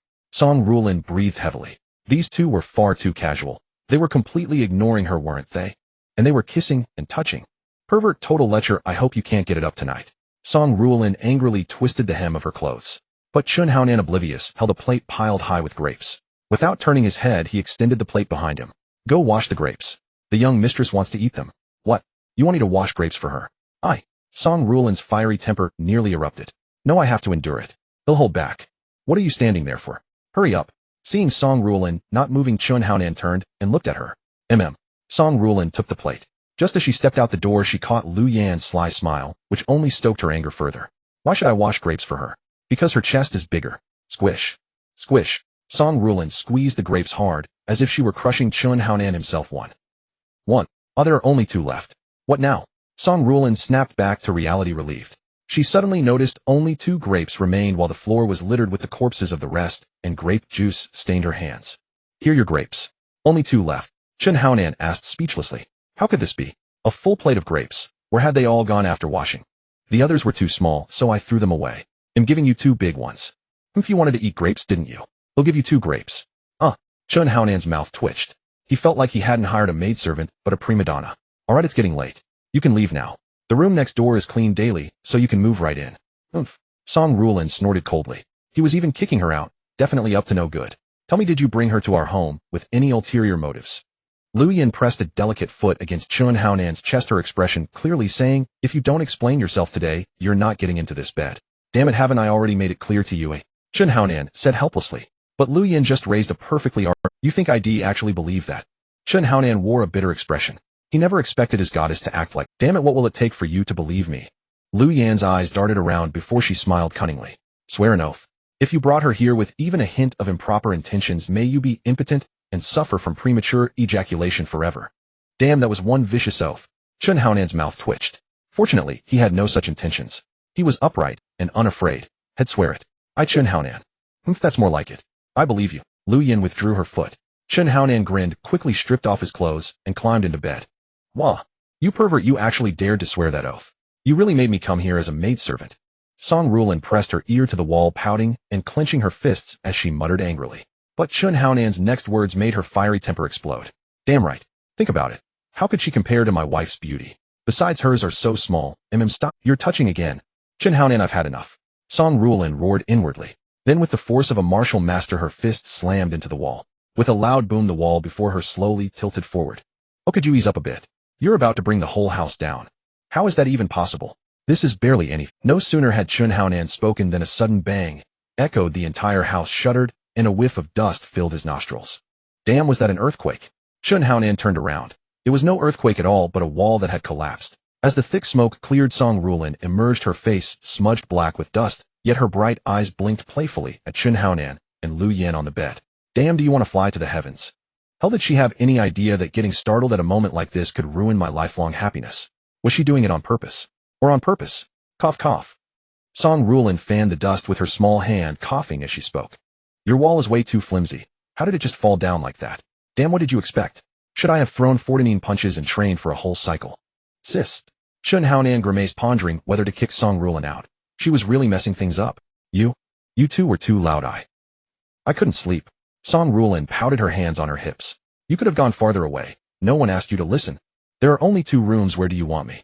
Before Song Rulin could finish, the dust had settled, and she saw Lu Yin kneeling on the bed with Chun Haonan behind her. Oh, Chun Haonan, you pervert.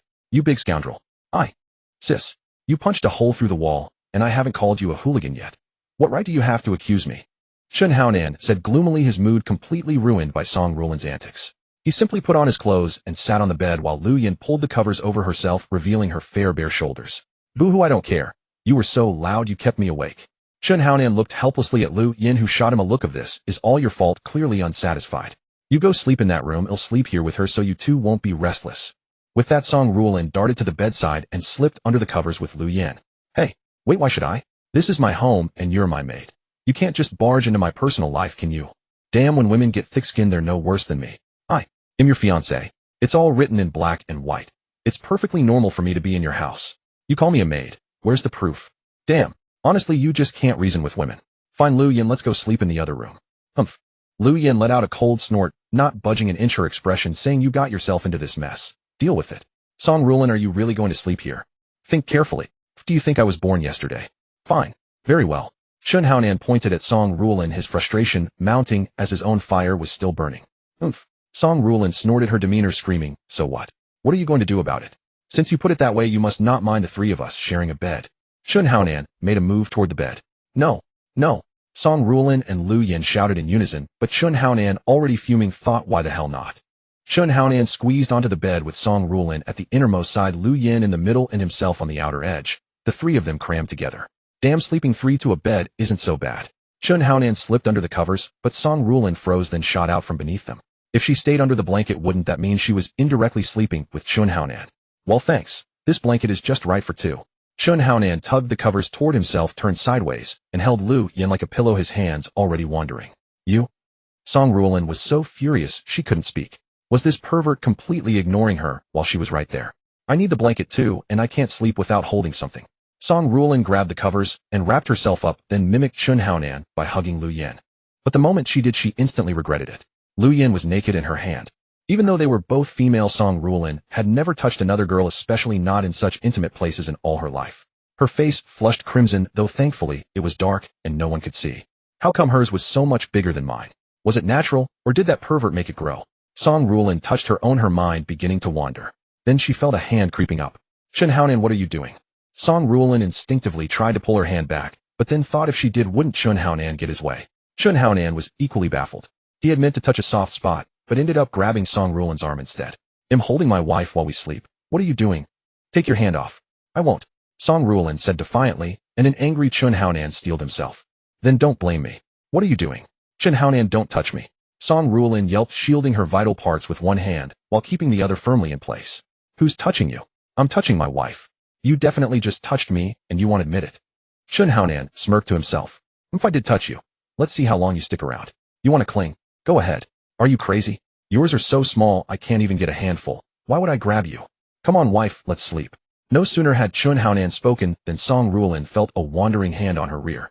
You still say you didn't. What was that just now? If you want me to touch you, just say so. No need to hint at me like this.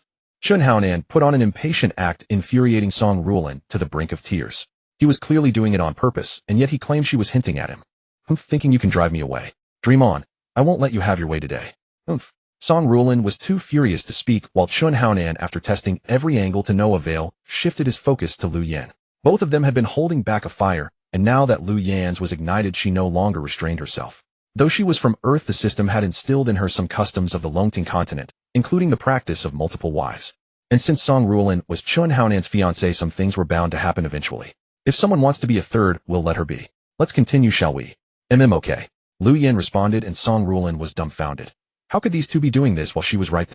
And then Lu Yin turned over and straddled Chun Haonan. Chun Haonan, damn it. What's wrong with you shouting like that so early? Chun Haonan blinked groggily, one hand rubbing his eyes while the other instinctively squeezed a soft spot. Why does it feel smaller? Frowning in bewilderment, Chun Haonan continued tracing upward until his fingers brushed against the chin. Something was wrong. Last night Lu Yin had slept naked beside him, yet now it was Song Rulin. And there she sat, hands planted firmly on her hips, eyes wide, and glaring lips puffed up in indignation. Still half asleep. Whose idea was it to squeeze in with us, anyway? Shin Haonan glanced at Song Rulin's panda-like dark circles and nearly teased her, but held back. After all, last night had been intense. Being watched versus being alone, there was simply no comparison. Thrilling. And knock knock knock. And who is it? So early.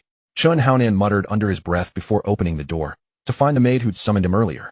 What now? He asked, exasperated. And the maid's gaze swept past him, first to an overturned wall panel, then to Lu Yen half buried beneath the quilt, and finally to Song Rulin, pouting as she hastily adjusted her clothes. When did it become two? And the maid frowned, puzzled. She hadn't expected the young master to favor such arrangements, nor imagined she might ever stand a chance herself. The elder summons you. The Qingfeng Academy has sent emissaries. In Qingfeng Academy. Understood. In with a dismissive wave, Chun Haonan signaled the maid to withdraw. Every year at this time, Qingfeng Academy dispatched outer disciple envoys to recruit prodigies from noble clans. In those seemingly menial, the task brimmed with hidden advantages. Clans lavished gifts upon the envoys, hoping their children would enter the academy with protection and influence shielded from bullying. Over time, only those backed by powerful connections could secure such postings. Qingfeng Academy has arrived to collect students. I must return home immediately. Song Rulin smoothed her hair, utterly unaware that sleep had shifted her bodice askew, revealing a sliver of pale silken skin. Cough. Yes, by all means go home, Shin Haonan replied, inwardly relieved. This meant several days of undisturbed intimacy with Lu Yen. After all, Qingfeng Academy accepted only cultivators, while Lu Yen, who feared darkness, remained bound. That was also why Chun Haonan had ruthlessly eradicated his second uncle's faction, to ensure Lu Yen's safety within the clan's walls. Song Rulin's eyes gleamed with sudden cunning. They'll surely learn my name whether I'm here or at home. It's the same thing. I'm staying. Puffed. Shin Haonan nearly spat blood. Just a few days. Can't I savor this quiet moment with my god? If you refuse to leave, well, who knows what I might do. What are you going to do? Song Rulin recoiled as Chun Haonan advanced with a sly smile, her breath quickening, her composure slipping. What am I going to do? You tell me. You don't know yet. Humph. You said my chest was too small. Nafta, stammering helplessly, she leaned against the wall and blurted it out. What twisted logic was this? Admittedly modest, but perfectly serviceable. With enough handling it'll grow. And he stepped closer, unrelenting. Come any nearer, and I'll scream. In panic, Song Rulin remembered yesterday's events, and feared what else. Are you trying to heighten the mood? This is my home, written plainly in black ink on white paper. And you are my wife. Even if you scream, others will assume we're merely playing. Shin Haonan lifted her chin with one hand, drawing his face near. She felt his masculine aura wash over her, her pulse racing, cheeks blazing crimson. Is he going to kiss me? Her mind spun wildly as he drew nearer. Eyes fluttering shut, she instinctively leaned toward him. Damn it! How shameless can you be, eh? And what else could Shin Haonan say? She was utterly impervious to reason or pressure. Though Song Rulin was undeniably beautiful, with curves rivaling a cup, Chun Haonan felt little attraction. He couldn't chase her off nor strike a woman. So what choice remained? You. And she braced herself for a passionate kiss, only to hear that. Tears welled her eyes, shimmering with hurt. Everyone else orbits me. Why not you? Why so cold, so distant? Her resentment blinded her to the truth. In his past life, she had treated him with icy indifference, leaving behind a residue of guarded distance he still carried within. Screech. Na Raptor's cry split the air, followed by the shadow of a massive avian beast gliding past the doorway. It's the Qingfeng Academy's escort disciple. And giggling, Song Rulin seized Chun Haonan's hand and dashed outside. Wait. Propriety demands separation between men and women. Have you no dignity, self-respect, or modesty? I'm your wife. Holding your hand. Is that a crime? And she turned, flashing him a playful, mischievous. Damn it, still provoking me. Time to settle this. Smack. Shin Haonan delivered a firm pat to her rear. She gasped, cheeks flaming, whirling around to glare daggers at him. Don't glare. I'm merely fulfilling marital duties. And he grinned, leaving her momentarily flustered. After all, Song Rulin had grown up as a celestial prodigy, unversed in such matters. His words, though absurd, carried unexpected weight. Humph. And she pouted, striding forward. Then, smack. Chun Haonan. You dare strike? Pleasant texture. Did it hurt? Let me soothe it. Seeing genuine irritation bloom, he quickly softened his tone with a charming smile. No need. Grant me one chance to make amends. Without waiting for consent, he began massaging. Let go. There are people watching. She reached for his hands. Partly out of embarrassment, partly because her body betrayed her. A strange molten weakness flooded her limbs, threatening to buckle her knees. Hear that? Does that mean it's acceptable? When no one's around, Knee's arm draped lightly over her shoulder as he gazed at her burning cheeks. Humph. And she stayed silent, lost in memory, craving that intoxicating sensation once more. Damn it. Does this girl embody the spirit of sacrificing her body for ambition? That ruins the fun. How can I drive her away now? Arm in arm, Chun Haonan approached from afar, spotting Qinzhan bowing repeatedly before a youth clad in black ornate robes. Beside him loomed a monstrous beast, 2 meters long, part eagle part griffin. Behind Qinzhan stood Qinfeng and Qin Yuliang. Qinfeng remained silent while Qin Yuliang mirrored his father's obsequious smile. 3 men locked in animated conversation. Father, I'm here. In Haonan. Perfect timing.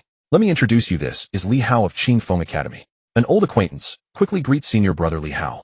Upon hearing his name, Li Hao turned with arrogant grace, only to lock eyes with Song Ruolin beside Qin Haonan.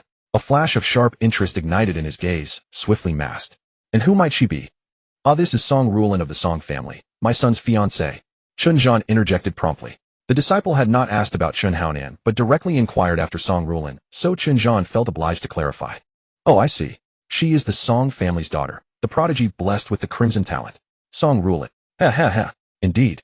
Song Ruolin smiled faintly, and then Li Hao spoke again.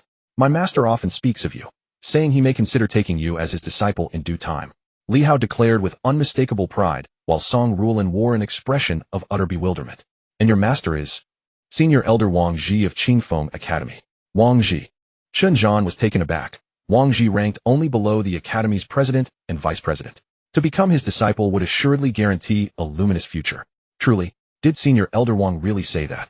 Song Ruolin appeared incredulous, her voice tinged with childlike curiosity. Indeed, and my master also said. Father, if there's nothing further, I'll take my leave now. Remaining here is simply tedious. Qin Haonan turned on his heel and strode away. Damn it. Standing right before him, yet treated like thin air. Qin Haonan, don't go yet. I haven't finished speaking with senior brother Li Hao. Song Ruolin called out anxiously, only to watch him vanish without glancing back. With an apologetic smile toward Li Hao, she hurried after Qin Haonan. Merely a youth unacquainted with the world. Please bear no ill will, Li Hao murmured, a flash of sharp light flickering in his eyes before he offered Qinzhan a courteous faint smile. Might my son gain entry into Qingfeng Academy? I humbly ask for your kind facilitation. That poses no difficulty. I shall petition my master to accept him as a probationary disciple. Li Hao spoke arrogantly, a sliver of silvery gleams slipping through his gaze, unseen by Qinzhan. So long as my son enters Qingfeng Academy, all else is negotiable. Even should I scale mountains of blades or wade through seas of fire, I would not hesitate. In truth, it is quite simple. I have recently reached a cultivation bottleneck and require a woman whose heart resonates with mine. Li Hao left the sentence unfinished. Qinzhan chuckled knowingly. I understand entirely. Then turning to an attendant, old son, summon the courtesan from Ichuan Pavilion. Treat her well. No, clan chief, Qin, you've misunderstood. The woman I seek is no common courtesan nor gaudy ornament. Li Hao smiled serenely while Qinzhan frowned, confused. Wasn't this the usual script? Why the sudden deviation? Then who? The young lady just now. She suits me perfectly. One night alone with her would suffice. Upon its completion, I shall ensure my master accepts your son as a probationary disciple. Qinzhan's fury surged inward. What audacity! To shame his own son. Such a betrayal was utterly unthinkable. Your proposition is most inappropriate. After all, she is betrothed to my son. Betrothed? I never claimed marriage, merely one night. A fair bargain, wouldn't you agree? Li Hao clapped Qinzhan's shoulder, his expression radiating smug assurance. Ha. Why rush off so hastily? That was senior brotherly after all. Damn it, so sweet-tongued calling him senior brother. He's no senior sister. Why should I even glance at him? To admire his pretentious posturing. Qin Haonan muttered, exasperated. If Wang Kai had been at his side, his short temper would have unleashed the beast instantly, to flatten senior brotherly in seconds. You're jealous. Song Ruolin stepped before Qin Haonan, walking backward with playful grace. Her face turned fully toward him, one delicate finger pointed playfully at his chest. Jealous? Jealous of you? How thick-skinned you are. And let me warn you, this fellow reeks of deceit. Keep your distance. Qin Haonan sighed wordlessly. Song Ruolin covered her mouth with both hands, giggling softly as she gazed at him. You care about me? Fine, have it your way. Should you lose your virtue, just remember, don't claim to be a wife of the Qin clan. Qin Haonan shrugged lightly and strode ahead. That evening, Song Ruolin once again played the role of an unwelcome third wheel, driving Qin Haonan to near madness, though he could do nothing about it. Damn it. At dawn, Qin Haonan discovered Song Ruolin absent from the room, and a quiet thrill stirred within him. Had the little vixen finally gone home? Excellent. Finally a chance to savor private moments with Lu Yin. Creak. Damn it, what now? Song Ruolin opened the door to find the maid standing there. The young mistress instructed me to inform you, she has gone to consult senior brother Li Hao regarding Qingfeng Academy. Understood. Qin Haonan replied coolly. A mere senior elder's disciple strutted about as if born of celestial decree, yet he himself, a dean's disciple, hadn't uttered a word. No matter. Everyone follows their own path. Coercion serves no purpose. The young mistress also said, if you wish to find her, go to Zhao Family Tavern. Honestly, just gathering academy information and she chooses a tavern. Wait, where did you say? Chen Haonan froze disbelief, sharpening his tone. Zhao Family Tavern. Someone came for the young mistress this morning. Damn it. This wasn't about academy inquiries at all. Zhao Family Tavern. That place was infamous across the wild expanse city, as the city's most notorious rendezvous for illicit trysts. Though Song Ruolin remained blissfully unaware, every man in Wild Expanse City knew its true nature. On the surface, Zhao Family Tavern posed as an ordinary inn, but its true fortune lay behind its facade, secluded chambers discreetly reserved for lovers seeking privacy. Exceptionally well hidden, exceptionally discreet. Wang Kai, wake up. Move now. Chen Haonan seized Wang Kai by the scruff and bolted for the door, eliciting pained yelps from the startled beast. Awoo, awoo. Zhao Family Tavern. Welcome, honored guests. Two of you. Li Hao grunted, then selected a table and sat down. The waiter grinned, presenting the menu, while surreptitiously studying Li Hao, then glancing sidelong at Song Ruolin. Isn't she betrothed to the Chen family? Then why is she here, with another man? He said nothing, merely laid the menu before them. Please, sir, make your selections. Go ahead, junior sister. Order anything you wish. Li Hao slid the menu toward Song Ruolin, his posture radiating effortless affluence. Spend freely, I spare no expense. Senior brother, perhaps you'd prefer to choose. Very well. Li Hao nodded, took up the menu and declared, this one, this, and this. All our signature dishes. Bring them forth. Right away. The waiter beamed, snatched the menu, and hurried off. Junior sister, this dragon maw hide stew possesses remarkable beautifying and skin-brightening properties, perfect for a beauty such as yourself. Song Ruolin's cheeks flushed rose pink. Though she was a celestial maiden, surrounded by admirers and seasoned by countless honeyed words, this was no ordinary suitor. This was her future senior brother. Hence her blush bloomed like peach blossoms in spring. And what wine does junior sister favor? Our finest vintage, Daughter's Red, is exceptional. Li Hao spoke aloud, but inwardly mused, frequenting pleasure quarters has honed my palate. If I coax her into drinking, one might easily slip her into unconsciousness. Then a tactic he wielded with practiced ease. Leveraging his status as senior elder Wang Zhi's disciple, he dangled promises outside the academy. Many young women believed him wholeheartedly, surrendered their virtue, and received not a single promised boon in return. There was no recourse, no place to lodge complaint. Who dared challenge the disciple of Qingfeng Academy's senior elder? Senior brother, I don't drink. Song Ruolin lowered her eyes, feigning bashfulness, while Li Hao assumed the perfect guise of thoughtful consideration. Indeed, girls ought to abstain from wine. But today you're extraordinarily fortunate, my hometown's rarest treasure, Menghua tea, unrivaled in quality, unavailable anywhere else in the mortal realm. Thank you, senior brother. Song Ruolin's eyes crinkled into crescents, her smile so radiant it nearly stole Li Hao's breath away. Please wait a moment, junior sister. I'll fetch someone to brew it for you. Li Hao rose, summoned the waiter, and whispered, here is the tea. When brewing, be sure to add this to the infusion. He produced a small vial, a substance he carried habitually, odorless, colorless, requiring only a few drops to render a woman insensible, leaving no trace upon awakening, except perhaps for virgins. Rest assured, I'll follow your instructions precisely. Li Hao nodded approvingly, then handed the waiter several low-grade spirit stones. The man bowed deeply and scurried off with the tea leaves. It's truly a pity junior sister doesn't partake in wine. Moderate consumption cultivates refinement, deepens sentiment. Song Ruolin rested her chin delicately on her palm, listening intently, her exquisite face poised in rapt attention. Sir, your tea has arrived.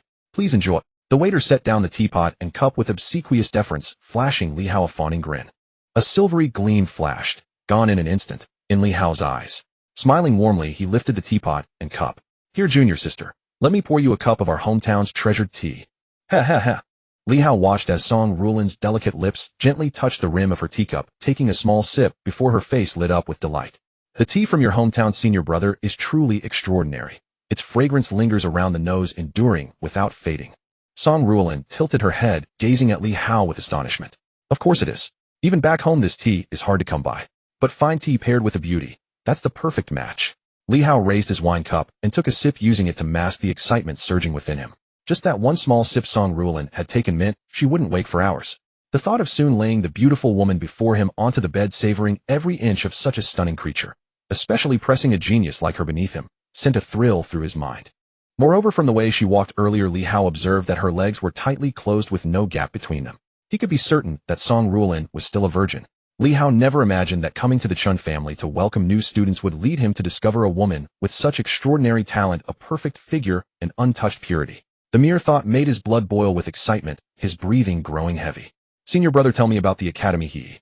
The academy is divided into 3 grades: Heaven, Earth, and Man. These correspond to Martial Master, Grand Martial Master, and Martial Ancestor. Li Hao spoke, watching Song Rulan become engrossed, and continued. The academy also has several major factions. For instance, the Lu Rian faction, founded by teacher Lu Rian, and the War God Alliance. There are other smaller groups, but they're insignificant. The War God Alliance. What a domineering name. Of course it is. It was founded by my senior brother, and is the largest alliance in the academy. Li Hao said this with pride, as he himself was a member of the War God Alliance. Thanks to his status as the junior brother of the alliance leader, he wielded considerable influence, and even the veterans had to defer to him. And what about the Lu Rian faction? Song Rulan asked. At this, a sharp gleam flashed in Li Hao's eyes as he replied. The Lu Rian faction has a rule: it only accepts female disciples. Many people's sweethearts are in that faction, or they pursue its members, which is why they're considered on par with our War God Alliance. Li Hao's tone carried a hint of disdain. As for Song Rulan, she was beginning to feel drowsy, her energy draining away, leaving her body limp and powerless. Senior brother, why am I so sleepy? I feel completely weak. Song Rulan shook her head, but it did little to clear her mind. The violent motion caused the hidden curves beneath her bodice to quiver, a sight that nearly drove Li Hao to the brink of madness. Huff, huff. Li Hao stared at Song Rulan with a sinister smile, his breathing labored, and spoke in a voice dripping with malice. What's wrong? Did you tire yourself out earlier, or did you not rest well last night? Li Hao feigned concern, but Song Rulan's head kept drooping, her voice barely a whisper. Maybe that's it. I haven't been sleeping well lately. Before she could finish, Song Rulan collapsed onto the table, her face flushed a rosy red, an utterly enchanting sight. Junior sister. Junior sister. Li Hao shook her a few times, confirming that she was now unconscious. He scooped her up, grabbed the token the waiter had given him earlier, and headed for the second floor. Sigh, another girl ruined by a pig. A man muttered bitterly over his drink. In the tavern, there were always those who couldn't get women, so they sat around watching others succeed. How is she ruined by a pig? Look at his clothes, clearly from a wealthy family. Besides, it's the season when the Qingfeng Academy is recruiting disciples, so watch your tongue. 2 lowlifes at a table bickered, but a sharp-eyed observer recognized the woman Li Hao carried upstairs as none other than the Chun family's prodigy, Song Rulan. I thought Song Rulan was an innocent maiden, but she had come to a place like this and get drugged. The best part is she's Chun Haonan's fiancée. What a scandal. This is going to be interesting. I'm not so sure. Daring to drug Song Rulan. That man must be no ordinary person. The Chun family might not dare to provoke him. The crowd buzzed with chatter, but by then Li Hao had already opened the door and tossed Song Rulan onto the bed. Li Hao closed the door. He was a regular here, and the waiter had recommended a special room. Now seeing it set up, he was a pole hung from the ceiling with 2 cloth straps dangling down to the bed. The bed was strewn with purple night fragrance flowers which had an aphrodisiac effect. Flying immortal from beyond. Not bad, not bad. Li Hao marveled, then opened an inner door. Inside was a wooden horse, its front end fitted with a gong connected to a mallet. The harder the rider moved, the more the horse's face struck the gong, and the gong's vibrations would make the mallet beat a drum. This contraption was called the wooden horse gong and drum. Regulars of the special rooms loved it the most. It required tremendous force from the user to make the drum sound. 3 drum beats was the historical record, still unbroken to this day. Interesting, very interesting. Li Hao muttered, moving to a wooden barrel next to the horse. The barrel was filled with water, also infused with night fragrance. Mandarin ducks playing in the water. Li Hao's eyes widened as he examined each item. Old man pushing the cart. Hanging willow upside down. And even this. Li Hao was startled. Such rare devices were still available. His inner fire burned even hotter. Impatiently, he went to the bed, stripped Song Rulan completely, and placed her into the water-filled barrel. First Mandarin ducks playing in the water, then flying immortal from beyond the wooden horse gong and drum, and then. Haha, amazing. Li Hao's mind raced as his eyes devoured her flawless body. He realized that all the women had been with before were nothing but trash. Even the most beautiful woman had ever seen, the icy beauty Lu Rian, was her only rival. Li Hao slowly began to undress, thinking, how could one night with such a woman ever be enough? Well, once the rice is cooked, they'll talk to that old man Chinjan. They'll return her to that useless brat only after I've had my fill. Maybe that waste will even thank me for training his wife. Hee. At this moment, Chun Haonan had already rushed to the entrance of the Song family tavern, and everyone who saw him wore expressions that conveyed the message of his embarrassing situation.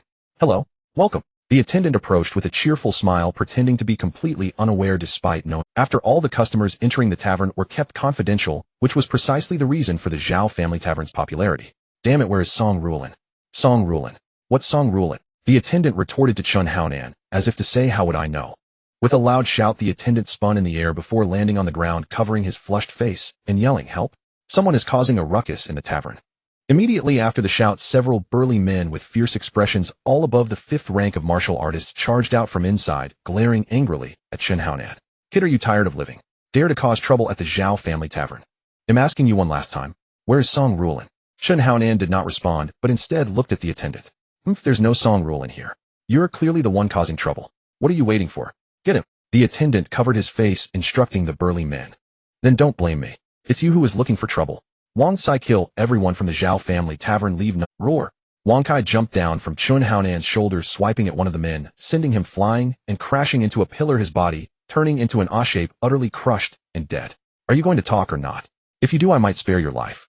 Chen Haonan said with a smile, grabbing the attendant's finger and breaking it with a loud crack. Act!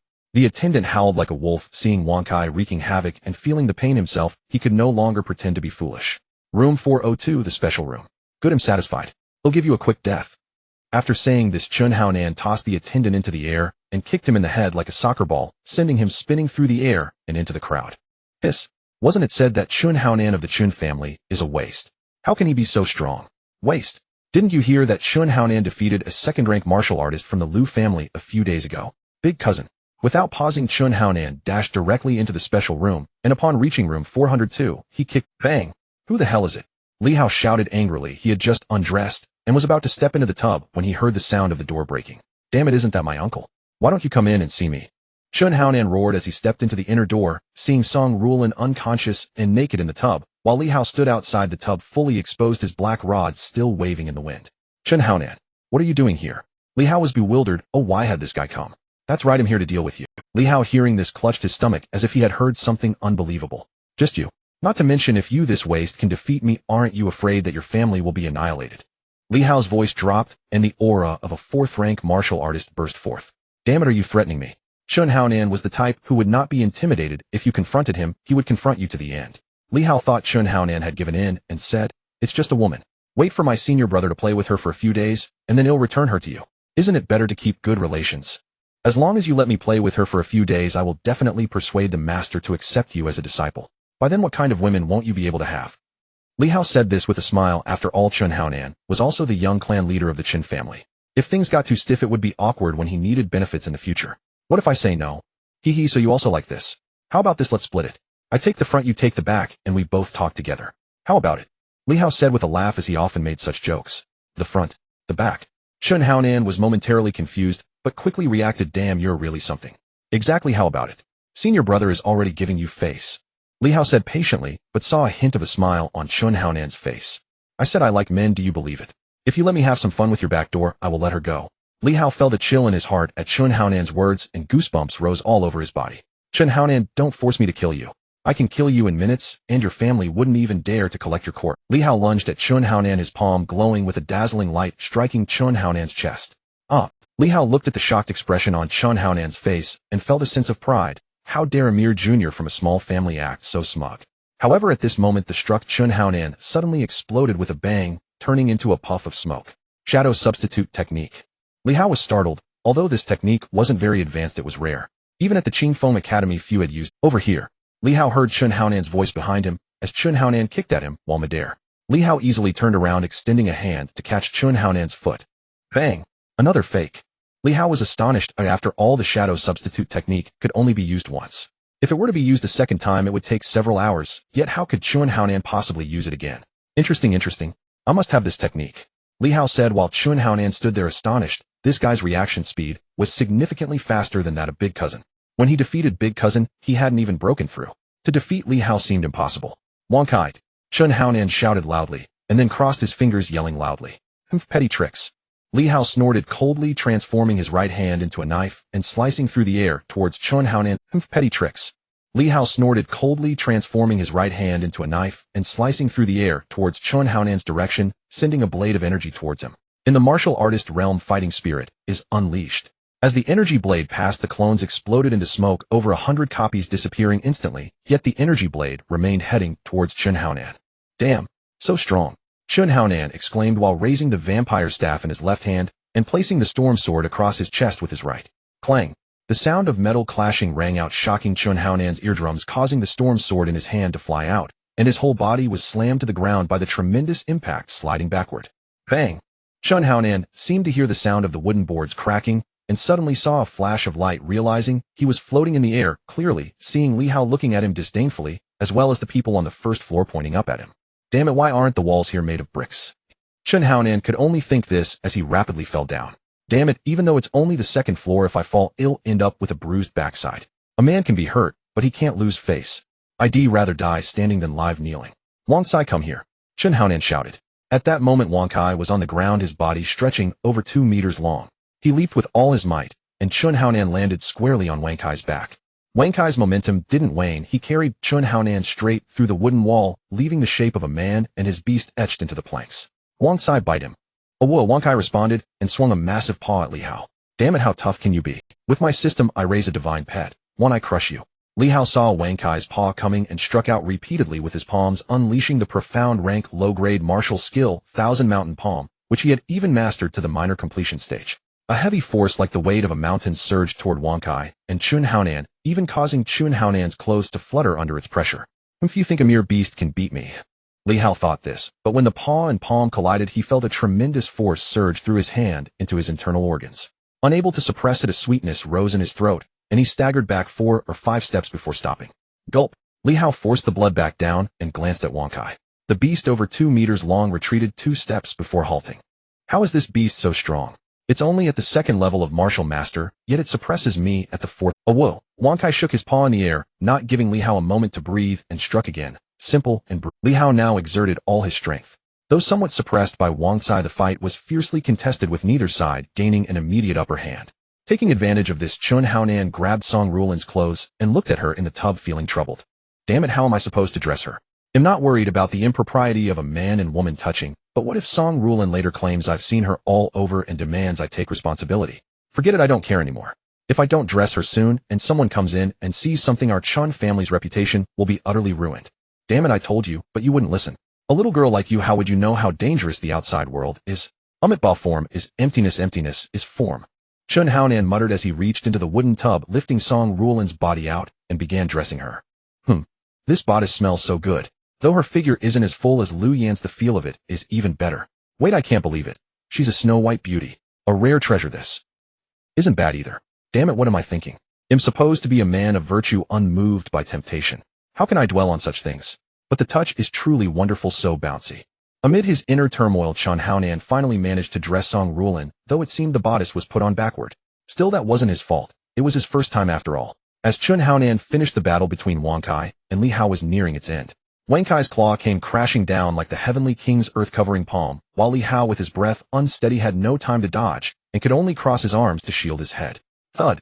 Li Hao fell to his knees, sinking over 10 centimeters into the ground, spurting a mouthful of blood and swaying unsteadily. Chun Haonan placed Song Rulin on the bed and walked over to Li Hao. By then the tavern patrons, knowing the fight was over, surged in. Hiss! The young patriarch of the Chun family actually defeated a 4th-level martial master. Incredible, my man. The onlookers whispered among themselves, but Chun Haonan pointed at Li Hao's nose and scolded. You talk big about wanting me dead, but you're nothing but trash. You can't even beat my pet. What right do you have to say such things? Slap. Chun Haonan delivered a resounding slap, then spat, and continued. If I had stepped in, I'd have finished you off in no time. Hiss. If a pet can beat him like that, what would happen if the young patriarch himself fought?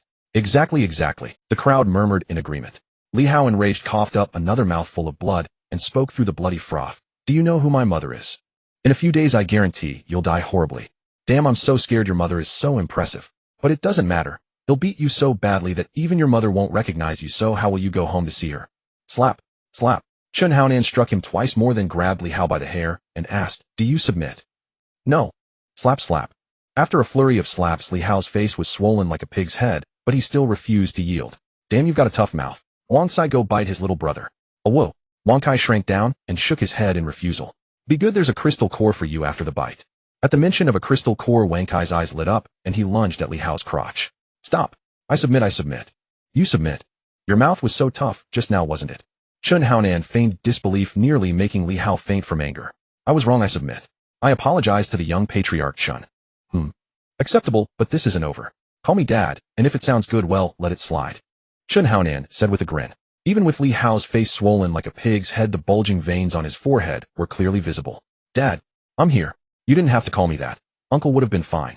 Your father just beat me to it back in the... Chun Haonan patted Li Hao on the shoulder, then casually pulled out 5 4th-level martial master beast crystal cores and tossed them to Wang Kai. These are 4th-level martial master beast crystal cores.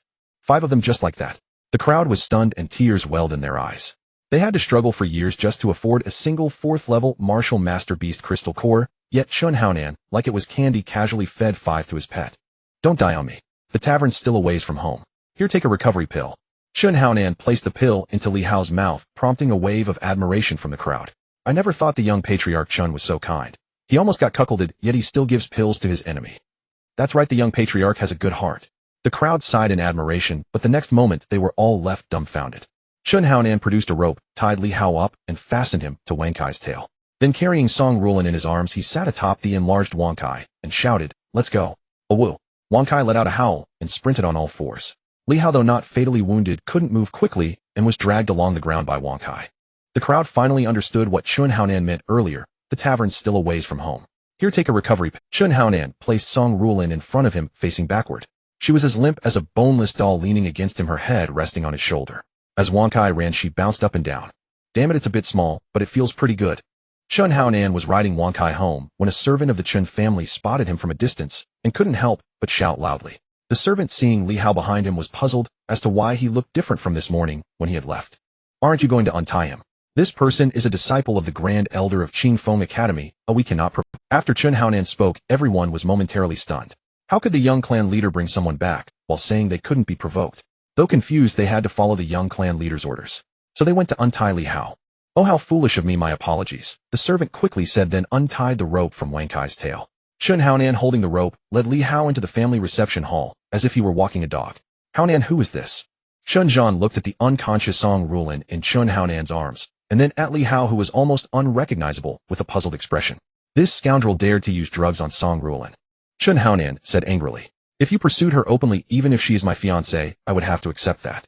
But to resort to such despicable means, as someone who never tolerates injustice in my past life, I absolutely cannot endure this. Chun Zhan's expression changed, but he said nothing. At that moment, Li Hao, seeing Chun Zhan, looked as if he had found a... Chun Zhan, you know what kind of power my mother has. Once she finds out, your family will be annihilated in an instant. Are you still not convinced? Chun Haonan glared, but was stopped by Chun Zhan. What do you want? Chun Zhan thought to himself. If they could settle this privately, that would be best otherwise. They might have to kill him. Dead men tell no tales. Let Chun Haonan cripple his martial arts, then let that woman satisfy me. Li Hao's pig-like face still showed a lewd expression when he saw Song Rulin. Li Hao would never forget that snow-white skin and that perfect figure. Damn you. Chun Haonan said as he directly punched Li Hao on the forehead, then grabbed one of Li Hao's fingers, snapping it. Does that feel good, oi? Chun Haonan, haha, it won't matter what you say now. When I get home with the people, I will kill you all and brutally ravage Song Rulin in front of you, letting you watch her beneath me. Crack, crack. Crack. Is that satisfying? You said it in front of me, right? Good, today I will ruin you. As Chun Haonan spoke, he kicked directly towards Li Hao's groin, accompanied by a sickening sound. Li Hao fell to the ground in pain, covering his lower body as red and yellow liquids flowed from his fingers. Haonan, why don't we? Chun Zhan made a gesture across his throat towards Chun Haonan, only to see him wave his hand dismissively. Father, look at this. Chun Haonan took out a purple token inscribed with several large characters. Wang Chongyang, token of the Academy's disciple. Wang Chongyang, a disciple of the Academy. You. Chun Zhan looked at Chun Haonan in shock, as if thinking, how could I not know my own son had become a disciple of Wang Chongyang? During my trials in the mountains, I saved Wang Chongyang's life. Chun Haonan scratched his head and smiled foolishly. Chun Zhan trembled as he held the token, and then excitedly said, Haonan, you are truly fortunate. This is an elder's token. From now on we need not fear anyone like Li Hao, with Wang Chongyang protecting us, who would dare bully us. Chun Haonan nodded, thinking to himself, what would your expression be if I told you I almost made Wang Chongyang cry and spit blood from anger? Of course Chun Haonan did not say it. Open your eyes wide and see what this is. He held the token before Li Hao's eyes and shook it. Li Hao's eyelids barely opened a crack, and he shouted, Impossible. This token must be fake. How could Wang Chongyang accept a waste like you as his disciple? Li Hao yelled, fearing that if this were true, he would be unable to take revenge. Because he is blind. Whether you believe it or not doesn't matter now. When the school opens, you'll know, haha. Chun Haonan laughed as he carried Song Rulin back to his room. At that moment, Lu Yin was already lying on the bed, staring at the beam in a daze. Has my master returned? Lu Yin asked, then saw Song Rulin unconscious in Chun Haonan's arms and couldn't help but wonder. What happened to her? This silly girl was tricked by Li Hao to a tavern, drugged, and almost lost herself. Oh, luckily I arrived in time. Chun Haonan said as he placed Song Rulin in the adjacent room. Given that the drug wouldn't wear off for more than 10 hours, it was the perfect time for him to do what he wanted.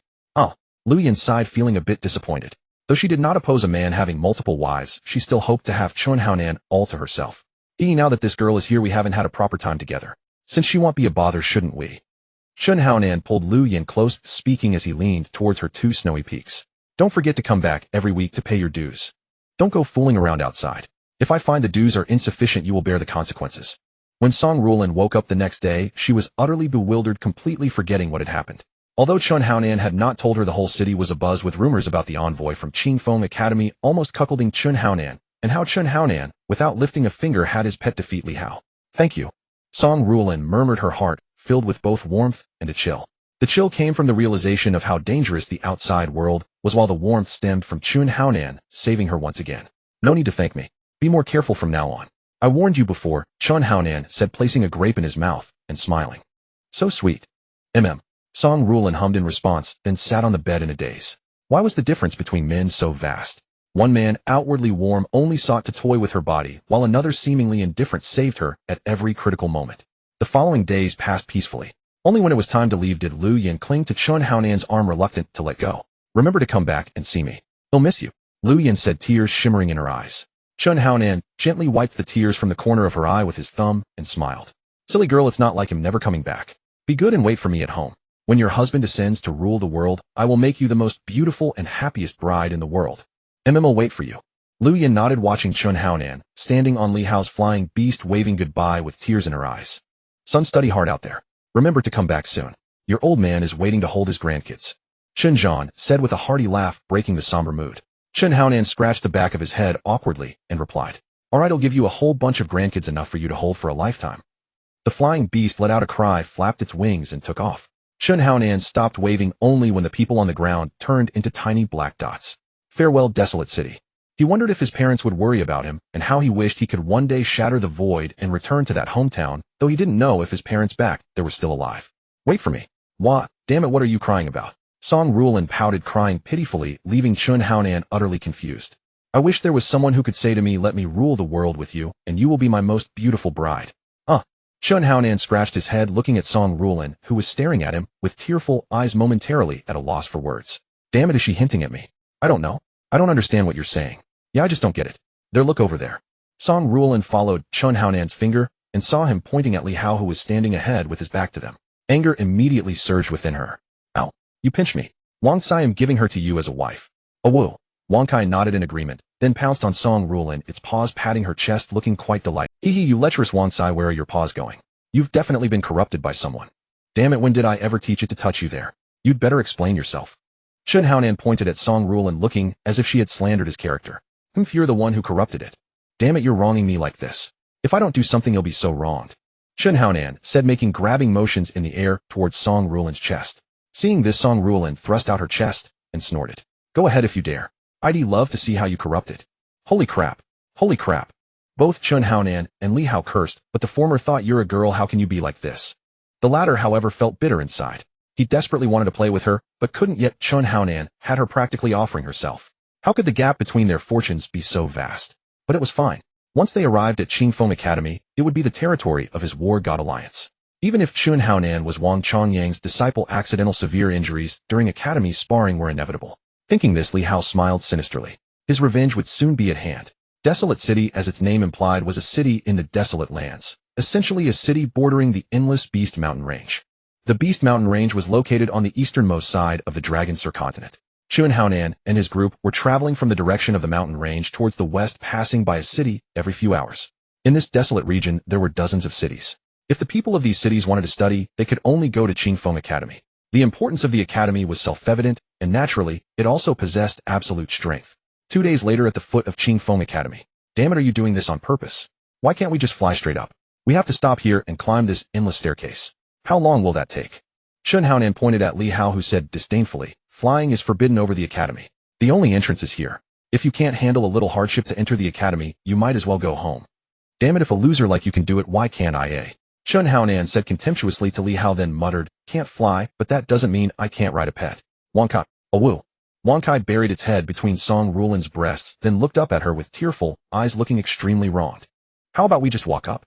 Look, isn't everyone else walking step by step? It can temper your physique and enhance your Song Rulin said with a smile, but Chun Haonan was very reluctant. I improve my physique and cultivation through the system, so I don't need to suffer. Wang Tsai, damn it, I feed you over a dozen crystals and tens of thousands of spirit stones every week, and you won't even work. Tell me, do you still want to eat crystals, or not? Wang Tsai, damn it, I feed you over a dozen crystals and tens of thousands of spirit stones every— Song Rulin made a pleased gesture. She shook her head helplessly and sat directly in front. She didn't dare stay behind. She was terrified of Li Hao and only felt safe beside Chen Haonan. I'm not bad. Chen Haonan got on patted Wang Kai's rear and yelled, "Giddy up." "Oh, whoa." Wang Kai let out a protesting cry, then moved its four paws darting up the stairs like lightning. "Hey, did something just— impossible, your eyes are playing tricks on you." Two disciples muttered on the heavenly staircase. "How could it be? Didn't you feel a gust of wind blow past us?" "Come on, it's so high up here, wind is normal, isn't it? Besides, who could run that fast?" "True." By then Chen Haonan was already far ahead of those two disciples. At a distance a teacher was holding a notebook recording with a wry smile. Chen Haonan from Desolate City broke Qingfeng Academy's fastest record for ascending the heavenly staircase. Thinking it seemed somewhat improper, he then added a note. Chen Haonan from Desolate City broke Qingfeng Academy's fastest record. Chen Haonan and Song Rulin seated atop Wang Tsai arrived at the front square of Qingfeng Academy in less than a quarter of an hour. Enrollment would close by afternoon, so all disciples were waiting here. Of course, there were also those who came through the back door, such as Chun Ergu and his ilk, arriving a few days later. The difference was negligible. By afternoon, two elderly men and a row of young teachers appeared in the square, standing behind the elders. "Congratulations to all of you for coming to Qingfeng Academy. From now on you will be the elite of the academy, representing the future." After the elder spoke, he continued. "In a moment, there will be a talent test, after which you can choose between martial arts and civil studies. Martial arts refers to the path of combat. Civil studies refers to alchemy. That is roughly the situation. Now the talent test will begin. Please wait for the teachers to call your names and proceed." The elder speaking was none other than the Dean Wang Chongyang, who had nearly been infuriated to death by Chen Haonan. "Chen Jiesin, Zhen Zihao." For teachers began calling out names, and the disciples stepped forward in sequence to undergo the test. Most of those called forth displayed green talent, with occasional yellow talent disciples earning approving nods. "Hey, I didn't expect that the teacher for our pill courses this year would be none other than the Academy's renowned Ice Queen teacher Lu Rian. Indeed, I've heard teacher Lu Rian is only about 20 this year. Just look at that figure, TSK. The new students were all gossiping about teacher Lu Rian, who then called out loudly, "Song Rulin, damn, it's your turn." Chen Haonan said, and Song Rulin nodded, stepping before teacher Lu Rian to grasp a black crystal. As Song Rulin gripped the black crystal, it shimmered through white, green, yellow, and red, finally blazing into a dazzling red radiance that illuminated the entire front square. "Hiss! Is this a top-grade red talent?" The disciples below gasped, and even the teachers and the two old men shifted from shock to ecstasy. Lu Rian nodded with a calm, approving expression. Next, Chen Haonan. Chen Haonan brushed past Song Rulin and grinned at Wang Chongyang, who responded with a glare and bristling beard. Up close, Chen Haonan finally understood why everyone called teacher Lu Rian the Ice Queen. It was both her demeanor and her beauty, like an immortal descended from heaven to be admired from afar, but not profaned. "Place your hand on the testing stone." Lu Rian parted her crimson lips, her voice carrying a hint of chill. Chen Haonan placed his hand on the testing stone, which emitted a faint, very faint white light, and then— that was it. "Damn it, I'm actually a worthless low-grade white talent. I don't believe it, impossible. The testing stone must be broken."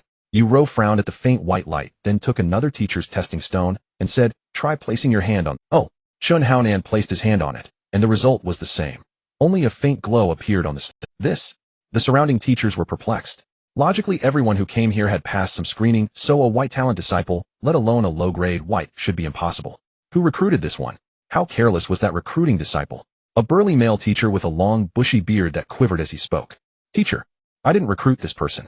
The five disciples behind the teachers all looked at Chen Haonan and shook their heads, indicating they had not recruited him. "So he sneaked in on his own, eh? Boy, do you know the consequences of such an act." The burly man glared at Chen Haonan, as if demanding an explanation. "Damn it, you think I wanted to come?" An old man begged and pleaded, telling me to come today, almost kneeling to ask me to be his disciple. You're not even fit to clean my latrine. Damn, with a face like that you call yourself a teacher. Do you know your presence here ruins the academy's aesthetic? It's a miracle a human can look like you." Chen Haonan launched a relentless verbal assault on the burly man's appearance, enraging the teacher until veins bulged on his forehead. "Ahem, Xiao Lu, this disciple came with Li Hao, he didn't sneak in." Wang Chongyang coughed and said with a red face. He had known the boy was worthless, but hadn't expected him to be so utterly useless. Wang Chongyang was too embarrassed to admit in front of everyone that this was the disciple he himself had recruited, the dean's own disciple. Li Hao the Grand Elder. Lu Neng muttered, then turned to Chen Haonan and said, "Kid, good, I like your spirit. Remember, I teach the new students physical training. Thanks for the compliment." Chen Haonan nodded and was about to leave when he heard the system's prompt. Ding, would you like to activate the hidden quest? Activate. Beauty Falls for Me helped Lu Rian resolve her suffering from the ice-cold body. Note, due to Lu Rian's profound ice constitution, she endures the agony of the ice-cold body once a month. Without effective treatment, she will not live past 30. Quest reward: unlock the Instance Dungeon System. Instance Dungeon System. What's it for? It can drop weapon fragments, treasure fragments, spirit stones, and cultivation techniques. Monsters in the Instance Dungeon grant high experience, helping the host level up quickly. Not bad. How do I treat her? The host can cultivate the Crimson Flame Divine Art. By channeling spiritual energy through Lu Rian's body, using this technique, you can aid her recovery. What are you standing there for? Get moving. Lu Nung roared at Chun Haonan. Ignoring him, Chun Haonan fixed his gaze on the Ice Queen. Lu Rian licked his lips and said, "Teacher, you're ill. You need treatment." Lu Rian raised her head, her icy gaze fixed on Chun Haonan, noting the clarity in his eyes. Unlike the many suitors who devised all sorts of tricks to capture her attention. "Boy, I think you've lost your mind. I'm telling you, leave now, or you'll regret it." Moron. Chun Haonan shot a disdainful glance at Lu Nung, who instinctively wanted to teach the youth a lesson in respect for it. Let him speak. Among the new arrivals, the male disciples cast envious looks at Chun Haonan, wondering if this was how one pursued a woman. Was this how he drew attention? Don't you feel a bone-chilling cold at the hour of noon, so severe that even hot water freezes into ice in your hands? Chun Haonan watched Lu Rian. The system had told him this. He wasn't certain if it was true, but her expression suggested he had hit the mark. Lu Rian frowned. Her condition was known only to herself and her family, making it impossible for Chun Haonan to have learned of it through inquiry. Seeing her reaction, Chun Haonan knew the system was correct, and he continued. "Since you were 10, you fainted once a month, and each time the torment of ice devouring your body intensifies." As Chun Haonan finished, Lu Rian's figure trembled visibly. Her eyes widened in shock as she stared at him. "If I'm not mistaken, you have only 5 years to live. Unless you reach the Martial Lord realm within 5 years, you'll be free from this suffering and gain a great opportunity." At this, a glimmer lit up Lu Rian's eyes, only to fade into darkness. The path of martial arts grew harder with each step. Even with her talent, Lu Rian was only at the great martial master perfection stage, with the martial spirit realm still ahead. To break through 2 ranks and attain the Martial Lord realm in 5 years seemed nearly impossible. A Martial Lord could establish a sect and become a regional powerhouse. Becoming a powerhouse at 25 was rare, even in historical records. Yet how did Chun Haonan, a youth from the desolate city, know this? Lu Rian looked at him suspiciously, seeking an explanation. "I don't wish to explain, only to say that I can cure." Chun Haonan smiled, but the students below erupted in uproar. Does this icy beauty of a teacher really have only 25 years to live? Heaven's jealousy. It must be divine envy. I doubt it. That student is probably just trying to get teacher Liu's. Amid the murmurs, Lu Rian's eyes emitted a piercing chill. Chun Haonan felt as though he had fallen into an icy abyss, shivering uncontrollably. "If you're lying to me, the consequences will be severe." Her voice was icy, but the other teachers were astonished. This was the most words she had spoken since arriving. "Believe it or not, he'll remind you in 10 days you'll faint again." Chun Haonan smiled as the system had told him. This time her collapse would come 5 days earlier than usual, and each subsequent episode would occur sooner. 10 days. Impossible. Since falling ill, she had fainted every 15 days. How could it be earlier this time? Lu Rian pondered, dismissing Chun Haonan's words despite their accuracy. Her family had consulted countless experts, all helpless. How could a wild boy from the wastelands claim to cure her? As Chun Haonan left, he caught her expression. She might not believe him now, but in 10 days she would surely seek. Chun Haonan withdrew, collected his identity token and dormitory assignment with Song Ruolin, then parted ways as male and female quarters were separate. Enter the Martial Skills Pavilion. As his voice faded, he found himself in the Systems Pavilion. Fortunately, the auction house had delivered the spirit stones from the talent pill sale. After deducting his advance and the cost of cores for Wang Cai, he had exactly 50,000 low-grade spirit stones left. The Crimson Fire Divine Art, a divine-grade technique, in 2 volumes. The first volume alone was heaven-grade. He marveled. Learning half made it heaven-grade, but both volumes made it divine. Excited, Chun Haonan searched the 4th floor of the pavilion and finally found the impressive technique. But when he saw the price, he cursed loudly. "Damn it, system. I finally saved 50,000 low-grade spirit stones, and now I'm back to square one." Chun Haonan lamented, but he still exchanged the technique. Pressing the exchange button, the 50,000 spirit stones vanished like air. Clutching the Crimson Fire Divine Art, he fled that place of sorrow and brought the technique outside his dwelling. In the beginning, chaos gave birth to Yin and Yang. Yang, the mightiest force in the world, inspired me to create this art for future destined ones. Attributed to the Crimson Fire Divine Emperor. Damn, I thought it had started, but that was just an introduction. I knew I wasn't dense, just talent poor but sharp-witted. Chun Haonan patted his chest and turned to the second page, finding it covered in dense tadpole-like characters. As he tried to read, the text coalesced into a beam of light, piercing his mind. "Damn, that hurts. Go easy." He writhed on the ground for a long time before absorbing the information. The first volume of the Crimson Fire Divine Art had 4 layers corresponding to 4 ranks: Martial, Disciple, Martial Artist, Martial Master, and Great Martial Master. The first layer: draw yang into the body. Sink your chi into the dantian, unify your mind and spirit, communicate with the Crimson Sun, and use its fire to temper your body. Following the instructions, Chun Haonan sat cross-legged, facing the sun, the Crimson Sun, in this world, forming hand seals, and attempted to commune with it. This is absurd. How can a person communicate with the sun? It's alive, but the sun is inanimate, and so far away. After 2 hours, even at the 5th level of martial artist, he felt dizzy and on the verge of collapse from the heat. Damn, am I both talentless and stupid? I refuse to believe this. After all, I'm a king tier player. And from the number 1 server, definitely not boosted or carried. He grumbled, recalling how he had started playing League of Legends early, but his clumsy hands were his downfall. So he practiced for 20 hours a day to improve his speed, finally reaching king rank in Season 6. Just as he aimed higher, he was transported here. Damn, I conquered League of Legends, one of the hardest games to reach king rank. I won't believe I can't master even the first layer of this technique today. Chun Haonan possessed an unyielding spirit, yet even as the Crimson Sun dipped below the horizon, he achieved nothing. The next morning at dawn, he cursed. Damn it, let's try again. I refuse to believe this is impossible. No backing down, just keep charging. Still no success. Chun Haonan fell into a frenzy, failing for 2 consecutive days. By day, he attempted communication, and by night, he pondered the cultivation art, acting like a martial maniac. He didn't utter a single word to his roommate, nor even cast a glance his way. On the 3rd day, as the setting sun emerged, Chun Haonan was already outside the door. Damn it, it's been 3 days now. 3 strikes and you're out. If I don't succeed, they'll chop off my own thing. Chun Haonan muttered as he sat cross-legged, beginning to attempt communication with. Though he had not succeeded in 2 days, it was evident that after sitting for half a day under the scorching sun, Chun Haonan remained unharmed all the way until dusk. Suddenly, Chun Haonan felt as if a strand of crimson thread from the sun shot toward him. At first it was just 1 thread, then 2, then 3. Damn, it's so hot. Chun Haonan's body burned intensely, even his skin turning a fiery red, yet he endured. Having finally succeeded in communication, he knew that if he didn't persist, now the next opportunity might be far off. Sizzle. A sound like a drop of water hitting flames. When the first crimson thread pierced his body, Chun Haonan felt as if stabbed by a needle red hot from fire. Hiss. Chun Haonan inhaled sharply, then came the second thread, the third. As a mass of crimson threads shot into his body, he wept and roared. Damn it, you bastard. As if his curses enraged the threads, they exploded with a bang upon entering his body. His clothes turned to ash, and a layer of flame ignited on his skin. Endure, endure, endure. Chun Haonan gritted his teeth, eyes tightly shut, completely unaware of his bodhi's state. He only felt as if immersed in blazing fire, the heat and pain nearly causing him to faint. Inside the room, his roommate, Jiang Ming, heard the noise outside, and wondered what this martial fanatic was doing staring at the sun every day. Was he sun-gazing? He was always quiet, so why the commotion today? Curious, Jiang Ming stepped outside and saw Chun Haonan sitting there, flames roaring around him, his body a vivid red like a man of fire. Most terrifying of all, the ground beneath him had sunk half a meter into a deep pit. Whoa, is this chi deviation? Or self-immolation?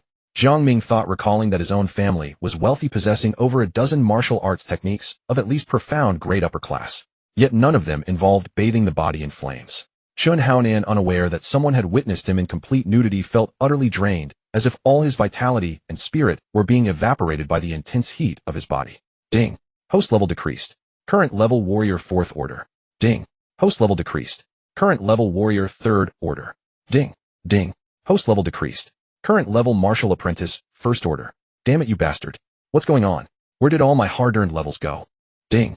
Due to the host's cultivation of the Crimson Flame Divine Art, the spiritual energy generated earlier has been tyrannically evaporated by the Crimson Flame.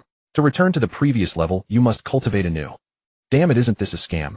I'm at Martial Apprentice 1st Order with no spiritual energy. How can I treat the beautiful teacher? If word gets out that I'm a Martial Apprentice 1st Order at Qingfeng Academy, what will Wang Chongyang think? What will the beautiful teacher think? Ding. How will your roommate think seeing you completely naked? After the system spoke, Chun Haonan opened his eyes and first saw a delicate-faced youth staring at him like a monster. Then he looked down at his own body, which had turned a light red. Most astonishingly, even the dark stick that had remained unchanged for years had changed color. Damn it, who would dare doubt that I'm a virgin? Look, it's still pink and tender. Chun Haonan moved, and a set of clothes appeared on him. Only then did Jiang Ming snap out of his shock, blinking. Brother, what technique are you practicing? It's so miraculous. Flames actually burn on your body. And Jiang Ming pinched Chun Haonan's skin, only to find it felt like pinching iron. Your body is so hard. Jiang Ming screamed involuntarily, then realized his rudeness. Though they shared a dorm, asking about one's cultivation art was a taboo in the Dragon Surcontinent.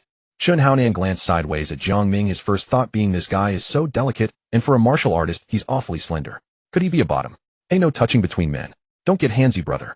Jiang Ming paused, then realized Chun Haonan thought he had peculiar tastes and couldn't help but chuckle. You've misunderstood, brother. My orientation is perfectly normal. The other day I saw you chatting with that icy beauty for ages, and you even caught Lu Rian's attention.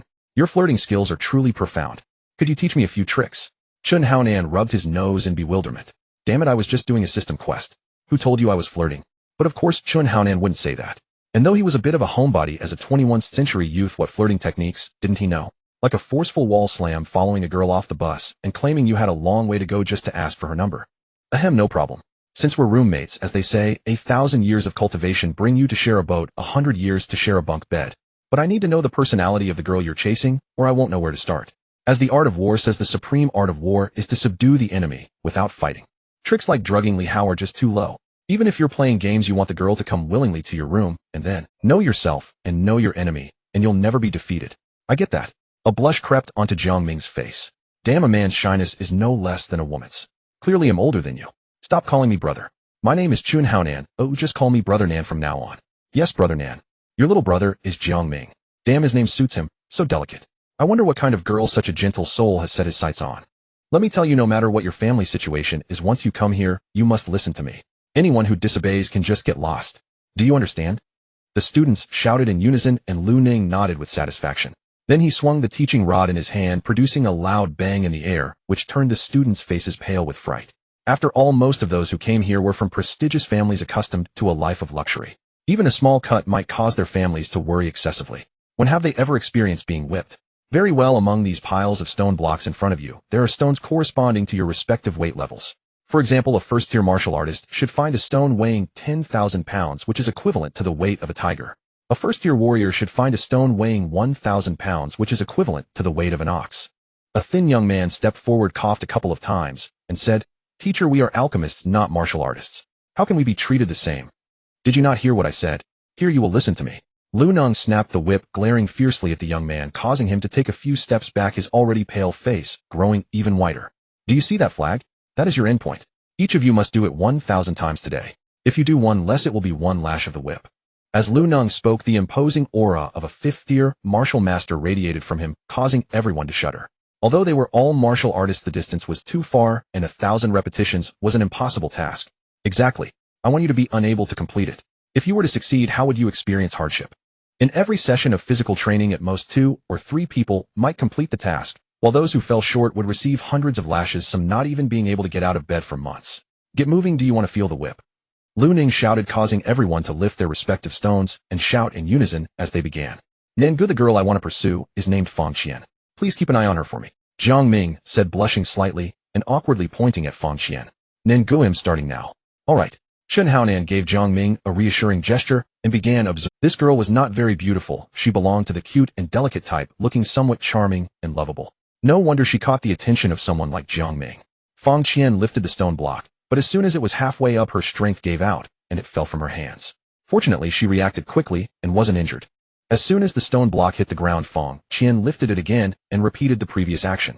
Even though they were all first-tier warriors and theoretically capable of lifting 1,000 pounds, the difference in physique between men and women made it relatively harder for girls. Several girls beside Fang Qian were exhausted and collapsed on the ground, but Fang Qian furrowed her brows and continued to persevere.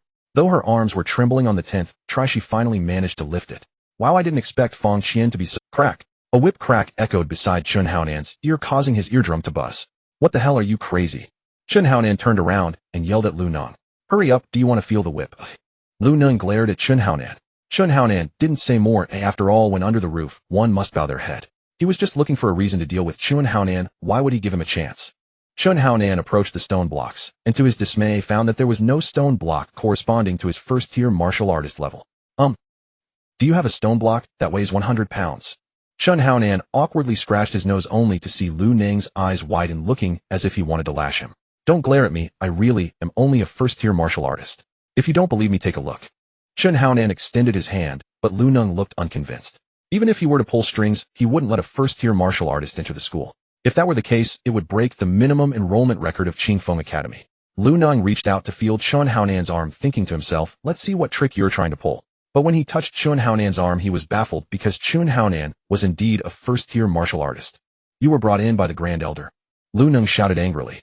Isn't this a joke? Treating the academy like your own home. A useless first-tier martial artist can still come to study. If this got out, Qingfeng Academy would be ruined. Even if it was the Grand Elder, this matter couldn't be tolerated. No matter what, this kid had to be sent back home. No, it was that old man Wang Chongyang who cried and insisted that I come. The vice principal. How is that possible? Just you. Lu Neng was surprised and looked skeptical. How could the vice principal accept such a useless person and even cry and plead? I bet this useless fellow is definitely the illegitimate child of some elder who sneaked in. If you don't believe me, look at this token. Lu Neng snatched the token, and on the purple token several large characters. Wang Chongyang, disciple of the principal. Damn, does the vice principal have a hole in his head? Lu Neng thought to himself, but he didn't dare to say it out loud. He glared and cracked the whip again, then said, even if you are the principal's disciple, you still have to lift the stone blocks. What the hell, are you out of your mind? Didn't I already say without a stone block weighing 100 pounds, how can I lift it? Chun Haonan looked aggrieved, as if saying, why am I being blamed for this? Upon hearing Chun Haonan, Lu Neng felt embarrassed. The academy's enrollment standard was, at least for martial artists, there had never been a record of a first-tier martial artist. How could they possibly have stones weighing less than 1,000 pounds? No, there isn't. What? No. How can you be a teacher without preparing the equipment? How can I teach like this? How could someone like you set an example as a teacher? Chun Haonan bombarded Lu Neng with complaints, causing Lu Neng to almost curse under his breath. Was it your fault for being so useless? What does that have to do with me? What do we do now? Chun Haonan had a look that said, it's not that I don't want to work, it's that you all have nothing prepared. Lu Neng, upon hearing this, certainly wouldn't let Chun Haonan have his way. He smirked and said, there are no 100-pound stone blocks, but there is a 150-pound strong man. You lift me. Lift you. Then everyone will think there's something going on between us. Chun Haonan replied disdainfully, but Lu Neng glared and shouted, damn it, stop talking nonsense, I'll give you 1,000 lashes first. What the hell will lift you? Chun Haonan said, then placed his left hand on the back of Lu Neng's neck and his right hand behind his leg, using all his strength to lift Lu Neng up. What the hell, teacher, you need to lose some weight. If you get any fatter, I won't be able to lift you. Chun Haonan gritted his teeth and said, normally a martial artist could lift a stone block corresponding to their level, which is already quite impressive. Yet Chun Haonan, a first-tier warrior with 100-pound strength, was actually lifting Lu Neng, who weighed 150 pounds. Damn, I didn't expect this sharp-tongued kid to actually be able to lift me. Lu Neng thought to himself. His impression of Chun Haonan improved several notches. It seemed this kid was indeed a bit special. Just as Lu Neng was thinking this, an event that nearly made him spit blood occurred. Chun Haonan, while carrying Lu Neng, took one step at a time, struggling, yet he could still sing. With one hand a chicken, with the other a duck, and still lifting a fat baby with both hands. How I didn't expect the teacher being carried around to be quite amusing, a disciple said wickedly. Chun Haonan was seen carrying Lu Neng step by step, while Lu Neng, like a shy little wife, turned his face away. Oh, this scene is too beautiful to behold. Ding, experience points 101. A system notification chimed. Under the blazing sun, Chun Haonan's skin had turned red, as if coated with a layer of red paint. Damn, can I cultivate just by being sunburned? If I circulate my technique now, wouldn't it be even faster? Chun Haonan thought, silently reciting the incantation. Instantly, strands of crimson threads shot from the sun into him. Damn, no, stop it. Chun Haonan cried out in despair. If he caught fire, wouldn't he and Lu Neng be burned to ashes, locked in an embrace, staring into each other's eyes, surrounded by a crowd of students? Though Chun Haonan wished it away, the threads showed no sign of stopping, directly piercing his skin. Boom! Chun Haonan's body erupted like an explosion. His temperature soared, and even Lu Neng, held in his arms, could feel the intense heat. Thankfully, no flames engulfed him. Are you alright? Lu Neng glanced at Chun Haonan, curiously shifting his aching body, only to find it still unbearably hot. Ding, experience points 5. Damn, circulating the technique really speeds things up. At this rate, won't I soon break through to the second stage of martial apprentice? Not bad. Though slower than leveling up by fighting monsters, it's still much faster than those so-called geniuses. And with this technique's properties, my strength will be even greater. 200th, 201st, 500th. Boom. A wave of heat burst from Chun Haonan's body, rustling Lu Neng's clothes loudly. A breakthrough already. Lu Neng was stunned. No one had ever broken through during a physical training class. But thinking it over, it made sense. The body tempering realm was about honing the flesh, so a breakthrough was natural. This strength is definitely more than 200 gene. Chun Haonan was startled to find Lu Neng in his arms, suddenly felt light as a feather, and he tried tossing him up. Damn, teacher, you're not heavy enough. Chun Haonan said, tossing him while quickening his pace. This kid, his strength seems like the third stage of martial apprentice. Breaking through 2 stages at once. Lu Neng was shocked. He reached out to probe Chun Haonan with spiritual energy, only to be even more astonished. It's not the third stage, but the second. With such a surge in strength, could he be cultivating a heaven-grade top-tier technique? No. Though top-tier techniques are rare, they do exist. But none boast such an exaggerated strength increase. A faint smile crept across Lu Nang's face. This kid is interesting, and no wonder he became the dean's disciple. If Wang Chongyang knew what Lu Nang was thinking, he'd probably be crying in a corner. It was this kid who threatened him into taking him as a disciple. This kid, how is he so fast? This is unbelievable. Everyone was taken aback. They were still trudging along slowly, even the best only managing a brisk walk. Yet Chen Haonan was striding as if it were a normal stroll. Chen Haonan, are you about to create another miracle? Song Rulin watched him. She had been the fastest, but now she felt like a snail compared to him. How can someone with a white talent always create miracles? 500 times. Damn, I did it. Chen Haonan shouted in excitement, then slammed Lu Nang to the ground like a stone pillar. Lu Nang, furious, stood up and glared, ready to whip him. But just as he grasped the whip, he saw Chen Haonan sitting cross-legged on the ground, hands forming seals, entering a cult. Damn, just a little more, and he'll break through. Ding, experience points, 5-5. Boom. A gust of air burst forth, not only rustling Lu Nang's clothes, but also rolling stones half a meter away before they stopped. I broke through. Chen Haonan yelled joyfully, then punched a stone pier with all his might. Bang. Ow. Chen Haonan hopped around, clutching his hand, completely forgetting he was only at the second stage of martial apprentice, and not yet tough enough. Lu Nang's sweat dripped from his forehead, feeling the pain for Chen Haonan. A second stage martial apprentice's flesh hitting a stone pier like that. It's a miracle his hand isn't broken. How it hurts so much. Chen Haonan shook his hand, then clenched his fist, and growled at the stone pier. Just wait, tomorrow I'll shatter you with one punch. It's all red. Lu Nang stared at Chen Haonan's hand in surprise, finding only redness and no major damage. He couldn't help but grumble. Was this guy even human? A humanoid beast, clearly. Damn, I need to seize this time to cultivate. Once the red sun sets, the effect will be too weak. Chen Haonan sat down and began cultivating. By the time the sun was about to set, Song Rulin was the second to finish. Not bad. A red talent indeed, impressive. Lu Nang nodded approvingly at Song Rulin, followed by Jiang Ming, who also completed the trial. As for the others, some quickened their pace as time ran out, while others gave up entirely. This is a task no human. I want to complain right now. They collapsed to the ground, grumbling resentfully. Fine. Want to complain? After you take the lashes, complain all you want. Lu Nang roared, then pointed at Chen Haonan and the others who had finished. You all started the same, yet some finished quickly, others slowly. That's right. In terms of realm, most can only exert standard strength, like a first-stage martial artist only using 100 gene. But that's not the limit. With training, exerting 1500 gene is possible. So if you deserve the lash, blame your own lack of a. You 702 reps completed, take 288 lashes from me. Hey, race your medicine, don't miss tomorrow. Lu Nang pointed at a man who was on the verge of tears and about to speak. Slap. Hiss. Everyone gasped sharply as the whip tore open the skin, blood oozing out. Soon his clothes were soaked with blood. You? This is violent teaching. You what? If you don't like it, get lost. Lu Nang bellowed, silencing everyone, though their eyes burned with resentment. Good, not bad. You didn't pass out. Next. Lu Nang lashed away. Though it looked terrifying and painful, each strike was precise, not only tempering the students' bodies and willpower, but also strengthening their flesh. Teacher, a girl said weakly.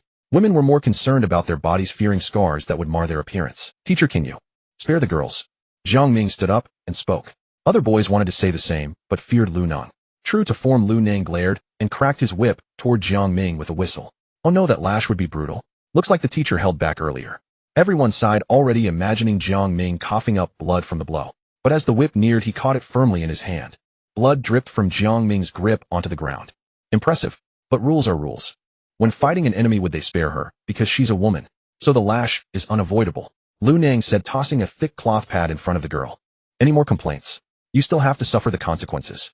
Lu Nang growled, and no one spoke up. After all, he was the boss here. One more word could earn them a lash. Next. You 700 reps completed, 300 lashes left. Lu Nang pointed at Fang Yun. Fang Yun stood stubbornly, not moving or taking the pad. Damn, it's your chance to shine. Though Fang Ro is tough and might not need you to take it for her. But if you can bear it for her, this favor. Isn't it awkward? With so many people, Jiang Ming said, his fair face reddening. Doing this in front of so many. He'll ask you one thing, do you want the woman or your pride? Jiang Ming's face flushed crimson as he turned to look at Chen Haonan, only to find Chen Haonan smiling back at him. Gritting his teeth, Jiang Ming recognized this as an opportunity and spoke up. I want a woman. Damn fine. Teacher, wait, he'll take her whip.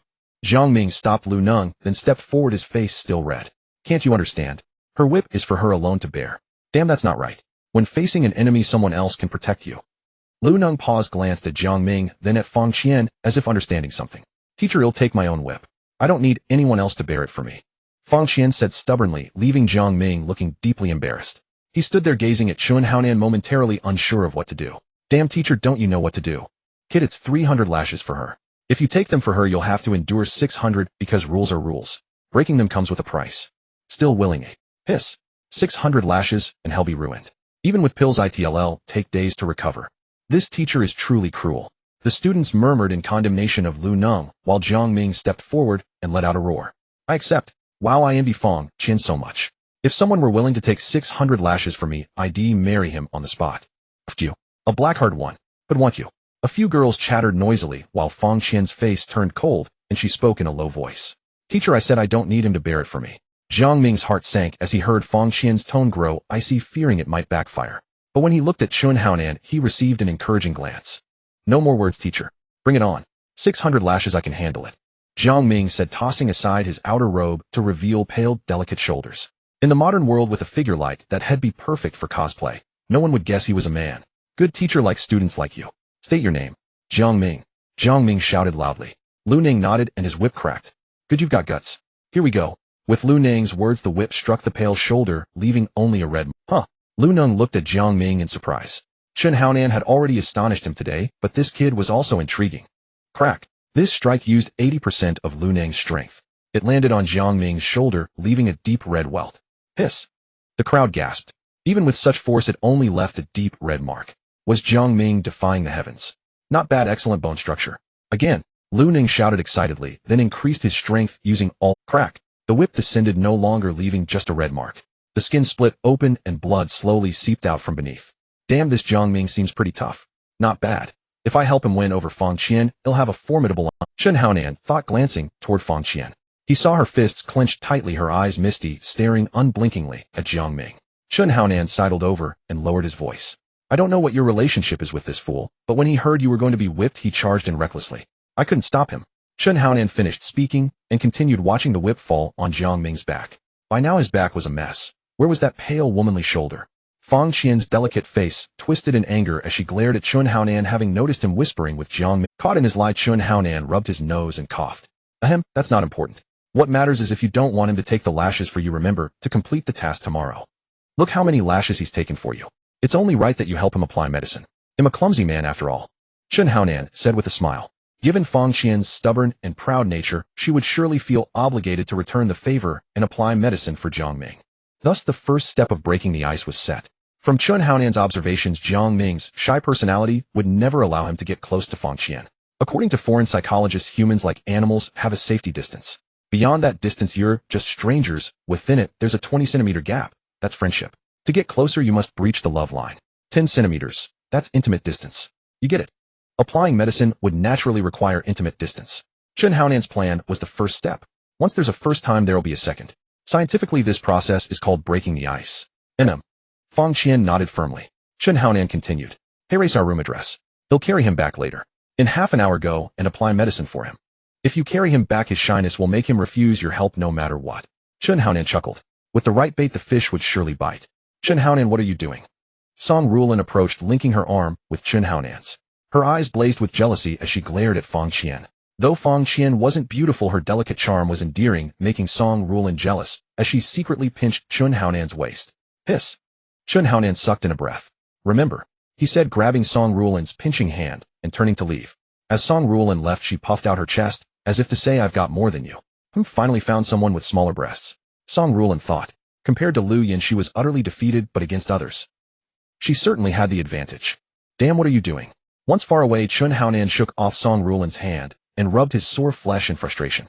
You've got one at home and one here, and still you're chasing after others. And aren't you into big breasts? Why the interest in the small ones? Song Rulan thrust out her chest, making Chun Haonan swallow hard. Then he said, you've got it wrong. That's the woman my roommate Jiang Ming likes. I'm just helping him win her over. Chun Haonan said irritably. Why was Song Rulan like an uninsured gun firing wildly? Really? Absolutely true. I swear it. If I'm lying, I'm a dog. Chun Haonan declared solemnly. Song Rulan half believed him, then hooked her arm through his, and said cheerfully. Before I left, Sister Lu Yin told me to keep an eye on you so you wouldn't fool around outside. If you really can't resist. Song Rulan's face suddenly flushed, her voice dropping to a whisper. What else? You. Chun Haonan's eyes widened as he looked at Song Rulan. Was she hinting again that she'd give herself to him? Song Rulin's cheeks burned red as she lowered her head, letting out a soft hum. She gently tapped Chen Haonan's chest with her fist and said shyly, "You're so annoying, you've made my face all hot." How could he ask such an embarrassing thing so directly? How up? No way, I can definitely resist. Don't even think about it. You? Chen Haonan. Song Rulin stomped her small foot in anger. She hadn't expected Chen Haonan to utter such words. Hey, who was that female disciple? She's so beautiful. Indeed, but who is that martial apprentice of the first rank? He seems quite close to that woman. A crowd buzzed with discussion of Song Rulin's beauty made her the center of attention wherever she went. Oomph. Song Rulin snorted, her demeanor suggesting that if he didn't want her, there were plenty who did. Chen Haonan shrugged, walked over to Jiang Ming, hoisted the freshly whipped Jiang Ming onto his shoulder, and asked, "Brother Nan, I'm fine, I can take it." Jiang Ming's lips were bloodless, but he still managed to smile. "Good, let's go." Jiang Ming hummed in acknowledgement. As he took a step, his body suddenly felt light, nearly causing him to collapse, and he drew in a sharp breath of cold air. Hiss. I'd better carry you, otherwise you'll pass out before we get back, Chen Haonan said, lifting Jiang Ming onto his back and heading toward their dwelling. You two go and teach that kid a lesson. All right. From a distance, a figure watched Chen Haonan's retreating back with a cold sneer. All right, lie on the bed first, I'll apply some medicine for you in a bit. Chen Haonan placed Jiang Ming on the bed. Though Jiang Ming winced in pain as he lay on his stomach, he didn't let out a single groan. Chen Haonan checked the time. Half an hour had passed, and he figured the moment was near. Fong Qian should be arriving soon. So he left the room alone, giving Jiang Ming and Fong Qian a chance to be alone together. Fong Qian arrived at Jiang Ming's room with the healing medicine following the address. She found the light on and the door ajar, so she walked straight in. Jiang Ming, with his eyes tightly shut, heard footsteps and assumed it was Chen Haonan returning. He spoke up. Brother Nan, do you think these whip scars will leave marks? It's a pity I have such good skin. If it scars, it'll be terrifying. The thought of his entire back crisscrossed with scars made Jiang Ming shudder and shake his head vigorously. But it's fine, I'm a man after all. Pain is pain, but if Fong Qian had to endure 300 lashes, I'm afraid she really couldn't handle it. Jiang Ming rambled on, a hint of his own small happiness flickering across his face, completely oblivious that the person behind him hadn't responded at all. Fong Qian paused the medicine bottle in her hand at Jiang Ming's words. A tumult of emotions surged within her. She was originally just an ordinary girl from a common family, making a living by hunting magical beasts. During one dangerous encounter Jiang Ming had saved her, she had merely said thank you, and they had drifted apart since. Then came today. Unexpectedly, she and Jiang Ming had both arrived at Qingfeng Academy, and he had even endured 600 lashes for her. Did he like her? Fong Qian's heart pounded like a frightened deer. Apart from her parents, Jiang Ming was the only one who had ever been so kind to her. But why was he so good to her? Because he liked her. Fong Qian gently spread the medicine evenly over Jiang Ming's back. Though he felt an excruciating pain, he endured it with a foolish grin. I never thought Brother Nin, a big man, could apply medicine as delicately as a woman. Fong Qian nearly burst out laughing. This silly boy still thought she was his roommate. It was probably for the best. Imagine the awkwardness if he knew it was her applying the medicine. Fong Qian applied the medicine meticulously, her hands gentle and careful, while silently resolving to complete the task tomorrow so that this foolish boy wouldn't have to take the whip for her again. You're so foolish, 600 lashes, and you actually took them. Chen Haonan had arrived at the rear mountain. Ever since cultivating the Scarlet Flame Divine Art, a matching martial technique had appeared in his mind called the Scarlet Flame Divine Fist. Damn, this name is awesome, and the rank of this technique is also impressive. Divine Fist. Sounds profound. System: if I use spirit stones to exchange for proficiency in this Scarlet Flame Divine Fist, how many does it take to level up once? Ding, this Divine Fist matches the Scarlet Flame Divine Art. The Scarlet Flame Divine Art is a heaven-grade technique. Heaven-grade techniques cannot be upgraded via spirit stone proficiency exchange. All advancement depends on the host's own cultivation. Damn, that's too unfair. With my white talent, when will I ever master this? Ding, with perseverance, an iron rod can be ground into a needle. Damn it, system, don't talk nonsense. The ancient emperors had 3,000 concubines and ground away every day, yet there's no record of any emperor being ground into a needle. Chen Haonan grumbled, but despite his frustration, he still had to practice. The Scarlet Flame Divine Fist had 3 levels. The first was wood piercing, the second was stone piercing, and the third was metal piercing. Wood piercing means one punch can pierce through a tree. The same logic applies to the others. Damn, stone piercing is acceptable, but metal piercing is just too badass. If someone comes at me with a sword and I shatter it with one punch, they'd probably piss their pants in fear. Haha, not bad. Truly worthy of a profound grade top-tier technique. Chen Haonan laughed, then stood beneath a tree. Following the technique's instructions, he channeled his inner force through his fist into the object, aiming to unleash a devastating burst of power within it to defeat the enemy in one blow. Inner force. Burst. Chen Haonan let out a mighty roar and drove his fist toward the massive tree before him. As a martial apprentice of the second rank, his strength reached 500 Jin. The The punch shook the tree, sending countless leaves fluttering down, but it didn't achieve the desired effect in his mind. No, this is just a normal punch. There's no inner force. How can I channel inner force through my fist into the tree and unleash its power? Chun Haonan pondered as his fists repeatedly struck the tree over and over again. Bang! Did it? Chun Haonan looked at his slightly swollen fist. He couldn't believe that in less than half an hour he had found the trick and actually executed it. Damn, not bad. Let me solidify it a bit more. Chun Haonan approached another large tree and bellowed, "Watch my invincible overlord fist." His fist, now wreathed in a crimson halo, hurtled toward the tree. Bang! Chun Haonan's fist smoothly pierced through the tree trunk, emerging on the other side, while the tree itself didn't. Damn, who says my white talent is useless? Isn't this awesome? Chun Haonan withdrew his hand and nodded and, "Hey, a martial apprentice of the second rank who can punch through a tree. Interesting. Come on, let's play. Fighting a tree is so boring." At that moment, two newly initiated disciples approached Chun Haonan wearing sly grins. "Damn, look at those sleazy faces. They're up to no good. But hey, I've even beaten big cousin, or am I afraid of you?" Chun Haonan thought to himself, but put on a frightened look as he spoke. "Damn, better not. What if someone gets killed? That would be a bit troublesome." "No, how could I? I have perfect control over my strength. I won't kill you, just leave you bedridden for 10 days, or—" One of the two, a chubby man, spoke with a lecherous grin. The other, a scrawny fellow with shifty eyes, circled behind Chun Haonan, as if to block his escape. "Wait, hold on. Who's this generous soul sending two first-rank martial artists to spar with me? I should—" Chun Haonan feigned an expression of gratitude and excitement, amusing the two. They thought no wonder he's only a second-rank martial apprentice. He's an idiot. "It's senior brother Li Hao," the chubby man proclaimed proudly. Clinging to Li Hao's coattails, he believed he now had the right to act arrogant. "Oh, it's him. Then you two better give me a good workout," Chun Haonan said, shifting his legs. His right fist, enveloped in a crimson glow, shot straight toward the chubby man. "You're asking for death." The chubby man roared, his rolls of fat quivering as he threw a punch to meet Chun Haonan. A resounding crack echoed as fists collided. Chun Haonan staggered back 5 or 6 steps before stopping, while the chubby man stood motionless, his face twisted in pain, unable to speak. The chubby man could clearly feel an internal force explode within his fist, numbing his entire hand until it felt like it wasn't his own. "You? What did you do?" the chubby man asked in terror, staring at Chun Haonan. "After just one punch, why had it—" "Oops, I went easy. Only crippled one hand, didn't kill anyone. No fun," Chun Haonan said, charging forward and swinging a fist toward the chubby man's stomach. "Damn it. As the dean's disciple, even if someone died, it wouldn't matter much. Stop. Don't come near me," the chubby man shouted in panic. This guy wasn't human. A second-rank martial apprentice crippling a martial artist's hand. Was he even human? Damn it, too late. Chun Haonan said, a cold smirk flickering across his face. But suddenly his expression shifted, and as he twisted his body halfway, a dagger sliced past his neck. "Hey, you ignored me." The scrawny man chuckled, pleased with his speed. Yet his smile froze as Chun Haonan's figure burst into smoke before his eyes, revealing a wooden stump in his place. What the hell? Both men were dumbfounded, only to hear Chun Haonan's voice from behind. "Take my invincible overlord fist."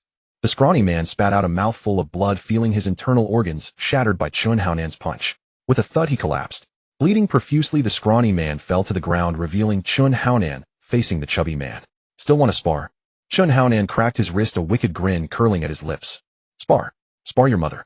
One punch had killed a first-rank martial artist. Thud. "Grandpa, you're my real grandpa. This really has nothing to do with me. It was Li Hao who made us do it. We had no choice." "Not bad. That grandpa call pleases me. Since you say that, grandson, I'll spare your life." Chun Haonan waved his hand, and the chubby man immediately knelt, kowtowing and stammering. "Thank you, grandpa. Thank you for sparing my life. All right, grandson, take off your clothes." "Huh?" The chubby man's face twisted with fear. "This guy wants me naked. Is he going to?" His sphincter tightened, and his fat quivered uncontrollably. "No. Then let's spar," Chun Haonan said, rolling up his sleeves and approaching. "I'll do it, grandpa. I'll do it," the chubby man cried, utterly terrified by Chun Haonan. They had come only to teach Chun Haonan a lesson, never expecting that a second-rank martial apprentice could kill a first-rank martial artist with one punch. Now he was about to be violated. No men violating women is rape, men violating men is assault. The chubby man, stripped completely, wiped the sweat from his brow, turned around, and presented his bare backside to Chun Haonan. "Grandpa, go easy. It's my first time. I'm scared of pain. Damn it, get the hell out of here." Chun Haonan kicked the chubby man's rear, sending him sprawling face first. The chubby man sat on the ground, rubbing his head in confusion. "He told me to strip, but he's not doing anything. What? Now run around the academy. Hit every corner until tomorrow morning. And as you run, shout, Li Hao is not human. He violated my backside and tried to eat my little brother." The chubby man's face twitched uncontrollably. This would ruin his life. No, after this he had to report this to the disciplinary hall. Killing a disciple was a serious crime. "If you won't let me live, I won't let you survive." The chubby man hardened his resolve, But then Chun Haonan pulled out a purple disciple token and said, "Hey, race the story. Li Hao caught you two behind the mountain, tried to rape you. The scrawny one refused, and Li Hao killed him. You barely escaped." Chun Haonan grinned, then continued, "Don't think about revenge. I'm Wang Chongyang's disciple. You can't touch me, and if you try, I'll make your life a living hell. Ever experienced the terror of having a blade slice your little brother bit by bit, then drenched in chili oil?" The chubby man's blood ran cold at Chun Haonan's words. Offending Li Hao meant a beating at worst, but crossing this devil. This was pure evil. The chubby man sobbed inwardly, stood up, and quickly agreed. "Yes, Grandpa. Your grandson wouldn't dare." "Good now, scram, grandson." The chubby man, as if pardoned, sprinted away at his fastest speed, shouting, "Li Hao is not human. He violated my backside and tried to eat my little brother." His voice was pitiful and mournful, his face twisted in terror, as if he had truly suffered abuse, though the fear was solely of Chun Haonan. Holy crap, someone's running naked. How novel. What? Senior brother Li Hao has a taste for men. No wonder his gaze always felt weird. A disciple shrank his neck. He had followed Li Hao for so long, only now learning some inside info. The chubby man ran ahead, shouting incessantly. At first, only a few disciples trailed behind. But in the academy's monotonous environment, such a bizarre spectacle drew curious onlookers. The crowd swelled. New students, old students, even teachers joined to see what was happening. Behind the chubby man stretched a dense throng. Unaware that the commotion had rocked the entire academy, Chun Haonan leisurely returned to his room. Finding Fang Qian gone, he sat on the bed and watched the dazed Jiang Ming. "So how was the girl's service?" Jiang Ming, startled by Chun Haonan's words, turned with a bewildered look. "Girl? Service? Damn, I mean Fang Qian applying medicine for you." Chun Haonan said, exasperated. Did this guy get so excited from her touch that he lost his mind? "Ninga, stop messing with me. Wasn't it you who applied the medicine?" Chun Haonan nearly choked. Seeing Chun Haonan's expression, Jiang Ming suddenly realized the truth and was consumed by regret. It's over, it's over. She knows everything. It's fine. She didn't reject you, so consider it tacit acceptance. Chun Haonan said with a laugh. This guy's emotional intelligence is rock bottom, but lucky for him, he's got me. Hey, race the plan tomorrow. I'll have her treat us to a meal, and then. The next day, under Lu Nang's harsh demeanor, everyone began moving the stone blocks again. The only difference from yesterday was the addition of stone blocks for martial apprentices from the first rank to martial artists. Damn, not bad. Teacher, you're quite attentive. You pass. Chun Haonan nodded, looking like a leader inspecting his subordinates. Then he lifted a stone block and began circulating his cultivation technique. From the blazing sun, faint red threads descended onto his body, forming an invisible reddish halo. This Chun Haonan is no ordinary man. This technique is of no low rank. Lu Nang stroked his chin, watching Chun Haonan move the stone blocks faster than yesterday. By noon, he had already completed the task. Damn, sit down and cultivate. Don't waste time. Chun Haonan thought as he crossed his legs and began to practice. After enduring the whip yesterday, everyone's pace had quickened considerably. Many students went to complain, but the answer given was exactly the same as Lu Nang's. If you don't want to stay here, so today, everyone moved with incredible speed. By the afternoon, Song Rulin and Jiang Ming, along with dozens of others, had finished, a several-fold increase compared to the mere few from yesterday. As for Fang Qian, though she barely managed to finish by the end, she still succeeded. Not bad. Quite a few people completed the task today. Lu Ning nodded at those who had finished. Boom. A wave of heat surged, forcing everyone to shield their faces. When the heat dissipated, they saw Chun Haonan staring excitedly at his hands, punching the air repeatedly. 900 gene of strength. A full 900 gene. And this is only the third rank of martial apprentice. Chun Haonan exclaimed in astonishment. He never imagined the heaven-grade technique could be so miraculous. Ahem, brother Nan. Jiang Ming coughed beside him, a shy expression flickering across his face. I got too excited and forgot. Chun Haonan said, approaching Fang Qian and speaking softly. I heard there's a Qingfeng tavern near Qingfeng Academy, and the food there is delicious. Why not treat him to a meal? After all, last night Jiang Ming was in so much pain, he couldn't sleep a wink. Chun Haonan imitated the pained expression, making Fang Qian laugh. She couldn't help sneaking a glance at Jiang Ming, only to find him looking back at her. A blush spread across her delicate face. It's settled then. See you at Qingfeng Tavern in half an hour. Chun Haonan said, pulling Jiang Ming to leave, but Song Rulin called out to stop them. Chun Haonan, what are you two sneaking around for? Song Rulin said, hooking her arm through his. Let me tell you, I'm here on Sister Lu Yan's orders to keep an eye on you. What if you get tangled up with some unclean woman and catch a disease? What would Lu Yan and I do then? Song Rulin was relentless, leaving Jiang Ming utterly baffled as he stared at Chun Haonan. Sister Lu Yan, Song Rulin, two women. And Chun Haonan is still chasing Lu Ruyan. Brother Nan truly is Brother Nan. Jiang Ming, who had been worried about Chun Haonan's plan, immediately felt reassured and gave him a thumbs up. Damn, there are so many people here. Don't cling to me. Chun Haonan tried hard to push Song Rulin away, but she stuck to him like plaster. I don't care. I'm your fiancé. What's wrong with clinging to you? It's perfectly proper. Song Rulin declared proudly while the male disciples behind her were left beating their chests in frustration. How does this trash at the third rank of martial apprentice deserve a beauty so devoted to him? I too am handsome and elegant. Why doesn't any woman cling to me like that? Everyone lamented that good cabbage was being wasted on pigs, while Chun Haonan wore a helpless expression. Tell me what's so good about me. They'll change, I swear. Hearing this, the disciples felt like banging their heads against the wall. What? This beast has no idea how lucky. If I could spend one night with such a beautiful woman, I'd die content. Meanwhile, at Xingfeng Tavern. Remember, follow the plan. Chun Haonan winked at Jiang Ming, who stammered in response. Well, Brother Nan, I think we should take it slow. Damn, take it slow, my ass. Trust Brother Nan. It'll be fine. Chun Haonan patted Jiang Ming's shoulder, piquing Song Rulin's curiosity. What were these two up to? Fang Qian is here. Over here. Chun Haonan waved. Fang Qian saw the three of them and sat down in the remaining seat. He'll go get him. Jiang Ming stammered, nearly tripping over a chair as he left. Sorry, I brought an extra tag along. Chun Haonan said with a laugh, angering Song Rulin, who pinched his waist so hard tears almost streamed down his face. Hey, look, what's that? A voice rang out in the tavern.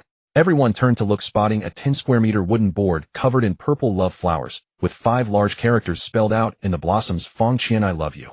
Love flowers on the dragon's sore continent symbolize pure love between men and women, similar to roses on earth.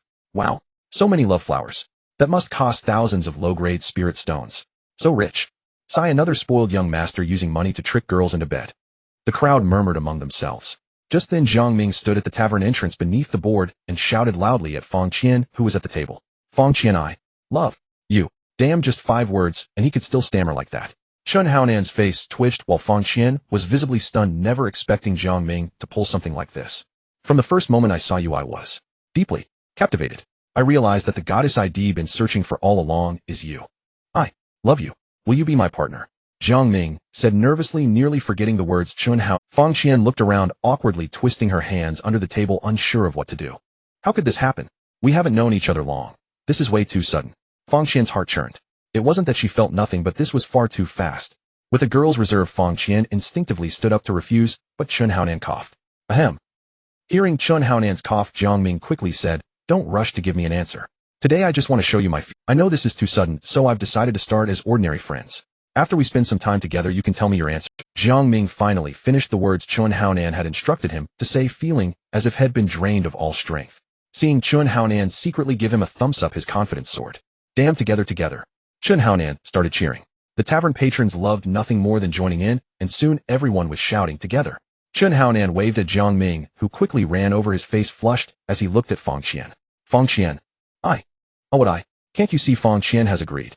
Come sit down. Serve the dishes. Hey, this is Dragon Phoenix, immortal, very fitting for the occasion. When a man eats it, his vigor soars. When a woman eats it. Brother Nan. Jiang Ming tugged at Chun Haonan's sleeve, glancing at the blushing Fang Qian. Damn, slip of the tongue. The meal ended quickly. During it, Chun Haonan told several jokes that kept the three of them laughing, easing the burp. Not bad. The moon is lovely tonight. I'm going to take Rulin to enjoy the night scenery.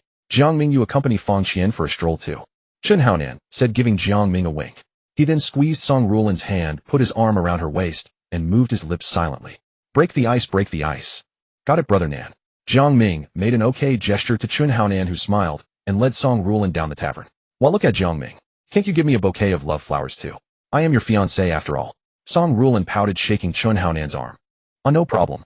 Let's go. Chun Haonan pulled Song Rulin along, only to find that the love flowers on the wooden board had all been snatched up. Damn, are these people that desperate for money? Hey, there's one left. Hey, actually, I saved one especially for you. Really? Song Rulin's eyes sparkled with anticipation. Yeah, right here. Chun Haonan pulled a love flower from behind the board. For you. Hee, I knew you'd give me flowers too. Mwah. Song Rulin took the flower, kissed Chun Haonan on the cheek, and hugged him tightly. Damn, good thing I found that last one, or Song Rulin would never let it go. Let's go. Where to? Back to the academy. Didn't you say would enjoy the night scenery? Oh, we're an old married couple. What's there to see? Today is the final day. Over the past 10 days, your physical strength must have improved. On the path of martial arts, the body is the foundation. Even if your techniques are exquisite, without the support of a strong physique, it is all in vain. Do you remember? Yes. The crowd shouted in unison. In these days, everyone's abilities had improved, and by the last day, the hundreds of new students had basically completed their training. Though it was arduous, the results were evident. Good. In 1 month, the Freshman Academy tournament will take place. The champion of the martial arts division will receive a drop of 9-headed Jiao's blood essence, while the champion of the alchemy division will obtain a top-tier cultivation method. So do not neglect your studies. Understood? Understood. Alright, dismissed. Hey, I'm not one to nag, but after all these days you haven't even held hands. What am I supposed to say to you? Chen Haonan lay on the bed speaking with frustration. Jiang Ming, however, looked helpless and stammered, Nange. Have a low emotional intelligence. It's not about being low, it's about daring to act. Do you still remember the pickup tips I gave you? I remember. Recite them for me. Touch, hand, hug, neck, embrace, waist, kiss, pluck the peach. Damn, you remember them perfectly, so why is it so hard to put them into practice? If you go out and say I taught you, wouldn't that embarrass me? How about this? Name the hardest girl to chase in our academy, and I'll demonstrate for you. Watch how I do it. See how many days it takes me to complete this routine. Chen Haonan looked at Jiang Ming with a mix of exasperation and pity while Jiang Ming chuckled slyly.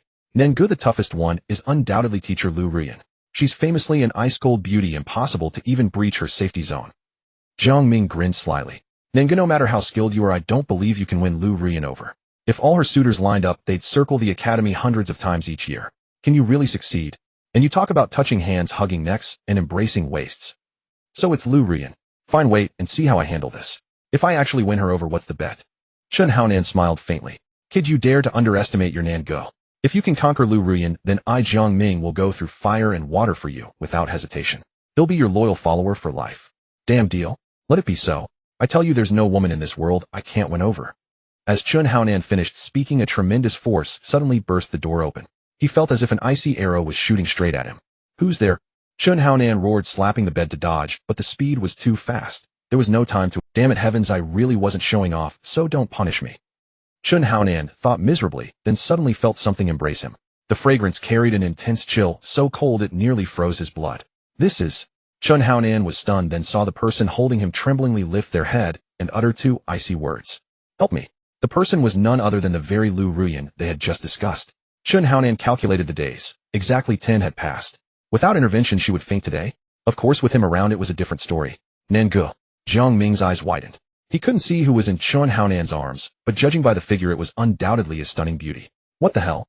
Song Ruolin threw herself at him, and now another beauty climbs into Nange's bed at night. What kind of world is this? Don't these women care about their reputation? What about their integrity? Ahem. Something's come up tonight, so it might be inconvenient. Jiang Ming, you can find somewhere else to crash. Chen Haonan held the icy beauty Lu Rian, one hand restlessly gripping her slender waist. Nange, I understand. Stay safe, and remember to use this. Jiang Ming produced a leather sheath from his hand, placed it on the bed, gave a lecherous grin, and closed the door as he— The leather sheath, made from an extremely soft animal hide on the dragon-soaring continent, was used to prevent accidental pregnancy. Of course, there were many varieties. There were ribbed ones, spiral ones. Damn, this kid was getting more savvy. At that moment, the chill in Lu Rian's body grew severe. Though she had endured previous episodes, this time was different. She could feel her life slipping away, slowly but surely, confirming Chen Haonan's prophecy that she wouldn't live past 5 years. Sensing the anomaly, Lu Rian thought of Chen Haonan. Whether he could truly help or not, she had to try, even if it was a last resort. Cold. Lu Rian, eyes tightly shut, and lips pale, clung to Chen Haonan with all her strength, but felt no warmth. Fragrant. Soft. Chen Haonan could only feel these sensations. But as his blood threatened to freeze and his body turned to ice, he had to treat her immediately. System, how do I save her? Ding, activate the cultivation technique and hold her. The system's voice echoed. Chen Haonan asked uncertainly, that's simple. Ding, yes. Chen Haonan barely suppressed his shivers, hugged Lu Rian tightly, and began circulating the crimson flame divine art. As the art flowed, Chen Haonan felt his blood surge rapidly. Though still unbearably cold, it was now bearable. Lu Rian in his arms suddenly felt as if she were holding a great furnace. In her daze, she forgot she was in Chen Haonan's embrace and instinctively murmured, I am so cold. With that, she wrapped her arms around Chen Haonan's shoulders and curled up in his embrace. Chen Haonan saw that Lu Rian's complexion had improved slightly. Though still pale, there was a hint of color. System, why hasn't she woken up? She's only slightly better. Ding, because the host level is too low to use spiritual energy, you cannot effectively transfer crimson flame chi into her body. Thus, this is all that can be done. Unless you do something warm. Something warm. Ding, that thing you do every day with Lu Yan. Damn it, system, where's your integrity? Though I may be a bit lecherous and crude, I would never take advantage of someone unless I openly win her over. Ding, to suppress her condition, the two of you need to be bare to each other. While you circulate the art, a small amount of crimson flame chi from your pores can enter Lu Rian's body. However, you will also endure the pain of cold chi entering your system. Alternatively, that method is both pleasurable and effective. The system tempted, but Chen Haonan waved his hand. I only have one woman. Am loyal. I want be a playboy. Impossible. Pain is fine. I'm a man. But can't we keep our clothes on? Ding, keeping clothes on won't work. The chi will be blocked by the fabric. Damn, got it. Chun Haonan, inhaling the fragrance from her delicate body and feeling her soft, boneless form, swallowed hard.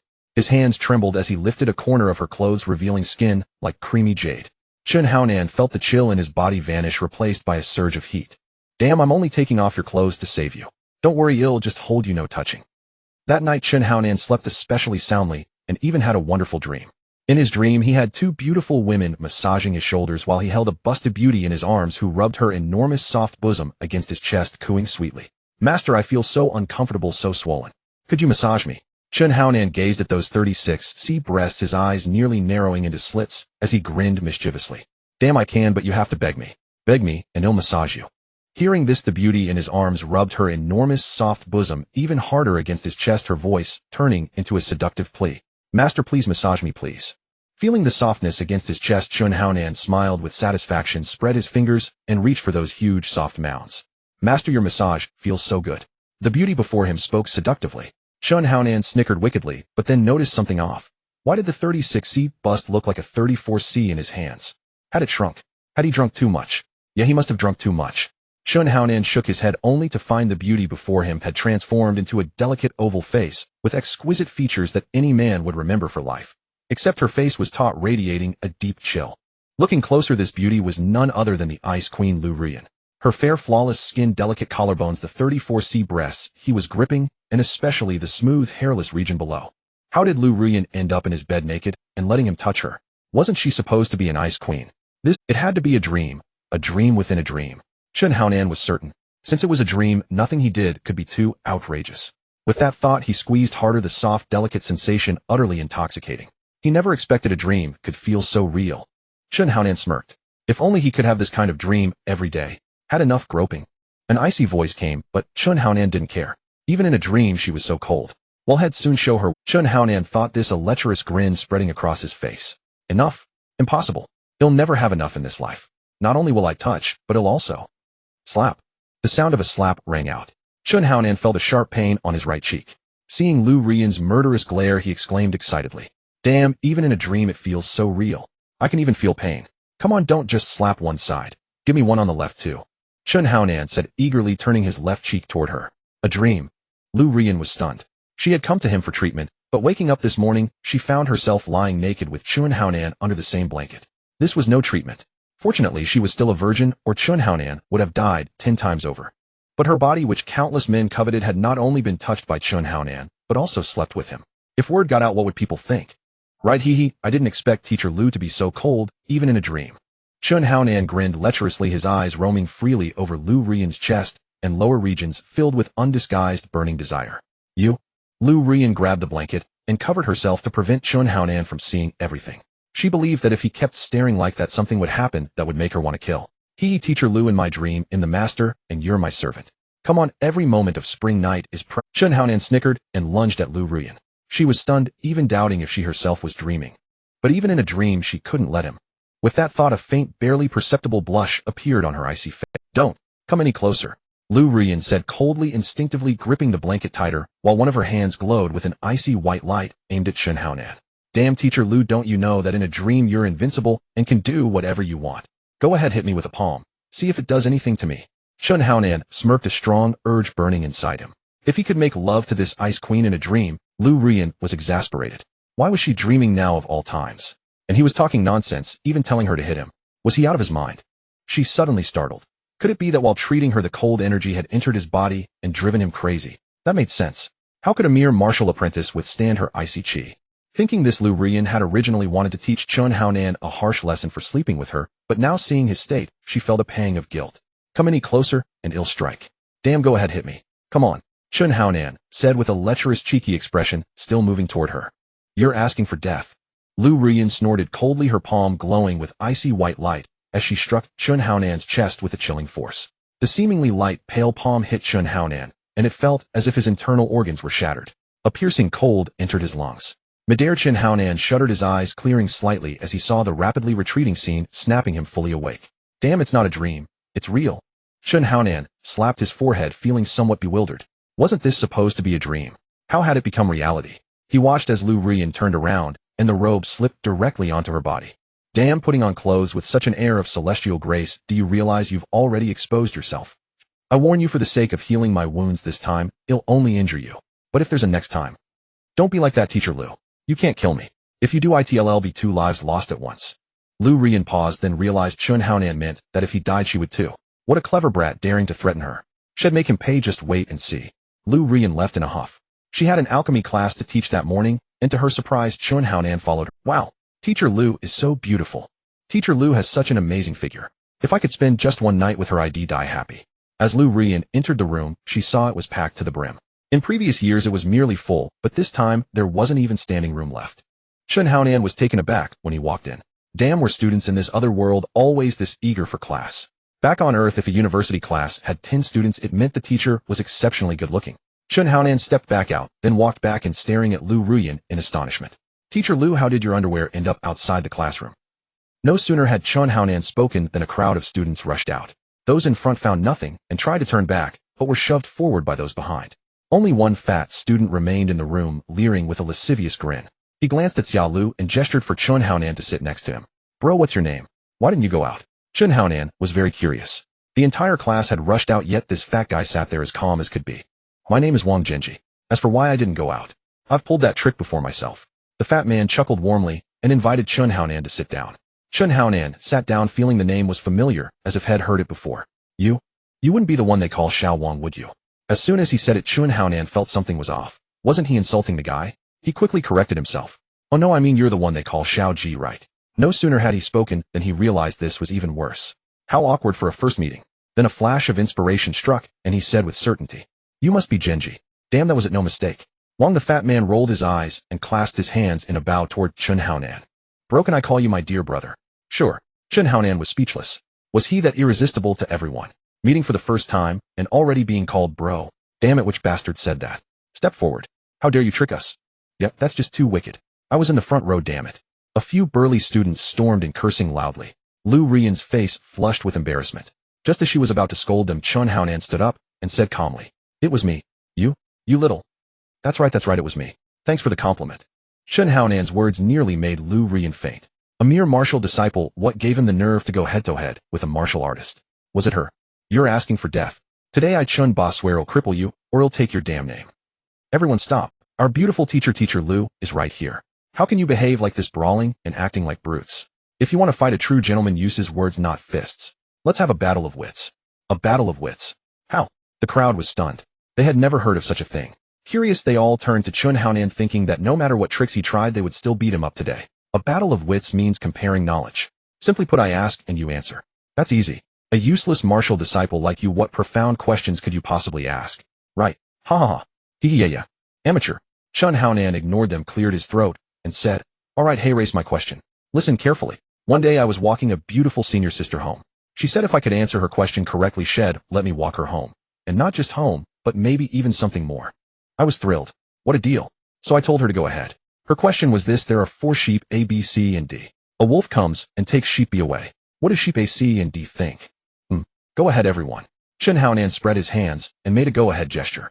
Wang, the fat man's eyes lit up, and he gave Chun Haonan a thumbs up. Bro, that's a killer question. The fat man said.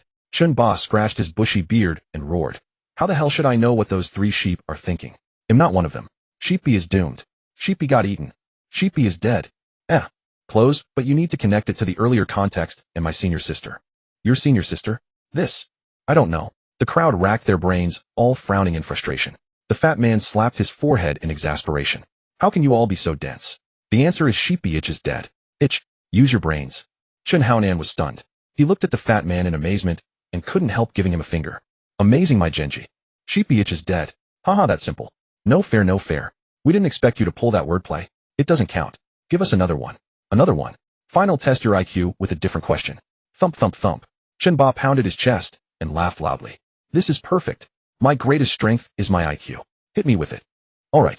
There's a red dragon and a green dragon. It takes 2 arrows to kill the red dragon and 1 arrow to kill the green dragon. You have 2 arrows. You need to kill both dragons, but you can't kill them with a single arrow. Question: how can you kill both dragons? Kill the red dragon first. No, then the green dragon is still alive. Then kill the green dragon first. That won't work either. This question is impossible.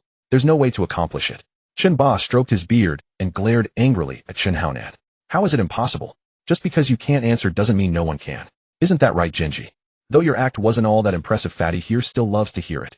Wang Fatty squinted his eyes and let out a sly chuckle at the crowd. The answer is kill the green dragon first. Are you kidding me? If we kill the green dragon first, we'll only have one arrow left. How are we supposed to kill the red dragon? Chen Ba's eyes widened as he yelled at Wang Fatty, while the others also wore puzzled expressions. Because once the green dragon is dead, the red dragon will see it and exclaim, "Oh my god, the green dragon's been killed." Chen Ba's eyes widened as he yelled at Wang Fatty, while the others also wore puzzled expressions. Because once the green dragon is dead, the red dragon will see it and exclaim, "Oh my god, the green dragon's been killed." What the hell, that's cheating. Doesn't count, give us another one. Chen Ba roared, and the others joined in the jeers. But Lu Ruyan had had enough.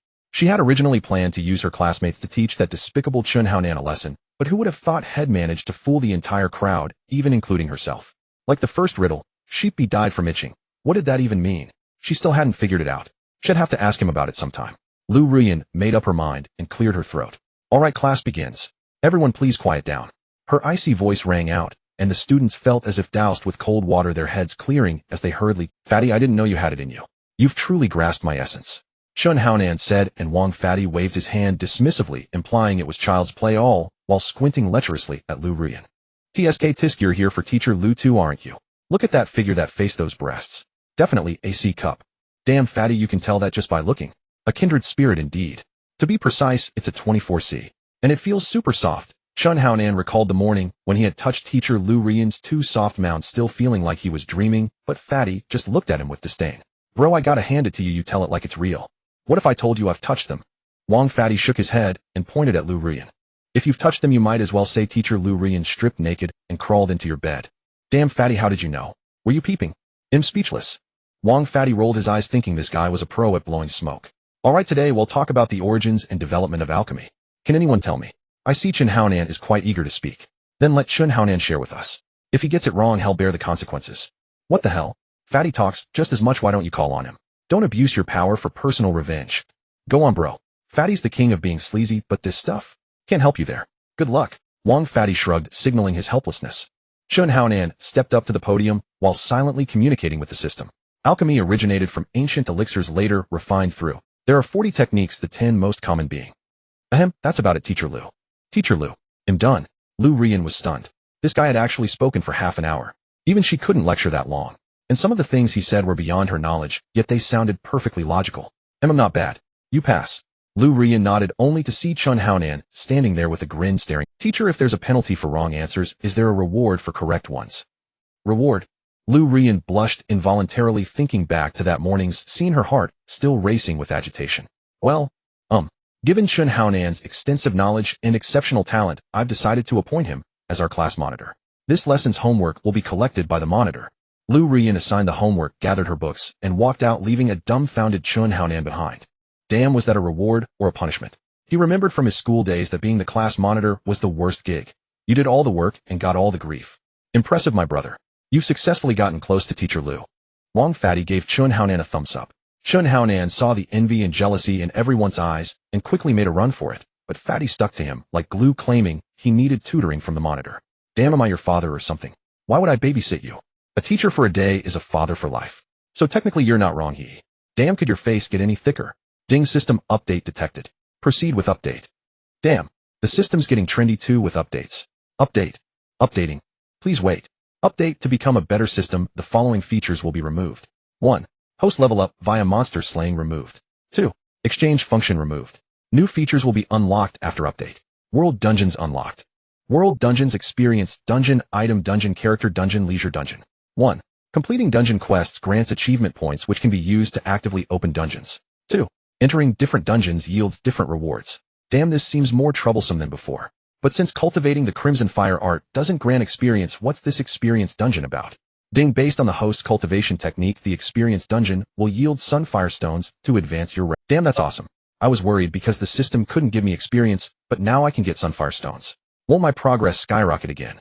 Ding, system update complete. Optimizing. Optimization successful. Entering dungeon. Current dungeon, item dungeon. Loading, please wait. Loading complete. This dungeon is random. The dungeon is Journey to the West. The protagonist is currently in the Kingdom of Women. Damn. Journey to the West. Kingdom of Women. Whoa. Wait, something's wrong. Xiaolu instinctively felt his chest, flat. And down below, still had the goods. Damn, thank goodness I didn't transmigrate into a woman. If I got hee-hee-heed, my psychological trauma would be immense. Before Chen Haonan could even look in a mirror, the door swung open, and a woman entered. She was draped in a thin sheer gauze, her graceful figure swaying like a snake as she moved. Most striking of all, the translucent fabric revealed glimpses of tempting whiteness and a deep, alluring cleavage. Ding quest task: survive in this world for 10 days. Failure will result in the protagonist's erasure, and there are 3 opportunities to pause. What do you mean, system? If I die in the Daughter Kingdom, does that mean I really die? Yes. That's terrifying. What do you mean by pause opportunities?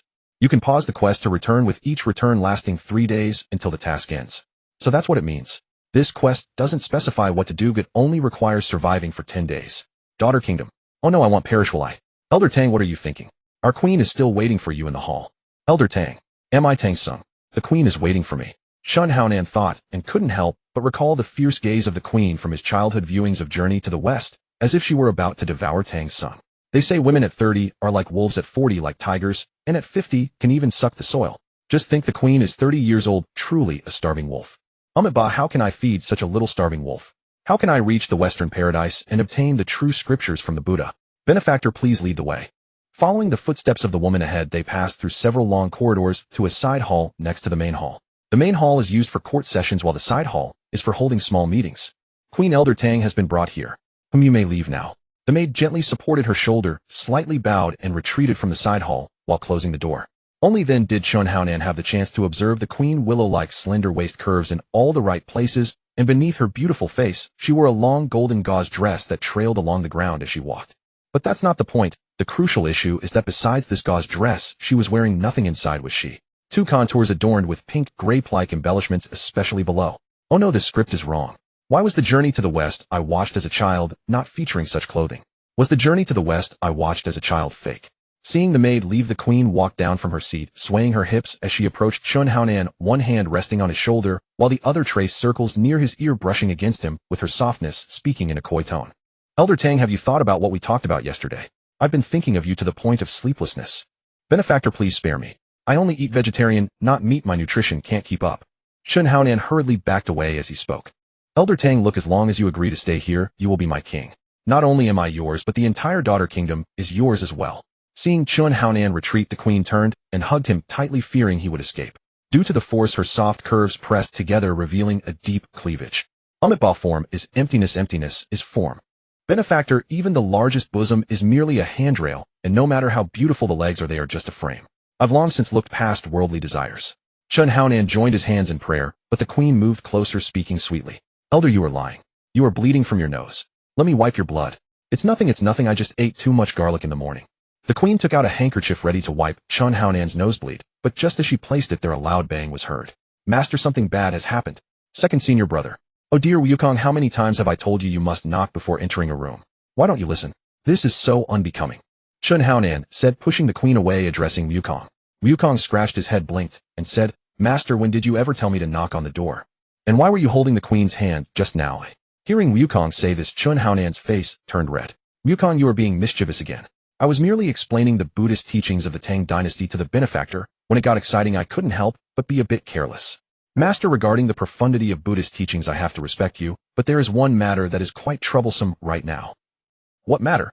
Speak. As long as we follow the Buddha's guidance and walk the correct path, any difficulties will be crushed under our feet. Shun Haonan flicked his sleeves, and a surge of righteous energy appeared, causing the queen to raise her eyebrows and send a flirtatious glance. This is hard to say, but it concerns Beiji. Wukong scratched his head, blinking repeatedly, finding it quite Beiji is pregnant. Huh, master. You really are my master. How did you know Beiji is pregnant? Shun Haonan was momentarily taken aback by Wukong's question, then awkwardly smiled. Wukong, you are being mischievous again. I had already anticipated that Beiji would drink from the mother and son river. Master makes a good point. I admire you, I admire you. Wukong clasped his hands in respect, jokingly looking at Shun Haonan. Wait a minute, master, why did I drink the water from there too, but nothing happened to me? Oh no, this plot doesn't match. Wasn't it only Beiji who drank? Wukong, you are being mischievous again. You always play tricks on me. You sprung from a stone. How could you get pregnant? Even if you were pregnant, wouldn't it just be birthing a stone? Makes sense, master is right. Stop being silly, quickly take me to see Beiji's situation, and we can discuss a strategy. Yes, master. Wukong said, turning to lead the way, and before long they heard Zhu Beiji's painful wails. Ouch, I'm dying from the pain. Junior brother, quickly go find the Guanyin Bodhisattva of the South Sea to rescue me, otherwise I'll really give birth to a little piglet. And what about our scriptures? As Chun Haonan stepped into the room, a man with a full beard and a golden hoop on his head hurriedly approached, hands outstretched, trembling. Master, it's not good. Second senior brother drank from the mother and son river and is about to give birth. Wujing, don't panic, let me assess the situation first before making a decision. Chun Haonan moved forward to take a look, seeing that Zhu Beiji's belly was now like a woman in her 8th month of pregnancy, and when he placed his hand on it, he could even feel the baby moving. If this were in my past life, if anything went wrong, it would be a premature birth, and now Beiji would be a dad. Master, what do you think? Wujing, there's movement. Upon hearing this, Sha-Sung clapped his hands and said to Chun Haonan, oh dear master, I know there's movement, but what should we do? This. Benefactor, do you have scissors? Master, if you need scissors, just ask me. Just wait a moment. Wukong pulled out a hair glue on it, and it transformed into a pair of scissors. Chun Haonan took the scissors, feeling their weight was just right. He then approached Zhu Beiji, smiling as he said, Beiji, I've told you many times that disasters come through the mouth, but you never listened. Now you see how serious it is, huh? Oh master, please don't tease me. I know I was wrong, please save me. This is simple, Beiji, just cut it off. Greed is the root of all evil. Oh dear, you are my very own master. Old Pig truly cannot part with it. Old Pig is still waiting to finish the pilgrimage to the west and return to Gao village to take a wife.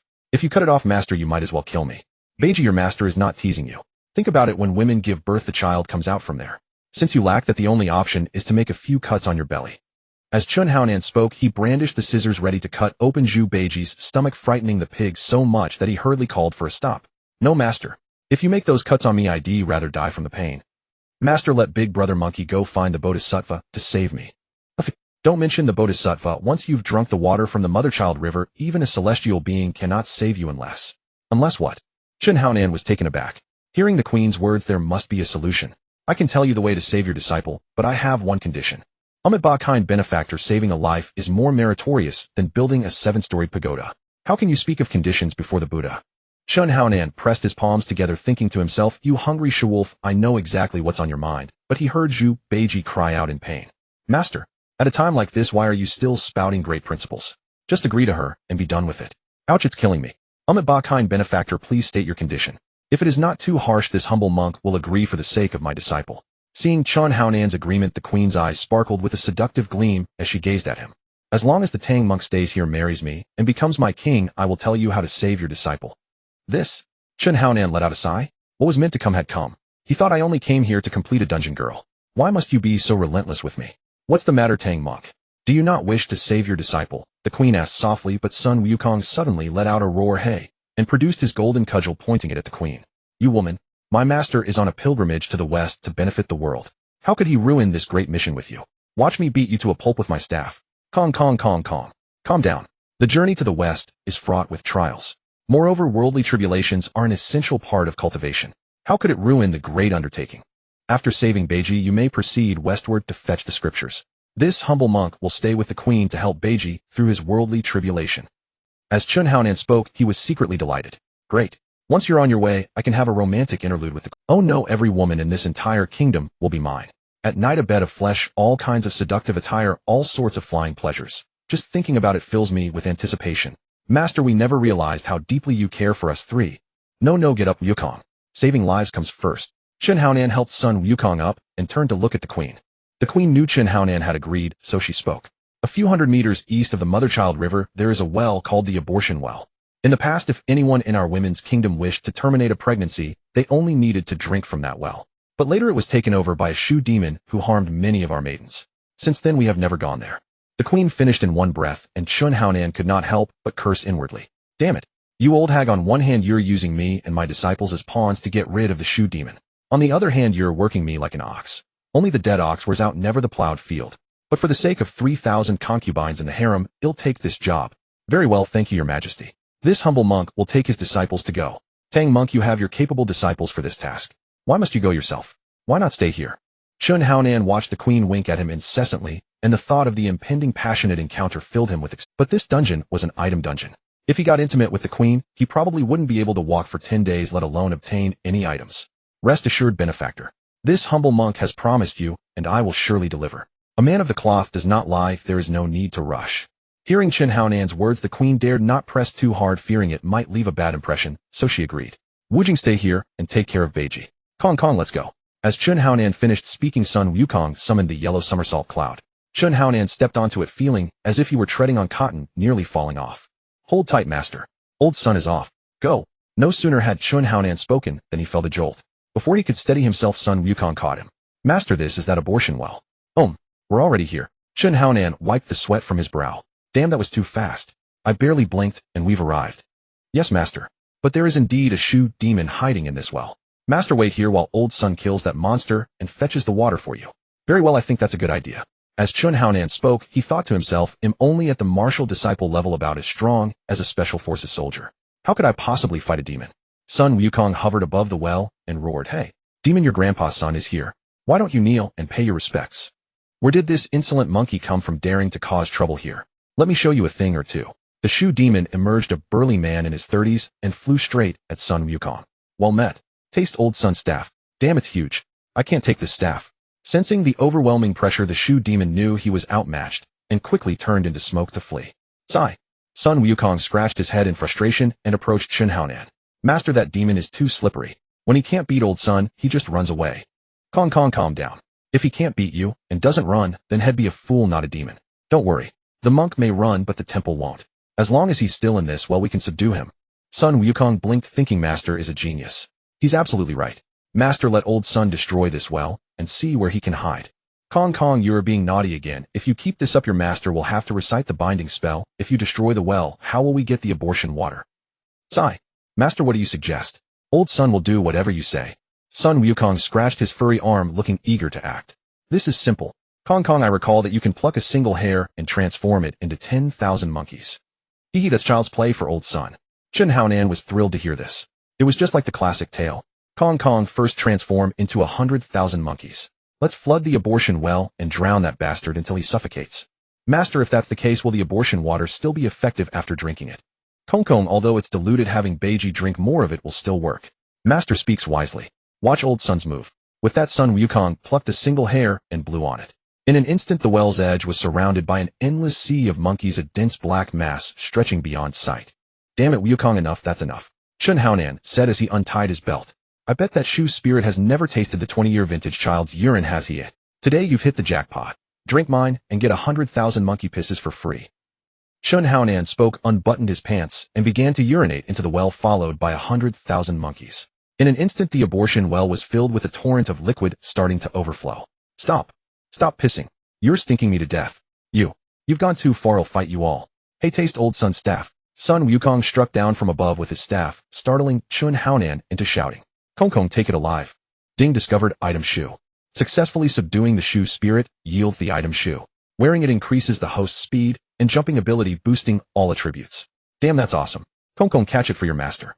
As Chun Haonan's words fell, Sun Wukong struck the shoe spirit down with his staff and turned the golden cudgel into a rope to bind it. Ba shoe spirit, though you have done evil, your heart is pure. I intend to subdue you. Are you willing to submit to you, a stinky monk? On what grounds? And your stinking feet, they're foul and dirty. Wearing them under you would suffocate me to death. Death is the same either way. I'd rather die now and be reborn as a good shoe in 30 years. The shoe spirit made a throat-slitting gesture, infuriating Chun Haonan, who kicked off his shoes. Kong Kong, are your master's feet really that smelly? I don't smell a thing. Moss. Old Sun is dying. Sun Wukong pinched his nose with 2 fingers, rolled his eyes, and collapsed to the ground. Chun Haonan angrily kicked him on the rear. Kong Kong, you're being naughty again. He wants to die, but they say saving a shoe is better than building a 7-story pagoda. We can't let him. Come on, take off his pants. Master, why take off his pants? Sun Wukong scratched his head, confused by Chun Haonan's words. Kong Kong, if you want, submit, no matter. Within 10,000 miles there are monkeys.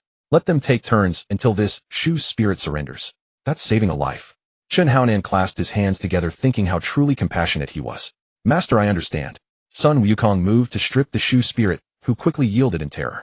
Death is not the worst is not being able to die. Being violated is not the worst is being violated by 100,000 monkeys, not humans.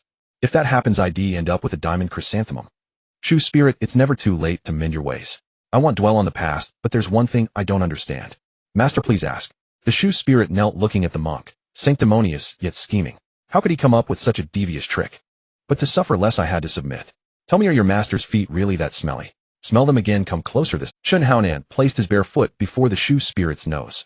He hadn't noticed before, but now that the problem was solved he realized it was indeed quite pungent, especially with the grime on his heel. Oh, no. Master's feet are subtly fragrant, a scent one never tires of, truly missed. I'd love to smell them every day. Damn shoe spirit, your flattery moves me deeply. No, look at my heel. It's covered in grime. So dirty. How could that be? Master's heel. The shoe spirit paused, then stared intently at the grime on Chun Haonan's heel, his mouth falling open. Master is truly divine. Look at your heel. It's clearly a landscape painting. This is a sign of extraordinary birth. This shoe fits perfectly. After putting them on my back, doesn't ache, my legs don't tire, and I can walk 10 li without any effort. Master, the abortion water is ready. Kong, it's diluted by your monkey urine. Will one bowl be enough? Master, you don't know. This bowl contains a universe. It holds at least a few tons, more than enough, absolutely enough. Damn, that's incredible. Chun Haonan gave Sun Wukong a thumbs up. Ding, obtained item abortion water. Damn, this counts as an item too. But what use is it? Not very useful, you can already abort in the real world. Still, having it is better than nothing. Chun Haonan had Sun Wukong get another bowl and stored it in the system space. Then it struck him, if the abortion water was an item, could the water from the motherhood river be one too? If abortion is easy, childbirth is hard, especially for rare races with dwindling numbers. If I could sell it to them. Damn, this is huge. Kong, don't rush. Take me to the motherhood river and use your universe bowl to fetch me a few bowls. Master, what do you want the motherhood river water for? Are you trying to give old Sun a little junior brother? Sun Wukong scratched his head and circled Chun Haonan, looking him up and down. Kong, you're being naughty again. He'll have to recite the tightening incantation. No, master. Old Sun knows he's wrong, truly wrong. Sun Wukong bowed to Chun Haonan, then grabbed him and mounted the somersault cloud. In a blink, they were above the motherhood river. Wukong, get a few more bowls of this. Rest assured, master. This one bowl can hold the entire river if needed. Then hurry up, Wukong. Chun Haonan's eyes gleamed as Sun Wukong tossed the bowl into the air and shouted, collect. The motherhood river water rose in a column and flowed into the bowl. Master, is that enough? The river has dropped half a palm's depth. Enough. Good job, Kong. Chun Haonan casually patted Sun Wukong's head. Sun Wukong froze for a moment, then grinned foolishly. Damn, I just patted the great sage equal to heaven's head. My God. If I went back to Earth, even the Jade Emperor wouldn't dare do that. Kong, let's go. Your master needs to save Beiji. Damn, we're already there. Chun Haonan straightened his robes and looked into the bronze mirror. He thought he was handsome enough, but seeing Tang Sanzai. No wonder demons fought to marry him. Turns out they're visual creatures too. Master, thank goodness you're back. Old Sun was in agony. Zhu Beiji opened his mouth and drank from the bowl Sun Wukong handed him. Master, the abortion water works, but why does it smell like monkey musk? This? Beiji, your Chun Haonan changed the subject. Indeed, Zhu Beiji looked at his shrinking belly and stood up, waving his fists and stretching his legs. Amazing, master. How miraculous. Elder Tang, now that your disciple is healed, shouldn't you consummate our marriage, my king? Benefactor, this humble monk thinks the sky is still early. Perhaps we should dine first. No need, Master Tang, the food and wine are already in the bridal chamber. Please, my king. Chun Haonan realized there was no escape. His heart bloomed with joy, yet his face wore a resolute expression as he pointed at Zhu Beiji with a look of exasperation, as if lamenting his failure. Beiji, henceforth, do not be gluttonous. Your master can only save you this once. Amitba. With these words, Chun Haonan turned and walked into the room, leaving only Sun Wukong deeply moved. You glutton, look at the trouble you've caused, master. If not for saving you, would he have to abandon the pilgrimage and marry this woman?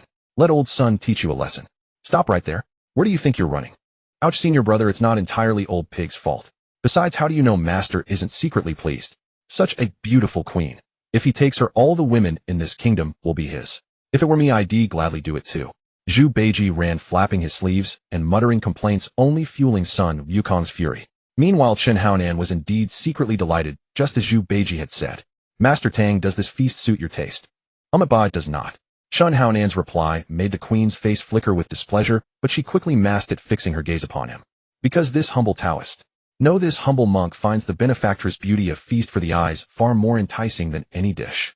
Then, Master Tang, do you intend to feast on me first? The queen swayed gracefully, stepping closer to Chun Haonan.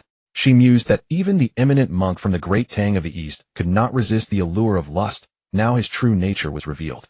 Amitba. In the past, the Buddha fed his flesh to the eagle. Today, this humble monk merely sacrifices his mortal shell to fulfill the benefactress' wish, feeling no pain at all. Compared to the Buddha, I am far from his virtue. Good. Then, Master Tang, today you must sacrifice a little more. The queen spoke softly, gently pushing Chun Haonan onto the bed. Standing before him, she loosened her gauze skirt, revealing a vast expanse of snow-white skin. Her nearly transparent bodice accentuated two firm, prominent peaks, betraying the queen's inner longing. Master, am I beautiful? Amiba, call me brother. Chun Haonan clasped his hands together, his eyes fixed on her deep cleavage. He yearned to pounce on her, but as a venerable monk, he had to maintain some restraint. Brother, am I beautiful? Beautiful. And are they big soft to your liking? Damn, so big so soft I love. The queen smiled knowingly, lowered her head slightly and murmured, I heard you are a venerable monk from the great Tang of the East. Today I wish to extract your essence. I wonder how much can be extracted. This humble monk's belly is full of poetry and spirit. A few hundred times should be no trouble for my sister. The queen's heart leaped with joy, her eyes gleaming. Hold on, brother, your sister is about to accelerate. Pant. Hiss. No, stop. System. So good. Ding. As per the host's request, the system has activated the instance pause function. The host will return to their original body with physical state unchanged. Damn, I can't hold it anymore. Chun Haonan let out a loud cry, feeling a primal force surge forth, but sensed something amiss. He opened his eyes to look around. What the hell? Beiji. No, Fatty Wong. What is this sorcery? Chun Haonan slapped himself, realizing it wasn't a dream. He checked the system, which displayed prop instance. Journey to the West Women's Kingdom paused. Chun Haonan was on the verge of tears, feeling a wet, sticky sensation in his pants. System, you bastard, you absolute cheat. I was about to finish, and you show me Fatty Wong. Ding, the host called for a stop. There is evidence. Pant. Hiss. No, stop. System. Damn, didn't I say afterwards so good? You bastard. Apologies, the system cannot recognize that. You may send feedback. Feedback my ass. If the system were a woman, Chun Haonan would have screwed it to the heavens. Chun Haonan snapped back to reality, dejected only to see Fatty Wong sniffing repeatedly, then leaning toward him. Based on my years of experience, that smell is seafood. Bro, you've got premature ejaculation. I accidentally bumped into you, and you were done. Damn, you're the one with premature ejaculation. Your whole family has it. Chun Haonan blushed furiously, hastily pulling the blanket over himself. How humiliating even before the fat man. Bro, this is body odor. I've had it since childhood. Holy crap, I gotta hand it to you. First time I've heard a man claim body odor, and it smells like seafood. Fatty Wong spoke, eyeing Chun Haonan's flushed face. Bro, don't tell me you snuck in a little self-service while I wasn't. I knew I was irresistible. Come on, admit it. You've got the hots for me, huh? Damn, me have the hots for you. I'd rather go around with Zhu Beiji than use my hand on you. Stop right there, you fat bastard. Drop your pants, and let me show you what a real diamond drill looks like. Alright, today I'll risk my life to keep you company. Let me show you what a diamond chrysanthemum looks like. Fatty Wong made a move, placing both hands on his pants, and turning his back to Chun Haonan. Just as he started to pull them down, he noticed a beautiful woman standing at the door, stunningly pretty with a tall figure, and ample chest, her mouth wide open in shock. Song Rulin dared not believe that Chun Haonan was having gay sex with a fat pig. But the sight of the fat man with his pants half down, whether it was his love handles or his buttocks, presented an enticing posture that left Song Rulin no choice but to believe. Song Rulin's eyes grew moist. Hadn't they agreed that if he couldn't hold back, he'd come to her? And now he was with a man. With that thought, she pointed a delicate finger at Fatty Wong and cried out, You fat bastard, step aside. Let me take over. Then look at you. Didn't I tell you if you can't resist him, here for you? Why did you find a man and of all things do this with him? Song Rulin said as she ran over, hooking her arm around Chun Haonan's, her tone coquettish. What if I said we were just messing around? Chun Haonan was a bit dazed. It had only been a few days. No wait in the dungeon, a day had passed, but in reality, it was just an instant. After such a short time apart, you've come to act cute with me. I don't believe you. Messing around. Then why were your pants off? All that pale flesh, oh how embarrassing. Song Rulin's face flushed. She covered her cheeks with her little hands, feeling them burn with heat. No, when did I, Fatty? It's clearly that he smelled like seafood, and I picked up on it. Fatty Wong tried to explain, but only dug himself deeper. He saw Chun Haonan wink at him, yet still blurted it out. Damn it, what a useless teammate. You fat fool, are you hoping more people find out? And why do you have a strange smell on you? Song Rulin sniffed delicately, leaning closer to Chun Haonan's lower area. Ahem, lovely weather today, isn't it? Shouldn't we go out and have some fun? You two wait outside while I change clothes. Today's the day new students form teams. Of course, you can also join an upperclassmen's team. Once you're in, you can take on. Song Rulin stared at Chun Haonan, as if he were an alien. After all, everyone in the academy knew this. Yet he had no clue. Chun Haonan chuckled awkwardly, urgently pushing her out. After all, down there was all damp and sticky. It felt terrible, you know. Go on, wait for me outside. Song Rulin left, and Chun Haonan turned to see Fatty Wong standing there squinting with a lecherous grin. Fatty, what are you still doing here? I just wanted to see if you're really, bro, you're not up to par, huh? Kid need to get lost. Chun Haonan watched the fatty leave, then quickly grabbed a clean pair of underwear, wiped himself dry. Much better. The three arrived at the plaza, which was packed. Most teams were formed by upperclassmen, recruiting many members since new students could get guidance from veterans. War God Alliance, the top guild in Clear Wind Academy. Only 30 spots left until full. Hey handsome, want to join our team? We've got plenty of beauties. Look. A scrawny dark-skinned guy turned around, and instantly 5 attractive women appeared. They were hot, dressed provocatively, and one pulled her finger from her crimson lips, blowing a kiss at Chun Haonan and Fatty Wong.